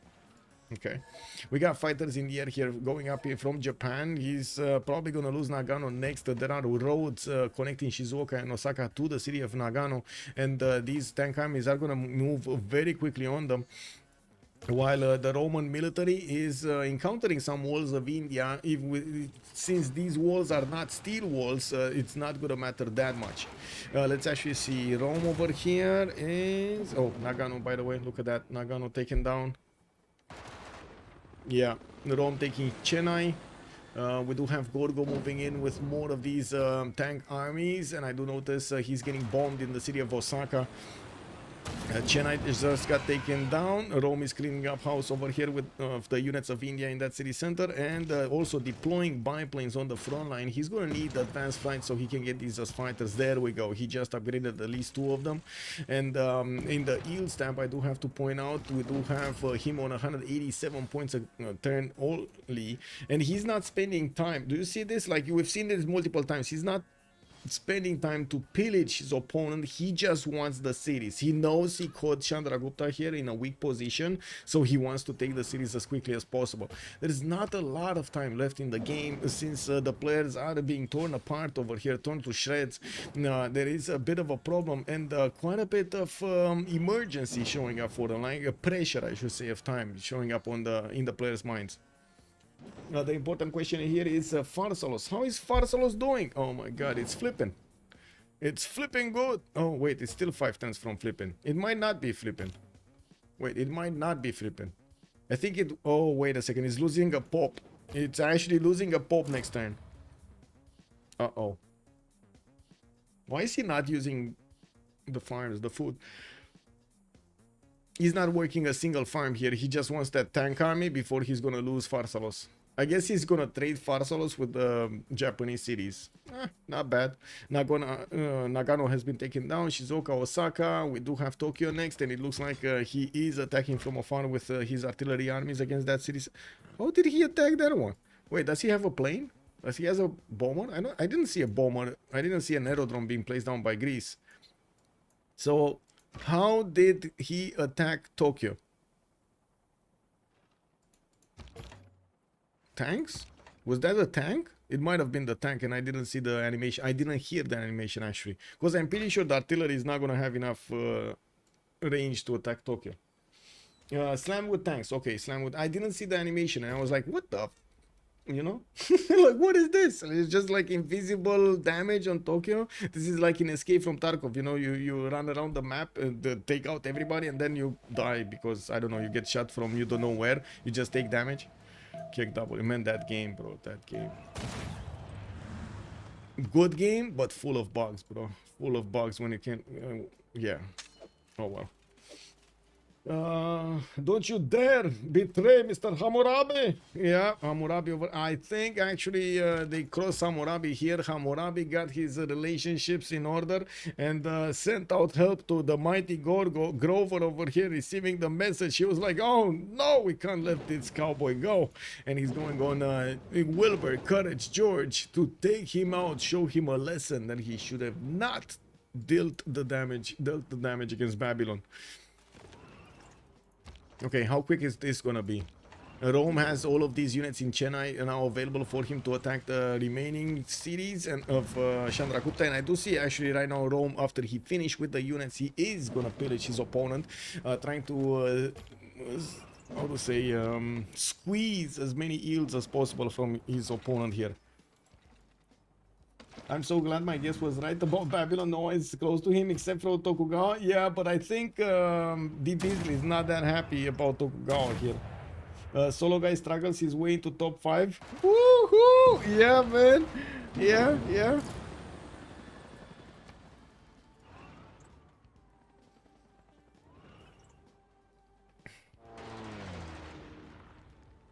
He could have military academy knee-hunged timed Rome, but he didn't. He did not. Okay, what do we have here? Babylon on the 5th, Chandragupta in Japan dropping down. Chandragupta is definitely gonna go down, and it doesn't seem like Babylon is even attacking his opponent with battleships. He doesn't want to sit in his own corner, and he's taking the fight to Japan's borders. While we do have Greece about to take over the capital city of Japan here, and we're gonna need to see how quickly Chandragupta is gonna be taken by Rome. I would imagine these cities are not gonna be alive for much longer. 4 turns to steal. Chandragupta might actually lose his yields over here if he loses his court cities. He already lost 2 court cities. I would imagine losing Delhi and Calcutta, or especially Delhi, is going to be significantly slowing down his discovery of steel walls. Possible game over, possible in 3 turns. Yeah. Oh, well, 3 turns? Is it going to be that fast? I don't know. Because Japan has these cities over here, has the Kyoto and Okayama cities.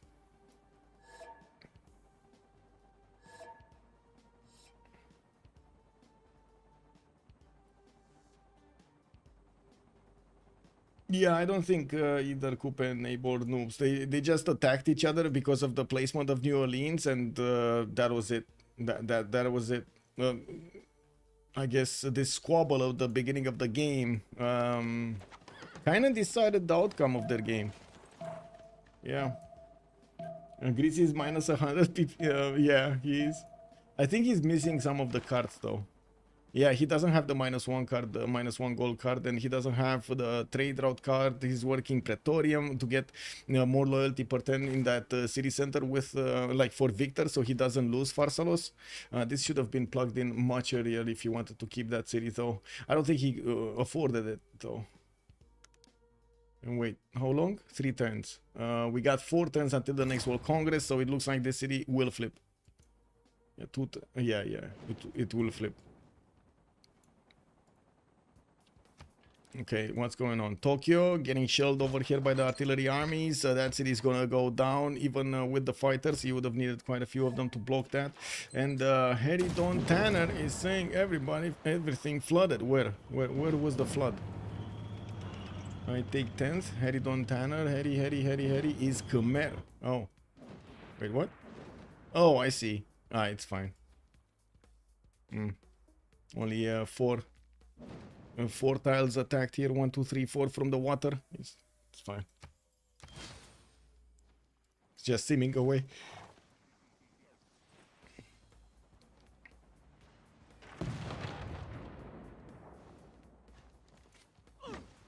Oh, just realized.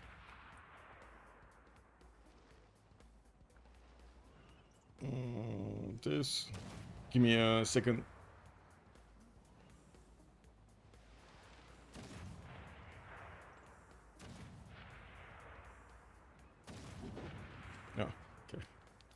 Anyway, sorry about that. Greece did take over Tokyo, now working on the city of Reina in the south, where he does have a spy in there. It's only a level 0, so he doesn't care. While Takamatsu will require these artilleries to get closer to take down those walls.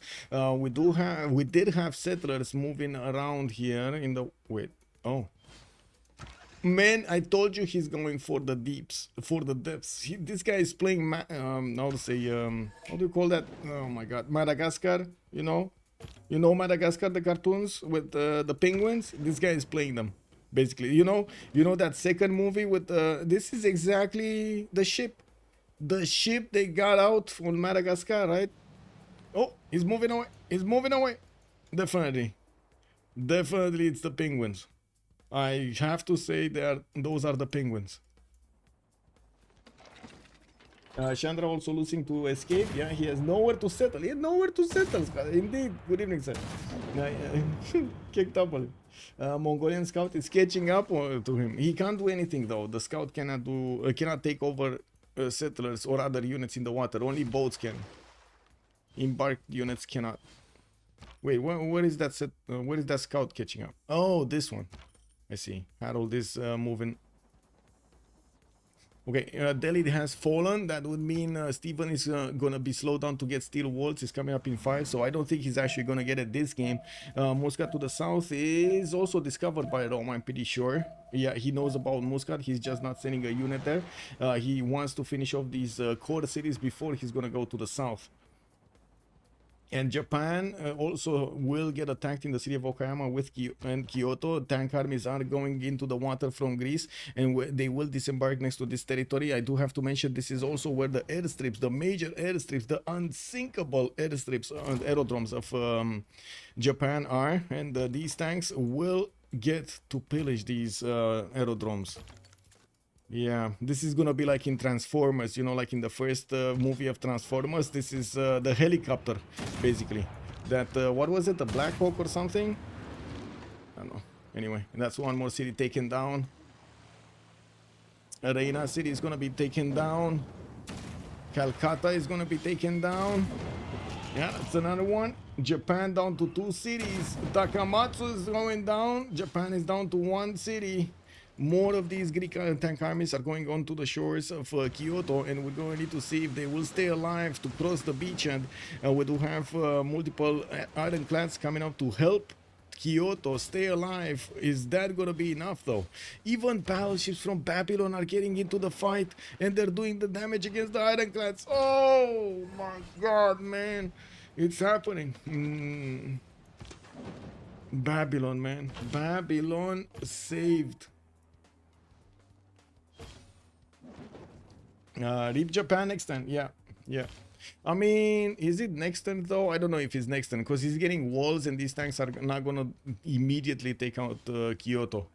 It might be, don't get me wrong, it might be next turn. And looking at Japan's rifling in 20 turns, that's not gonna happen. That's really not gonna happen. Why is Calcutta not dead? Oh well. The reaction of Babylon on stream is really something. Emptiness denial. Good evening, sir, and welcome. We don't want to know who is, by the way, Babylon. Please don't tell us. Please don't tell us. But I do agree with you that it would be glorious. Yeah. The Babylon player just said tasty. Yeah. Can he settle on the other side of the map? I mean, he's trying to get there, but he's not gonna get there in time, right? He needs at least like 5 turns, 6 turns to get onto the shores and settle on the oil tile, and that's also gonna be to the south of Mongolia, man. Oh no, Morris Ace High Cooley is getting 1176 over here points. He's definitely gonna have the science, the culture to react. He's also going for a pillage attack against somebody. He's trying to just get something out of this. Calcutta is taken out, Agra is about to fall, and I have to mention, I don't know how Harold is ignoring this city of Muscat in the south. Is this gonna be given to Mongolia or something? Grover, Quick Gun Marshall is saying CC. I mean, yeah, nothing is gonna change here. Japan and Chandragupta are both gonna be wiped off clean of the game. Now, what alternate events? We thought Babylon is gonna be taken out and Chandragupta is gonna be taken out, and now Japan and Chandragupta have been taken out. Yeah, Gorgo moving out.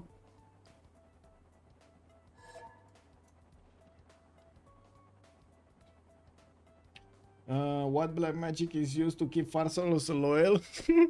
Wait, is he actually keeping... Is this gonna flip? No. Okay, no, it's not flipping. He got an archer core inside there, I guess. I don't know exactly what pushed it up.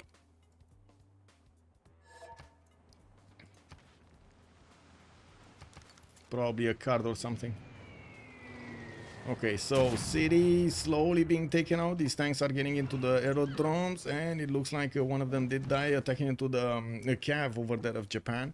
There are still quite a few more of these tanks doing the damage against the city of Japan, and you do see just a line of tanks just going against Kyoto. This reminds me of the Hunger Games. You remember that scene with the dam when there were just people running against the dam and they didn't care how many of them moved or has fallen in front of them and so on. They just kept on going.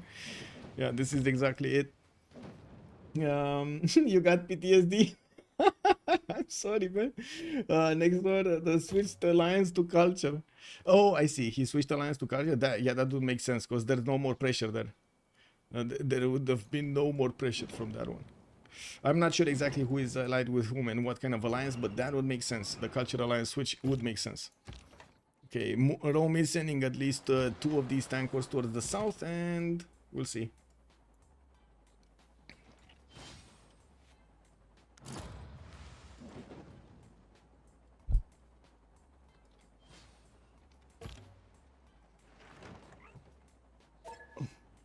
There is a city north of Khmer. Wait. Oh, Japan! Japan is gonna stay alive! The question is he gonna stay alive until something like Babylon dies, or is he gonna just CC? Because they could just CC, right? But it needs to be unanimous. And I'm pretty sure if how to say, yeah, I'm pretty sure he's gonna be found out. He's gonna be smelled out. Greece does have a tank army in 3 turns from Corinth. He's just gonna send one there.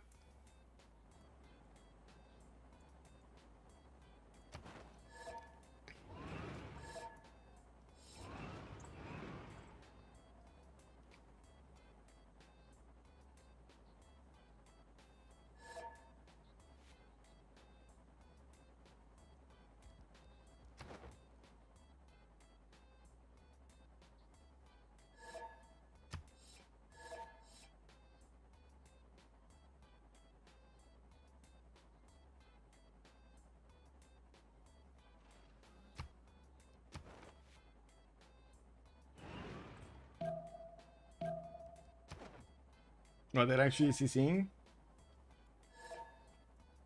Okay, let's see.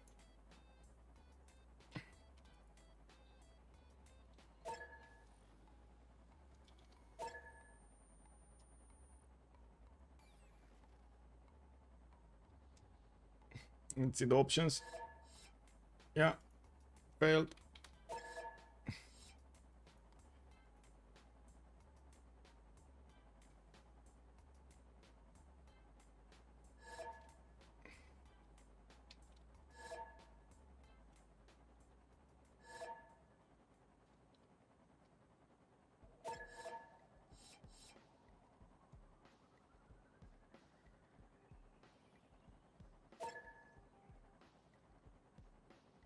I'm sorry for this, but it is by the rules. I don't really wanna.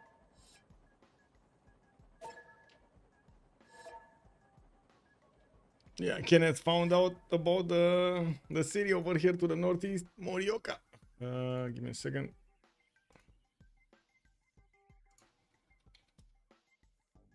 Okay.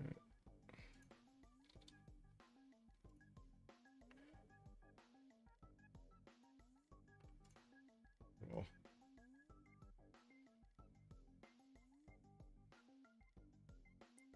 Okay. Well, 10 minutes.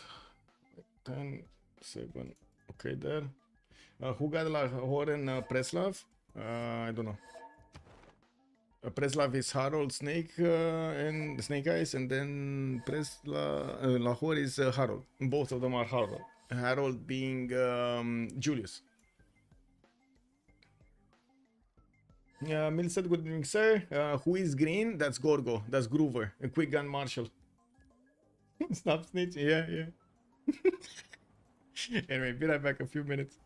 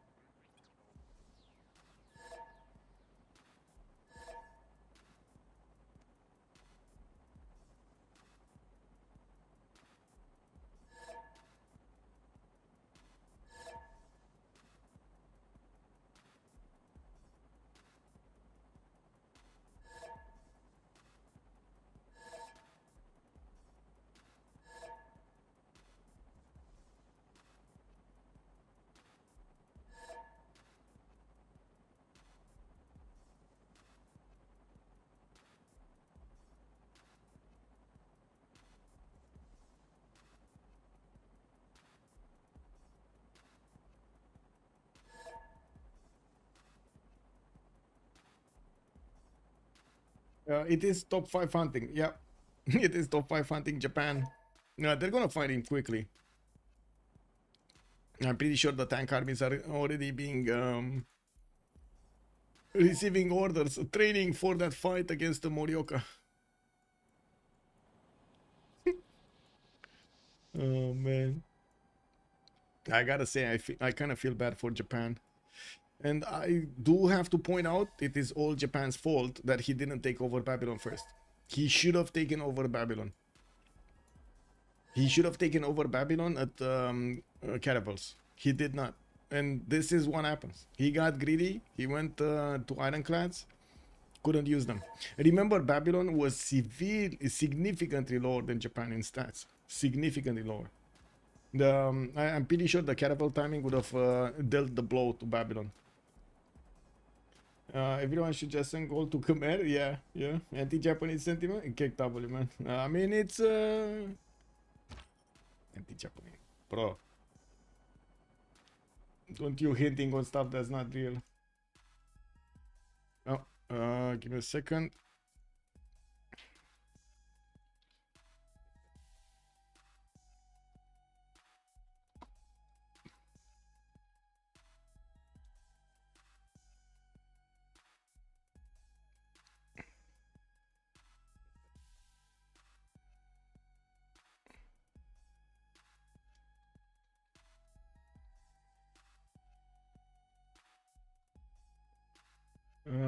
Okay, 2, 4, 5.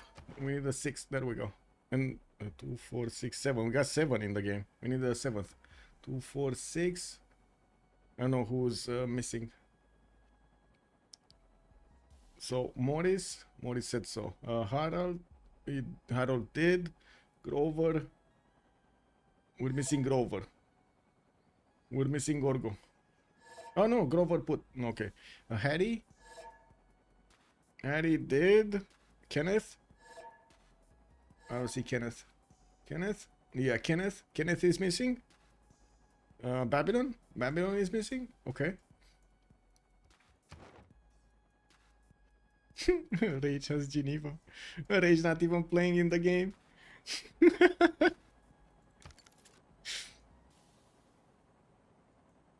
Cause your northwestmost neighbor will definitely fleece him to a big country. Guys, let's please hunt the 2 escapers and end this. Grover is calling out to the lobby.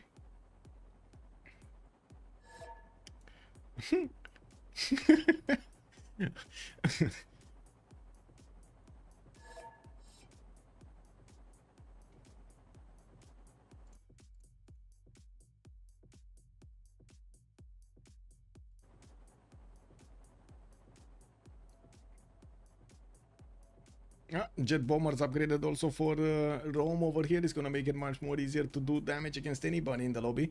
I do have to say Kublai Khan is right behind him, so I don't know, man. I don't know. Yeah, cool. It's definitely good that they're friends. Toku building Venetian is sealing his fate. You're right. You're actually right. He built the Venetian and never actually used it. I mean, yeah. You see why he had to pre-build? He had to pre-build, not hard build.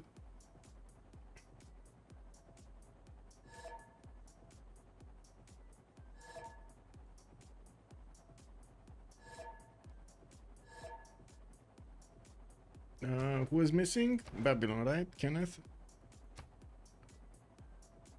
Where is it? Kenneth. Ready?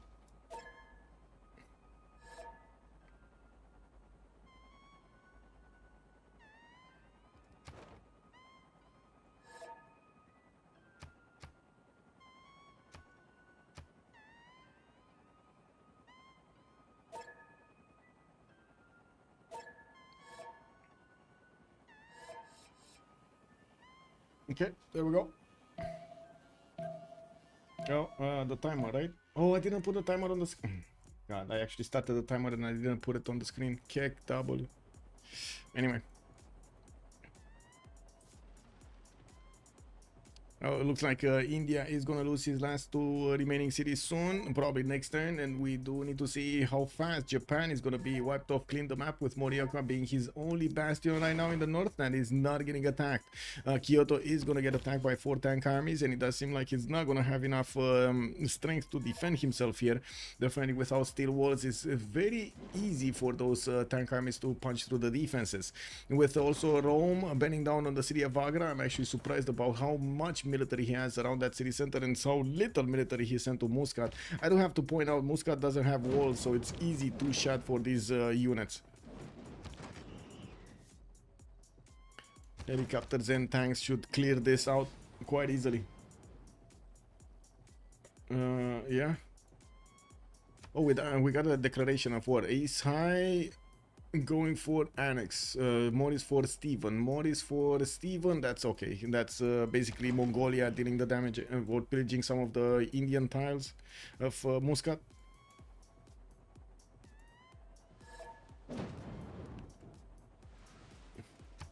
Oh, look at Gorgos, 113 science and 188 culture. How did this happen? How did this happen? Lol. Cards? Maybe he just switched his government or something? Incredible. 130 science, 200 culture on Gorgo. KW, man.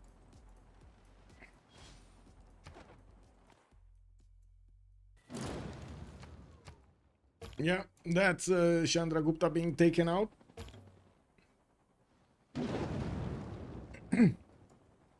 And there's only one city remaining to be taken. That's Morioka in the north.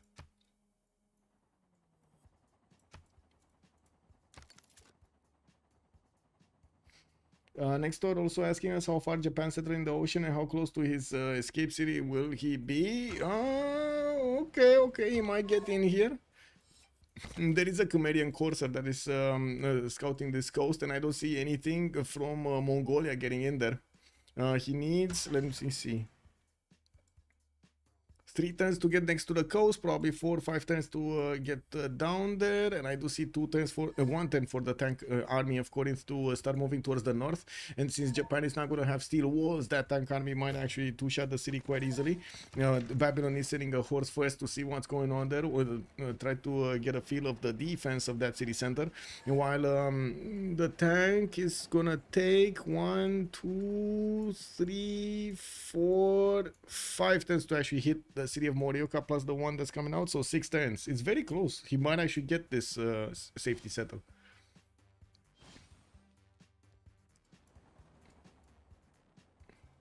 Kyoto is finished, so yeah, it's all about Morioka.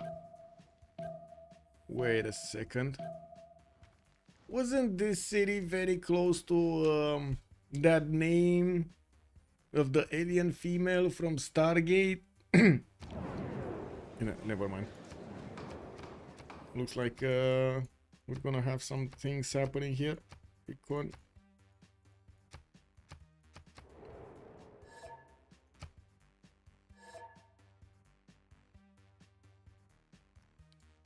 You know that alien underwater when when he brainwashed the whole SG team or something, or half of the SG team? Was that Morioka or what was that?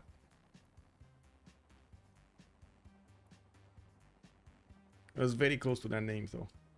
Is Gorgo seeing Japan? Yes. Yes, Gorgo is seeing Japan. He knows about this.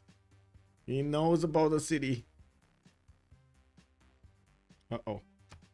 Okay, there we go. It's fine.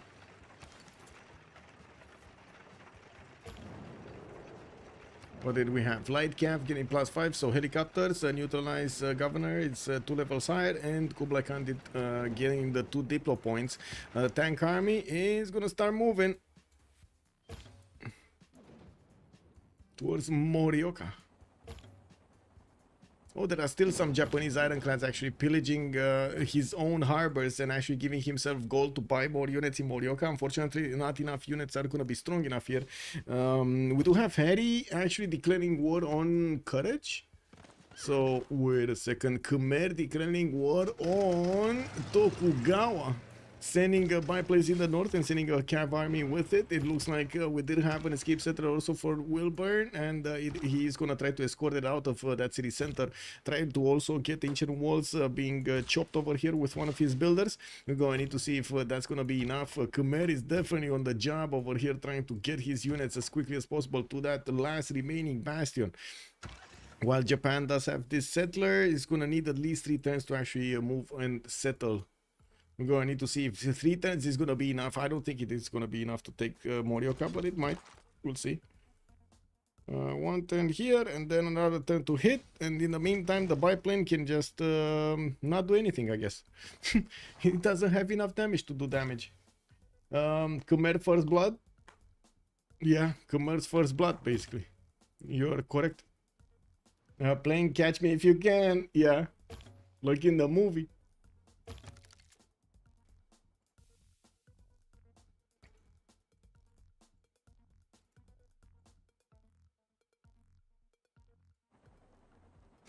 Okay, RBM from just standing still. Mongolia getting commercial hub investments by the looks of it. Is going for Rachator. Oh, well, I guess the next one because he has like 1400 points. I would imagine he wants something more valuable, maybe extra diplomatic visibility merchant or something. Yeah, Mary Catholic Goddard is not available yet, or it wasn't available yet. Oh, Mary Shelley. Okay, I saw the Mary, but it wasn't the one I was they were looking for. I mean,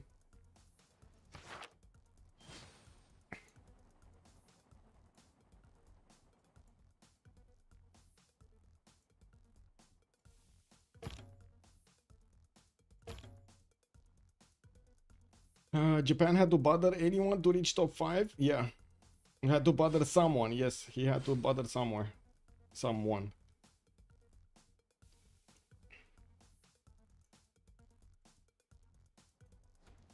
We're just gonna honestly just wait. Well, oh, sorry. We're just gonna wait for this to happen here.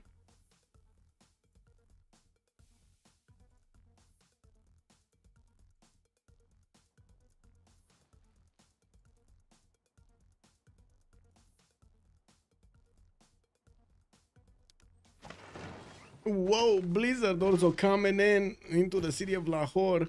While we do have Babylon trying to snipe that builder, he's not gonna make it. And we do have the ancient walls being built, and of course I see the cav army cannot go through them quickly. The tanks will have a much easier time, but the tank armies actually of Greece will be the ones doing the massive damage. That still means he's gonna need at least like 2 or 3 attacks to take down Morioka. And while Golgo is bringing more tank armies to the fight, it's gonna take time for them to arrive next to the city of Morioka and do the damage. That gives time to the settler of Japan to go to the south of Mongolia and settle another city. So this is the big hunt for Japanese settlers here. For wait a second, the Georgian settlers, Wilbur Courage George is trying to get out there, stay alive basically. Show yields, there we go.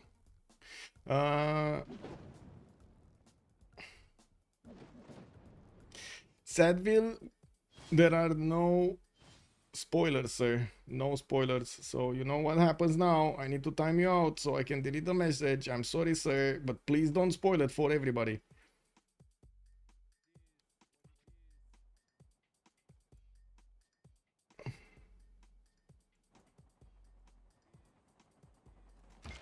Nice to see Rome is actually putting down spaceports over here, trying to go for space. Also getting Earth satellite next turn.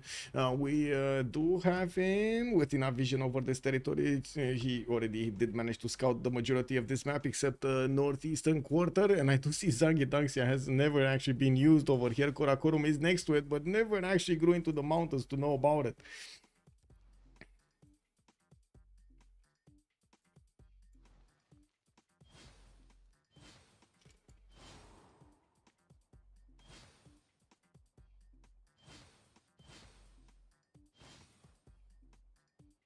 Okay, let's see. Some Japanese ironclad fleets did manage to take care of the Babylonian battleships, and I do notice new battleships are getting out of the cities here of Babylon, trying to, trying to put up a defense against Greece if he comes close to his borders. There are still quite a few tank armies of Greece that could do significant damage against the units of Babylon.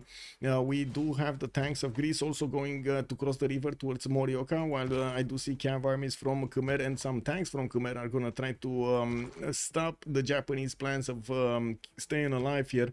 Maurice is declaring war on Harry. So Maurice declaring war on Harry. That's Harry. That's who's on Khmer. Whoa. He's actually attacking Khmer, pillaging the Khmerian territory. We got Mongolia with plus 18 helicopter armies going against Khmer. Wait. Oh my god. Khmer could actually die before Japan Can you imagine imagine that upset? There are jet bombers available for Mongolia to start eating the cities of Japan of Khmer extremely quickly, while Japan still is getting safety settlers out. He has one Morioka city, he has this one to the south of Mongolia, and then oh my god, the upset is real. Mongol is bored. Yeah, I'm pretty sure he's bored. Yeah. Entropy, good evening, sir. Revenge for attempting to steal the city settler at the start of the game. Yeah. Okay, tanks will have enough speed to get next to that city center, and it looks like the Cavs of Khmer are not going to waste any time to go against the cities of Japan. He has a significant interest to actually go against those cities and take them out quickly, since Mongolia from the south is putting a lot of pressure on him. We do have also Greece building up with the military engineers the pathways with the railroads towards the north, so he can bring a strong army to go against the Moriokas quickly and secure that. Whoa. Secure that city takeover. Can he have enough though? Oh man, really, Khmer needs to get out of the way. Khmer really needs to get out of the way. He needs to let these Greek tank armies attack that city center, otherwise he might actually full die here. Like, if this gets delayed one more turn, this settler gets to settle and this settler gets to settle, so there will be two cities that need to be taken out, and in the meantime Khmer is gonna lose one or two cities or three cities per turn. That's not good. That's really not good. Is this PayPal? Okay, W, man, probably not. No, I don't think so. I think they're just looking for a way to finish the game as quickly as possible and thinking, okay, what's the easiest way? We need to take out the player. Okay, who can do it? Okay, I have plus 18 intel. Okay, let's go. Who's the next neighbor? Who's my neighbor that I can attack into, basically? He doesn't stay Khmer? What do you mean he doesn't stay Khmer? Khmer and Gorgo just played too greedy. Just guess Gorgo goes unpunished. He did get, I do have to admit that Gorgo did play quite a bit greedy, but he did have mountains to the south. He knew that, I guess his situation was such that he could play greedy. I don't think he needed to, or he wanted to, or he didn't want to play with an army. He just went for the timing of the fascism tank armies, which is kind of normal.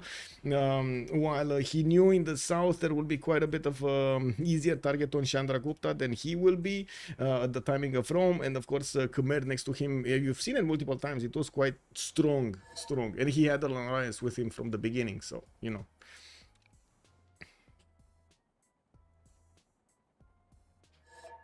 Is it possible to settle on a solid merge tile? Try it. Kick W.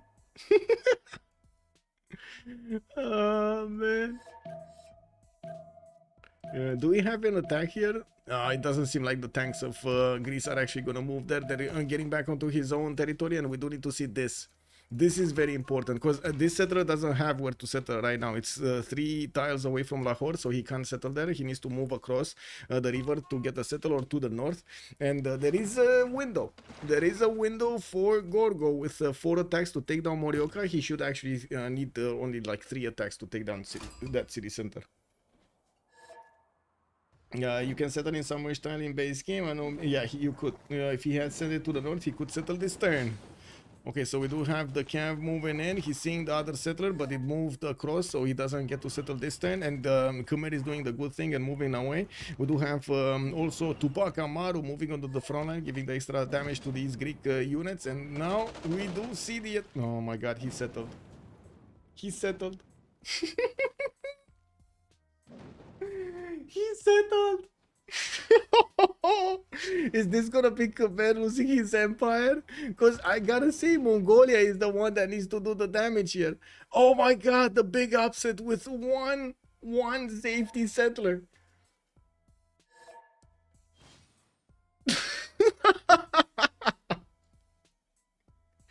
Oh man, Mongolia over here trying to go to space. We do have Rome managing to 2-turn or a 3-turn actually, I should say, launch moon landing, and he did manage to get also the first project earlier, so we do see him steaming ahead towards the space victory. While Mongolia has all of his units in the lands of Khmer, he might actually take this empire down. Man, he only needs a single unit being sent to the city of Otsu. A single unit there, because, I mean, look at Tokugawa minus 51 gold a turn. Look at him go, minus 51 gold a turn.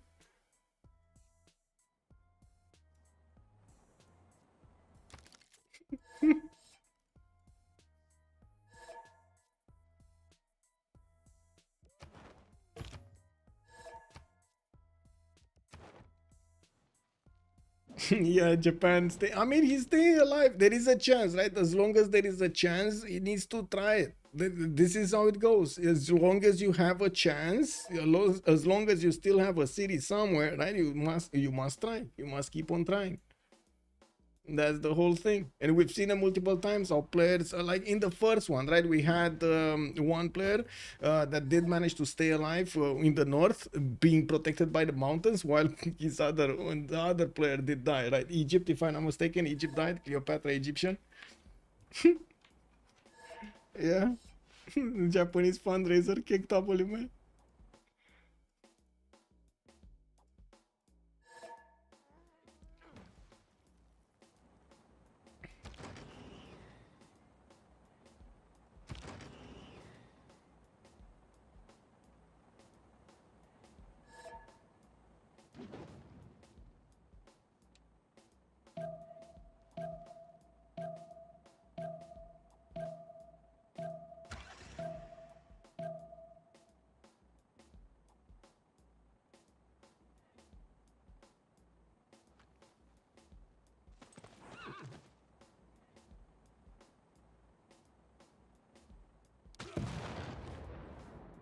Yeah, that player was a pro.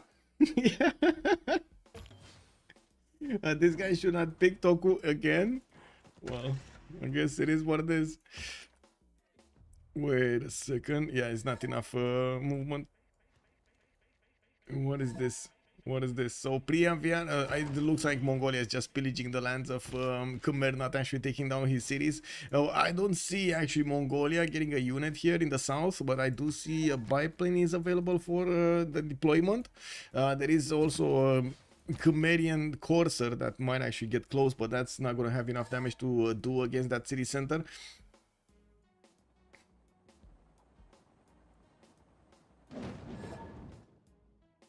What's this? Oh, there is a Greek settler here. Okay. Hide and seek Civ6, yeah. Was that another Japanese city? Oh, he's trying to actually take Kabul now? I mean, that has steel walls. There's no way he's gonna punch through. There is so little damage from these ironclads.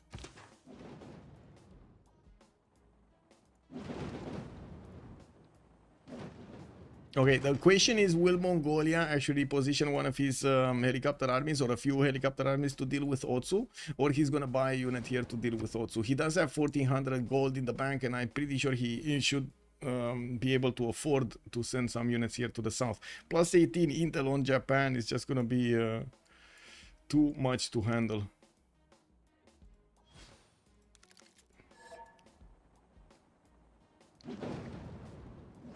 Haven't you reached your message? KW, Tonton, good evening, sir. I mean, don't be rude, man. Don't be rude. Just, it's fine. Just send us many messages. As long as you're not, as long as he's not rude or something, it's fine. It's, yeah. Kick. I'm not sure about the reference with 1984, by the way. Is that, just saying. I'm not sure of what reference are you making to 1984. This is about the book 1984, okay, of George Orwell. That's what you're referring to, or are you referring to the actual year or something? Okay. Yeah, I know deep easily that you probably have how to say, there is a normal relationship with the Blazehead games. My problem is if somebody else from chat thinks this is normal, so you know, they don't get to misunderstand this.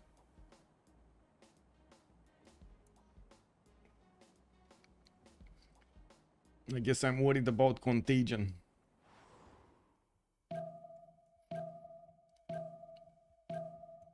Magnus establishing, builder trying to get out. There's no gold on Japan to get out of this. But to be honest, there are no units from Mongolia to deal with this either. He should see this, right? Yeah, he sees this. David Blaster, good evening, sir. Love how Khmer just told everybody. Wait, what? Where do you see he told everyone? Oh my god.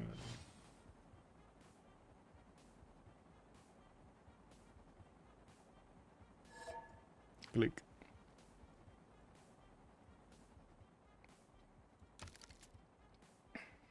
Man, I'm gonna say like Potato said in his he's saying in his stream chat, in his rule set. Man, don't make me make rules against this, like, oh, for this. Come on, come on. It's for the fun of everybody, right? I'm pretty sure the stream enjoys the mystery. Blaze Rishi's message limit at 0005. Yeah.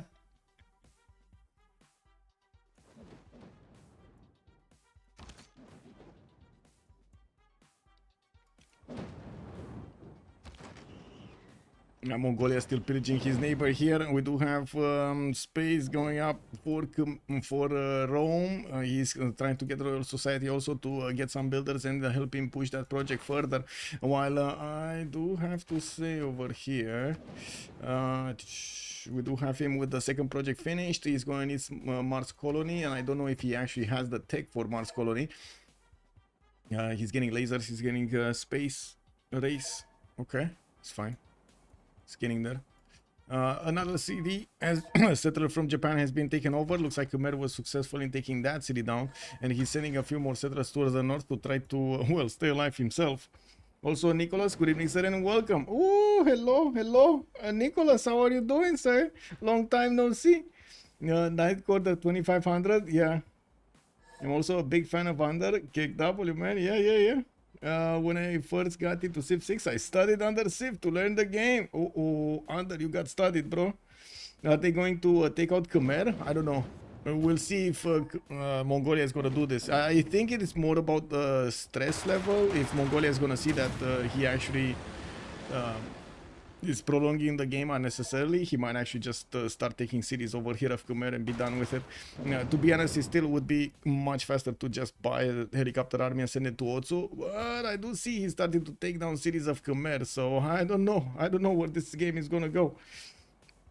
Your biggest enemy would be trying to stop revealing yourself. What? Okay.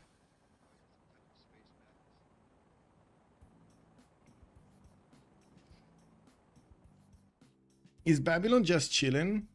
Yeah, he's just chilling. There is a significant amount of helicopters going for his cities though, from Rome, and we're going to need to see if when they do get into the lands of Babylon over here, they're gonna start taking cities or not. I don't really see it's gonna be. I don't think it's gonna be easy or fast. And let's see, did Mongolia get something here? No, he's just pulling out spaceports from everywhere. Could have actually deployed at least a biplane into a fighter to the south, and maybe got a unit hard built, or even like just send one of his helicopter armies back. That would be on the railroads. That should be fast enough, right? Oh, he only has like modern cities here. Never mind, it's fine. I guess we'll see. Maybe it is Khmer that's gonna go down because of this. It is possible. Yes, welcome to CPL community. So our vice admin under Civ streams his game a lot. His stream is very educational, and if you're new, it's probably a great resource to learn. Just watch his stream and take note of what he does. Then in your games, just do the exact opposite. Come on, man, of what he did. Easy way to become KW 55. Come on, man, stop bullying Under. Why are you bullying Under? Why hasn't he killed Japan then? That's a good question. I don't know why he didn't take out Japan. Under is a Welsh rare bit, best served with beer. And I'm pretty sure he can school us on types of beer. I'm pretty sure they have a lot more types of beer in England than we have in Romania, for example. And he knows them. He knows them. Oh, I see Julius is gonna get his robotics next turn, and I do see he's two-turning Mars colony here in the city of his capital, Romek. Romes. Romsi. Okay.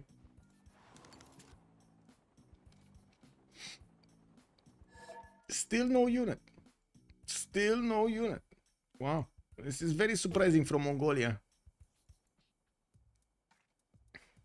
What's the capital production in Mongolia? Well, first of all, he's not actually getting that spaceport done. He's doing it in 2 turns. He has 175 production compared to Rome's, what, 250? 322! 322! This must be a record or something over here. Oh my god. Rome, man. That's why he's two-turning Mars colony.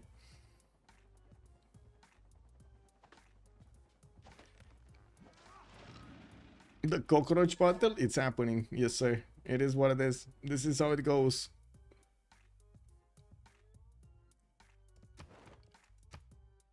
Unless they're actually taking down Khmer, I'm not sure what they can do other than actually taking out Japan here. And Mongolia does seem like he just has a few of his helicopter armies deployed in the north. There are some of them actually moving back. No, he's not moving back. He's not moving them back. Nor is he getting new ones. Does he have bombers? He still has bombers, right? He has 2 jet bombers here. Oh my god, he would have made it so easy. Just deploy them to Seringa and Faras and take out Otsu. Now, Otsu did manage to get a builder, chop the walls, is making it harder. Khmer still has a Corsair there. Definitely not strong enough to deal the damage against Otsu. He's dying attacking into that city. Did Gorgo already snitch Otsu to Mongolia? Yeah, he knows. And Mongolia has vision over the city, so it shouldn't be that big of an issue, you see? Gorgo sees the city, Babylon sees the city, Khmer, well, he sees the borders, he doesn't actually see the city center. And Rome, he also sees the city, because, you know, satellites, kick. Japan has 2 cities? Oh, he did get another one. How did this one get here? When did he get this one? Takasaki. Oh my god. He did get another one. Lol. A PR639, hello there, sir. Yeah, you did get another one. The tanks of Greece are going forward, and Japan's ironclad army, how to say, fleets, armadas, sorry, are taking out the tank army of Greece. It doesn't look like it's gonna manage to get onto the shores of Takasaki. Again, he will need to go on land against his opponent, and Muscat is in the way. We do have smart materials being discovered by Kublai Khan in 2 turns. I would imagine we shouldn't have... oh yeah, there we go. So Julius is going to get his own. We do have 923 signs here for Julius. This might be a bit of a, how to say, stubbornness between them for who's first, who's getting there first.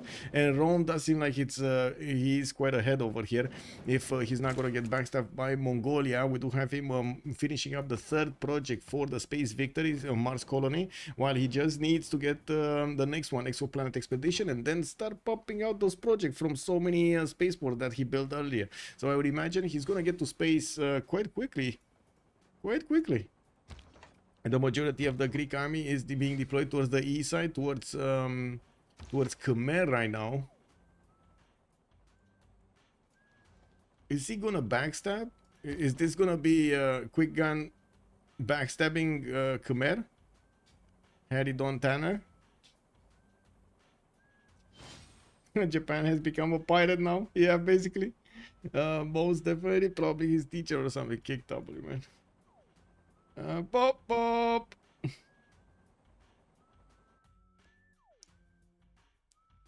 Oh, there is a Mongolia helicopter being sent towards Takasaki. Not that strong though. He needs armies, and he doesn't have them. Or at least he doesn't have them in that direction. He has a lot of them, but they were going to Khmer.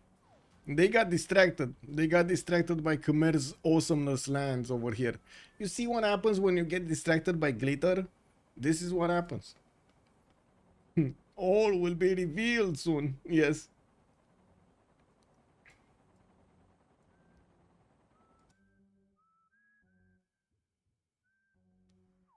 Hey, we're getting very close to 50 likes. We're on 46 right now. If you didn't click like already, I do hope you're gonna click like soon on the YouTube video.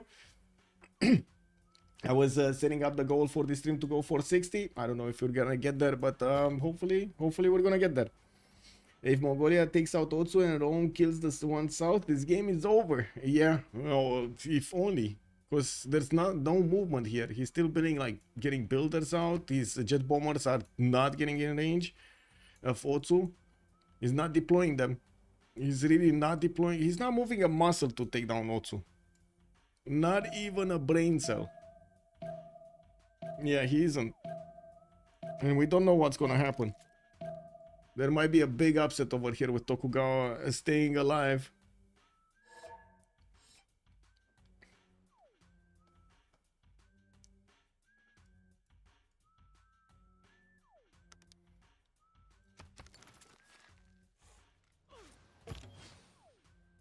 Oh my god, the invasion of Babylon in the water. We got so many tanks and calves going in. Battleships also just swimming around. Let's actually see if he's going to manage to do any damage here. Looks like he's actually sending his units towards Otsu, towards the southwest, with battleships giving him the damage necessary to take down those walls. We do need to see if he's going to get there in good enough time. I think it's going to take a long time. Much longer than Mongolia would have taken to take down these cities. Babylon is taking out Otsu. You say that, but it's gonna take such a long time to take down Otsu, like to get these ships there. They're only moving like 6, you see. Yeah, it's gonna take like 4, 5, 6 turns to get there. This is like 7, 8 turns, maybe 9 turns to get there. Another settler coming around. Yes, yes, he's getting everything, man. Look at him go. He has some also some chops, like 1, 2 chops that I can see. I don't know if he can chop this. He has a deer tile to chop also in the north of Otsu. He doesn't have gold though, like he's on minus 27. So he can't really afford to buy these tiles until he's gonna get the crab here. He needs to get the crab. Grey Gans, good evening, sir. Mongolia probably just playing for first. Good practice. Doesn't seem to go for the city kills. Yes, yes, it looks like he's playing for first. Yes. Let's see if he's gonna get first, because it looks like Julius might snatch that first from him. He is already 3 completed projects, and he's returning exoplanet expedition. This is extremely quickly, and I would imagine he's gonna go also for outward expedition projects soon, like the technology here. Julius Caesar discovering nuclear fission next turn. He shouldn't be that far away from the end of the I would say from this. Outward expeditions should be one of this, probably like second to last or something. So he's getting this nuclear fusion, and he's gonna discover these two. You see how the line goes to the top? I don't know if this line actually goes here also. This is so confusing, by the way, how they are being done. So this one connects to maybe, I don't know, all of them. Kick W, man. You might connect to all of them.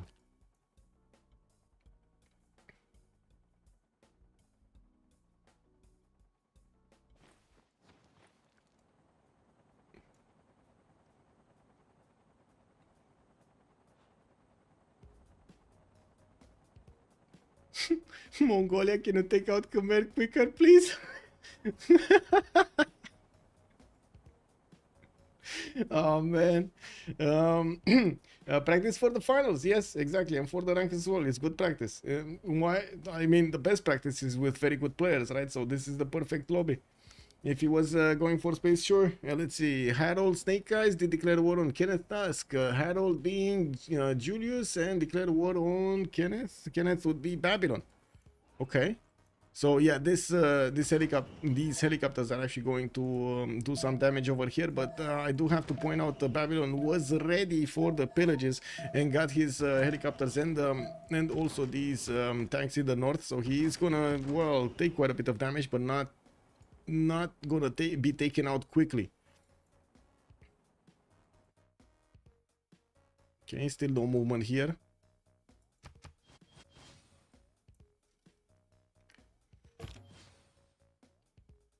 Necrofan, good evening, sir. It's not real practice because no one actually cares if he goes to space. What do you mean he doesn't care? Like, there's literally Mongolia next to him that cares that if he's gonna go to space or not. He's getting exactly the space projects, or I should say the space infrastructure to go for space. It just took him a lot longer to get the spaceports going and get to the projects.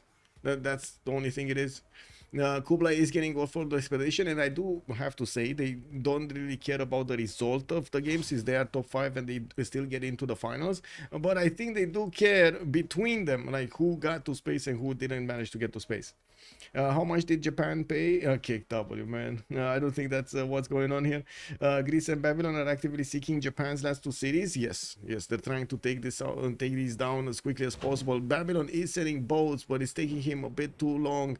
And I do see Japan is well, is keeping the city alive. The city to the southwest of Musca is alive, and we don't have any units moving towards that. And I think it is much faster for Rome to go to space than it is to take out Japan at this point. At this point, unless Mongolia actually takes out the Japan, yeah, that's not gonna happen. Or they take out Khmer.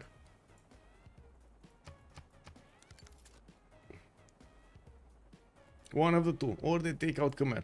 There is a possibility that Greece and also Mongolia will just clear up Khmer extremely quickly, especially since Greece does have modern armored armies and a lot of them. It should be very easy for him to punch through all of these cities of Khmer. We do have builders coming out from Rome, so he can actually get those Royal Society bonuses going into his projects. We're going to need to see how many he's going to get in the next 2 turns. I do see he's one-turning most of them, and I would imagine they are 5 charges. Yeah, they are 5 charges with feudalism bonuses. So yeah, they will be quite valuable over here making those projects. So he's playing for real finals. Yeah, basically. Playing for practice. You come to terms with the fact that I am surviving. You go finish off Khmer before Mongolia ravages you. Wow. Okay.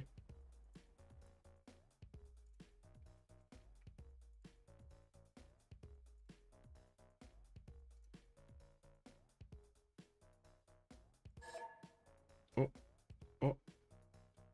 What? 1 sec.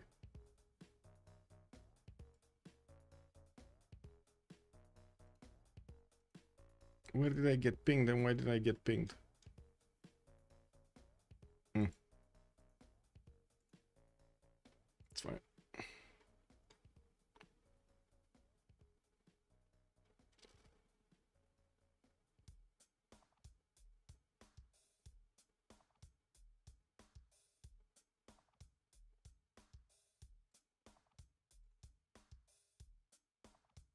Oh, let me answer that, Mama Leto. I just saw what you are asking. Give me a second.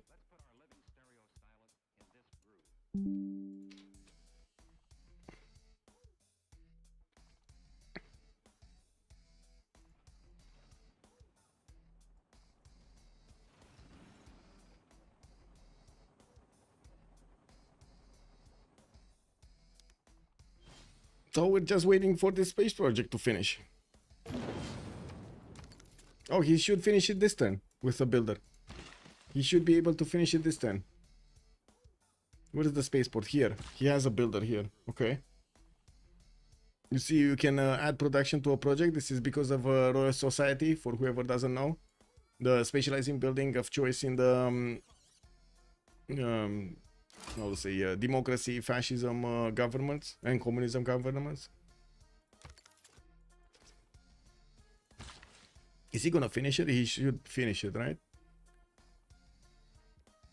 I have no idea if he has the last project or not. I saw Kublai Khan getting the last projects, like getting the technology for the last projects, but I don't know if Julius Caesar did manage to get that. I do have to recognize the science that Julius Caesar is making here. Of 1200 is a lot of science. Ultrang, I'm going to laugh if Japan makes 2 top 5. Yes, sir. Also, Sadville, welcome back to chat, sir. And Toku trolling Mongolia, even though he's at his mercy. Yeah, basically. Also, I mean, I don't think Khmer does one of them wins. Also, White Rage Man, if we want to keep the game anonymous, you should cover all chat with your camera next time, to be honest. Yeah, yes and no. I think there is quite a bit more value to the chat. I think it's better if the players understand that they should not reveal themselves. That's why the anonymous game is on. Yeah, but there is value in them talking over here between them, or at least I think it is value. And quite a few viewers actually told me that they're having fun taking a look at how they are discussing, how they're negotiating between them. They need to put Japan out. Yeah, yeah.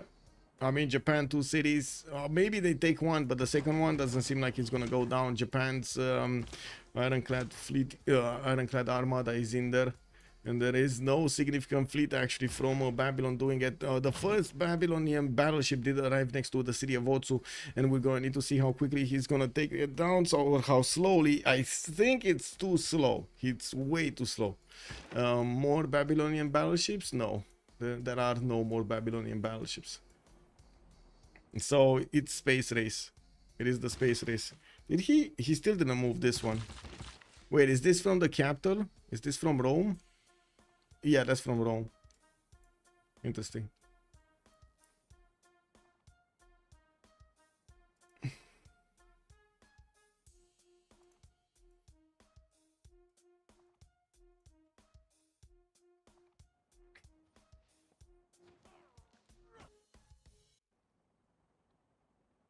So many builders coming around here from Harold.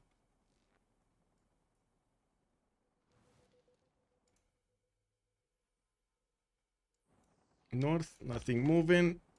Greece is still staying on the borders of Khmer. Khmer lost the city of Priaviar, didn't get it back, and he also got the city with the Temenanki raised over here. I'm not sure which was what was the name of it, but yeah, you do see there's a major hole in his empire. That was the Temenanki city being taken out, raised to the ground. Yeah, so he didn't finish the exoplanet expedition with the builders. Okay, well, it is what it is. Advanced fusion cells or something is going to be discovered here by Julius. And the last project of the second to last project of Rome for the space victory is finished, exoplanet expedition. Now he's well, now we're gonna need to see if he actually has offered the expedition or not. If he can do the projects, the terrestrial laser station projects or Lagrange. No, he's getting builders. Yeah, he needs a few more turns by the looks of it to get the projects going, I mean. And let's see, how quickly can Mongolia get the projects? He's 200 points of production in that city center. Definitely like a third of the production is missing. We do have level 2 GDRs also appearing in Rome's territory to fend off attacks, and with 328 points of production in the capital city, he should go faster. Yeah, make space faster, they're calling out. Mori says, hi, Cooley just ran out of patience over here. Cake W, make it faster, let's go.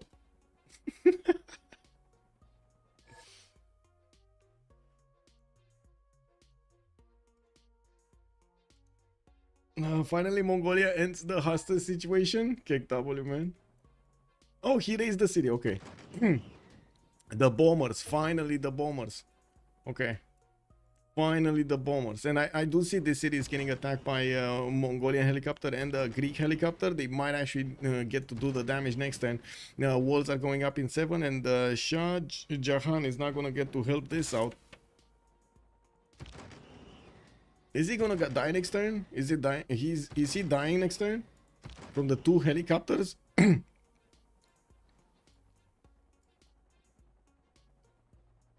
Yeah.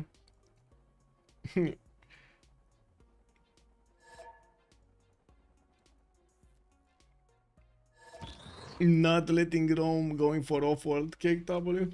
Harold is saying that he needs off-world in 2. Yeah, there we go. And that it's like 2-3 more turns. Yeah. Yeah. So it's like he's like 5 turns away, 6 turns away from winning this. And to be fair, that's basically what we saw also. We try to deduce actually also. So I guess we need to see if they take out Japan or not. Can you tell me when there's where there's a spot in the ice to settle? There is no spot in the ice to settle. There is no land in the ice. Nowhere. Is there an island in the ice anywhere? No. No, there's literally no island in the ice. Wait, what's this? What's this? What is this? Why is this muddied? Why is this dirt? How did the dirt get here? Kick W, man.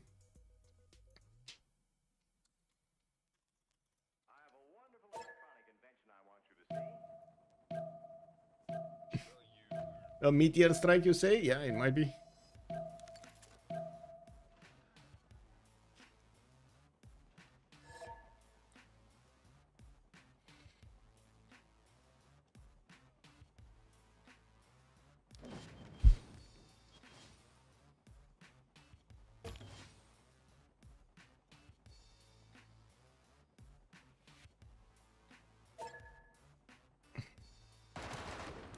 Okay, that's one attack, two attacks. Okay, it looks like the city is still going to be alive next turn. Or Harold is going to one turn of full expedition. And let's actually see how fast is he going to get this. He's just going to want to let the turn end here, keep his production for the projects next turn and get 1, 2, 3, 4, at least 5 at least projects in one turn. And then put the next ones in. He might actually get to finish them with the builders. Anyway, no movement here. Although we do have some new modern armor armies that are coming out from the cities of Greece. Not sure why, but they're coming out. And on the west side, it does seem like the attack on Babylon has stalled out. Rome is getting pushed back of the territory of Babylon here, of the peninsula of Babylon. Very good, by the way, very good defense from Babylon on in this situation. Getting attacked by Japan, surviving Japan, then getting attacked by Rome, surviving Rome, and also at the same time keeping up in the top 5 over here. Very nice, very nice. Okay, what's this city gonna look like? Yeah, it's gonna die next turn. This city's just gonna die next turn. Is there another one anywhere? I don't see any other blue cities somewhere on the map. Immovable object, yes. Probably some illegal waste disposal. Yeah, in the north over there, yeah. From Greece, right? Oh, not from Rome, from Greece. Because it was north. Or do you think actually Rome came all the way, took that waste through all of the Gorgo territory and dropped it in his north?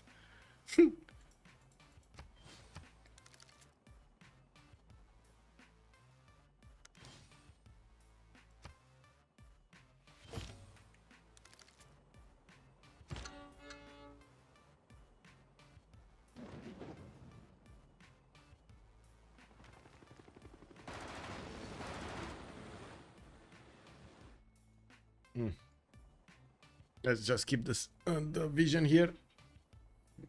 Yeah. Poisoning the water kick. Hey, we made that to 51 likes. Thank you so much, everybody. Much appreciated, sirs.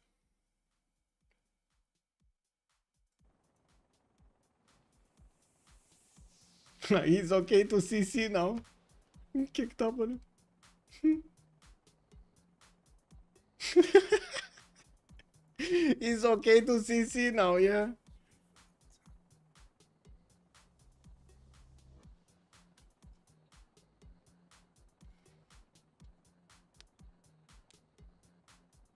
Oh man, I just remember the Madagascar penguins. I need to watch that movie, that series, that animated series again. It was so funny with the penguins. I forgot how it's called. I don't think it's called Madagascar or something. But when the penguins are at the zoo and they have those things over there, oh my god, it's amazing.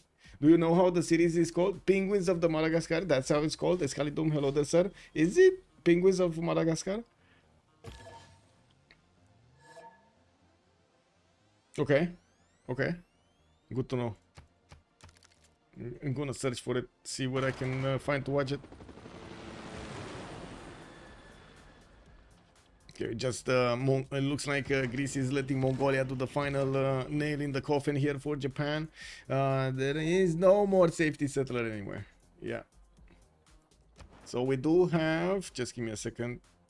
We do have Kublai getting through, Julius getting through, Gorgo getting through, Jayavarman the 7th getting through, and Hammurabi getting through. Japan is going to be wiped off clean, just waiting for Mongolia to, boom, take that city of the immovable object.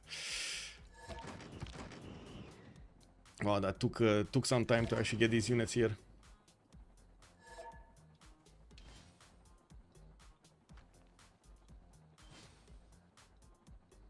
You just glazed ban, of course it would be cake. Man.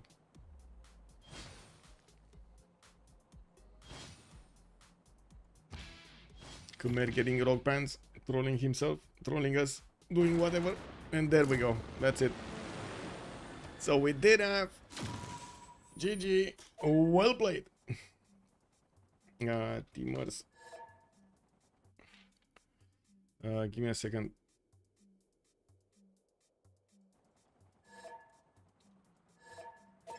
Teamer 16 post game. Let's go. Let me switch my settings. Go.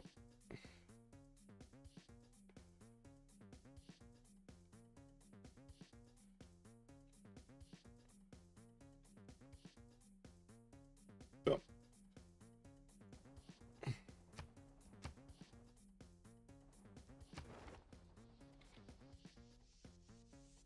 Just getting the pictures and putting them. Oh, GG, well played. Man, boring game. Such a boring game. Boring game? What do you mean boring game? Just sit and wait for the guy to pillage me. Idan, you were Khmer, right? No, I was Rome. Oh. Yeah. GG, it was easy game, you know. See you in finals. Yeah, Yes, South Korea, yes. it was a fun game. This Wait, guy. who was Ben? Who was Ben? Ben, I'm pretty sure Ben is Rome now. Yeah, I also think so. Ah, Yeah, I'm okay. putting the list And now. Alpine was Japan, right? Wait, what were For you sure. playing, Proppy? Hmm? Were you Khmer, Proppy? No, Gorgo. Ah, who was Khmer? Idan. He done. Ah, okay. You wanted to steal my settler. Oh my god, did he done call himself No. all sign in the game? Did he just do that? Yes. What did he do? He just took your beautiful name, all sign, and called it his own. Wait, what? I mean, Hidan got kinda exposed when he was chatting like Hidan, and everybody knew it was him. Huh. I I didn't love know when anything someone else, types 30 messages a second. I'm just Yeah. not gonna type in the final. I'm just not gonna type. I think I knew who you were before the game even started, just from the lobby chat. You said That's something very, and I very good immediately to know. Who was who, huh? Michael. Who was Babylon? So, Malm was Kenneth Das, Babylon. Wait, I'm not sure about the whole names over here because I didn't put their civs next to. But I did put the list in the Rooster Cup registration channel. So give me a second. All sign was Wilbur, Courage. Hello. That was Hello. Japan, right? Hello. Bonjour. Bonjour. GG, well played, Malm. Ah, Ben is Caesar. Propi was Quigan Marshall Grover. That's Gorgo. Trinda was Morris. That's Kublai Khan China. Kublai Khan. I mean. Go No. down. Sure. Hidan Heridon Tanner. Harry would be Khmer. Ando Stephen Alex Levy. Who was Stephen Alex Levy earlier? I don't remember. Oh, there was Chandragupta, no? Was that? Even Was that Chandragupta? I think yeah. it was. Yeah, I think it was Chandragupta. Then Dragon Bells, Alva Golden Teeth Norris. Wasn't that Coupe? Northeast? No, that was the other guy, America. America. Oh, I see. Yeah. How do we feel about this guy rolling 3 people in 20 turns, huh? I Yeah, mean, We got the total Civ, you know, disrespect there. by Nubia. Maybe I didn't have anything, and the other guy very well bowling, right? I mean, we all had to be honest, I could have, like, Chimera, on Chimera it would have been the same thing. He also had 10 strength, but it was like, we all had 10 strength cities, and then I upgraded 5 knights, and just... I don't understand. Yeah, Is but the the game thing over or is- what? The Yes, game Yes, is the over. game is so. over since Oh only my 5 people God. are left. We just Unlucky. did top 5. I wanted to go to space. Why did everyone let Hidan just exist? Who's Wait, so it? who reports the I'm game now, I'm a actually, if the game is diplomatic over now? mastermind. Like I told this guy we're gonna peace for the entire game, and he actually said okay. Just report the game, Trinda. What Huh? is it? Just report the game as it was. I put the picture in the Rooster capital registration of the Why am slot. I I not have the to- winner I of ha- the game? No, because apparently it's score when only 5 are left, I guess, Michael? What? Yeah. Or- Yeah. Okay. Why were we not made Get aware of fucked, this get before the fucked. What game? Like, happened? that's a bit suspect. Maybe finish space faster. I Didn't don't get know. the message? I mean, that's not the point, no? Like, tell us how this works, not just I did about the say. I game. did say in the first one. It's top 5. We need to see the top 5. It doesn't matter the placement of the top 5. We just need the top 5 so we know who's playing in the finals. I mean, that makes no sense to not communicate that the game is automatically over when only 5 people are left. I'm gonna make it more clear. Well, it was very fun. Have a good night, everyone. Have a Bye-bye. good night. Hidan. Ben, I was wondering, do you think I can push you on fascism? Because I in a don't know, way, like Probably not. in finals, I would have tried, but in this game, I was like, there's no need to risk. But I mean, in finals, I would have told you that we're chilling Okay, bye bye, and then went for GG. you. Thank you, Michael. With pleasure, Mal. Have a good evening. Bye bye. in finals, you would have attacked me earlier. What? I mean, if it's like more bigger prize pool, I would just, when you ask me if we're chilling, say yes and then attack you. Hmm. But I guess it doesn't matter. Like I'm going fascism anyway, so I don't know. It matters that much. I mean, you just have to secure 5th, right? Yeah, I'm sorry, Alzheimer, but you were very not like you didn't have anything.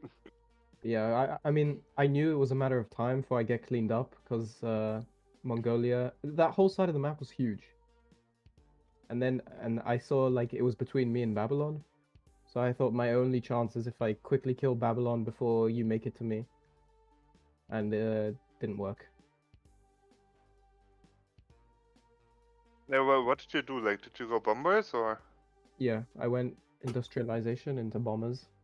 Because I saw that you took a second city once, right? Okay, so chat, let's see. Chandra Gupta was Steven, Alex Levy. That's Chandra Gupta would be Steven. That's Ando. Julius Caesar was Harold. That would be Ben. We did have Bert on Amanitore. Bert is Bugfish. He was Amanitore. Kenneth Hammurabi. Kenneth would be, what is Kenneth? Kenneth is Malm. We did have Grover on Gorgo. Grover is Lobster. Propagandi. Harry on Javar 1 the 7th. Harry is Hidan. Let me actually move a little bit further and see the list down below. I'm actually just looking at the how to say the previous game. Okay, Tom was Bobshu. That's Coupe. Coupe was Bobshu.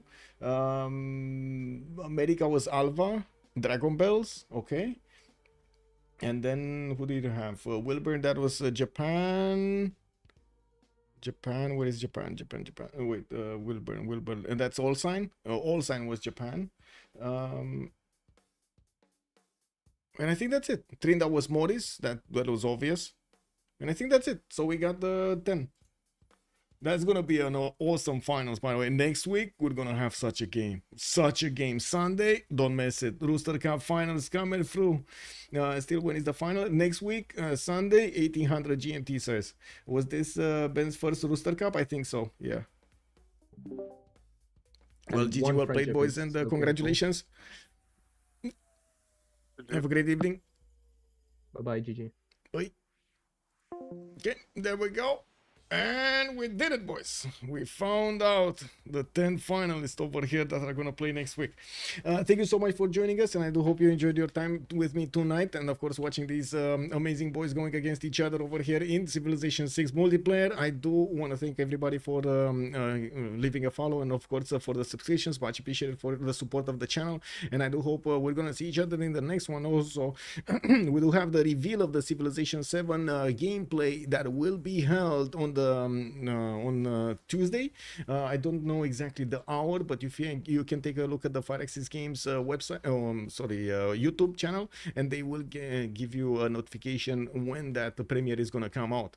I'm still thinking. I didn't actually make the decision if I should actually stream along with them and give reactions in real time about what's going on over there. If you guys are looking for that kind of a stream, just let me know in my Discord, and I'm definitely gonna put it, make it a thing over there, making a reality. Even if we don't have something else to stream like a game or something, we could just open the stream and take a look together on the reveal of the gameplay. In the meantime, I do want to thank everybody on YouTube also for showing some love over there with a like and of course a comment down below the stream. I do hope you're also gonna subscribe to the channel so you get all of the notifications for the upcoming videos. We do have quite a few tournaments that are gonna be started off and also finished in the next period, and not only talking about the 4v4 scene, which is gonna ramp up in the next few weeks, but also 2 versus 2s, 1 versus 1s, and of course these Rooster Cups, which are FFA based, free-for-all based Iron Man. Thank you so much for everything. Have a great evening and hope to see you soon. Bye bye.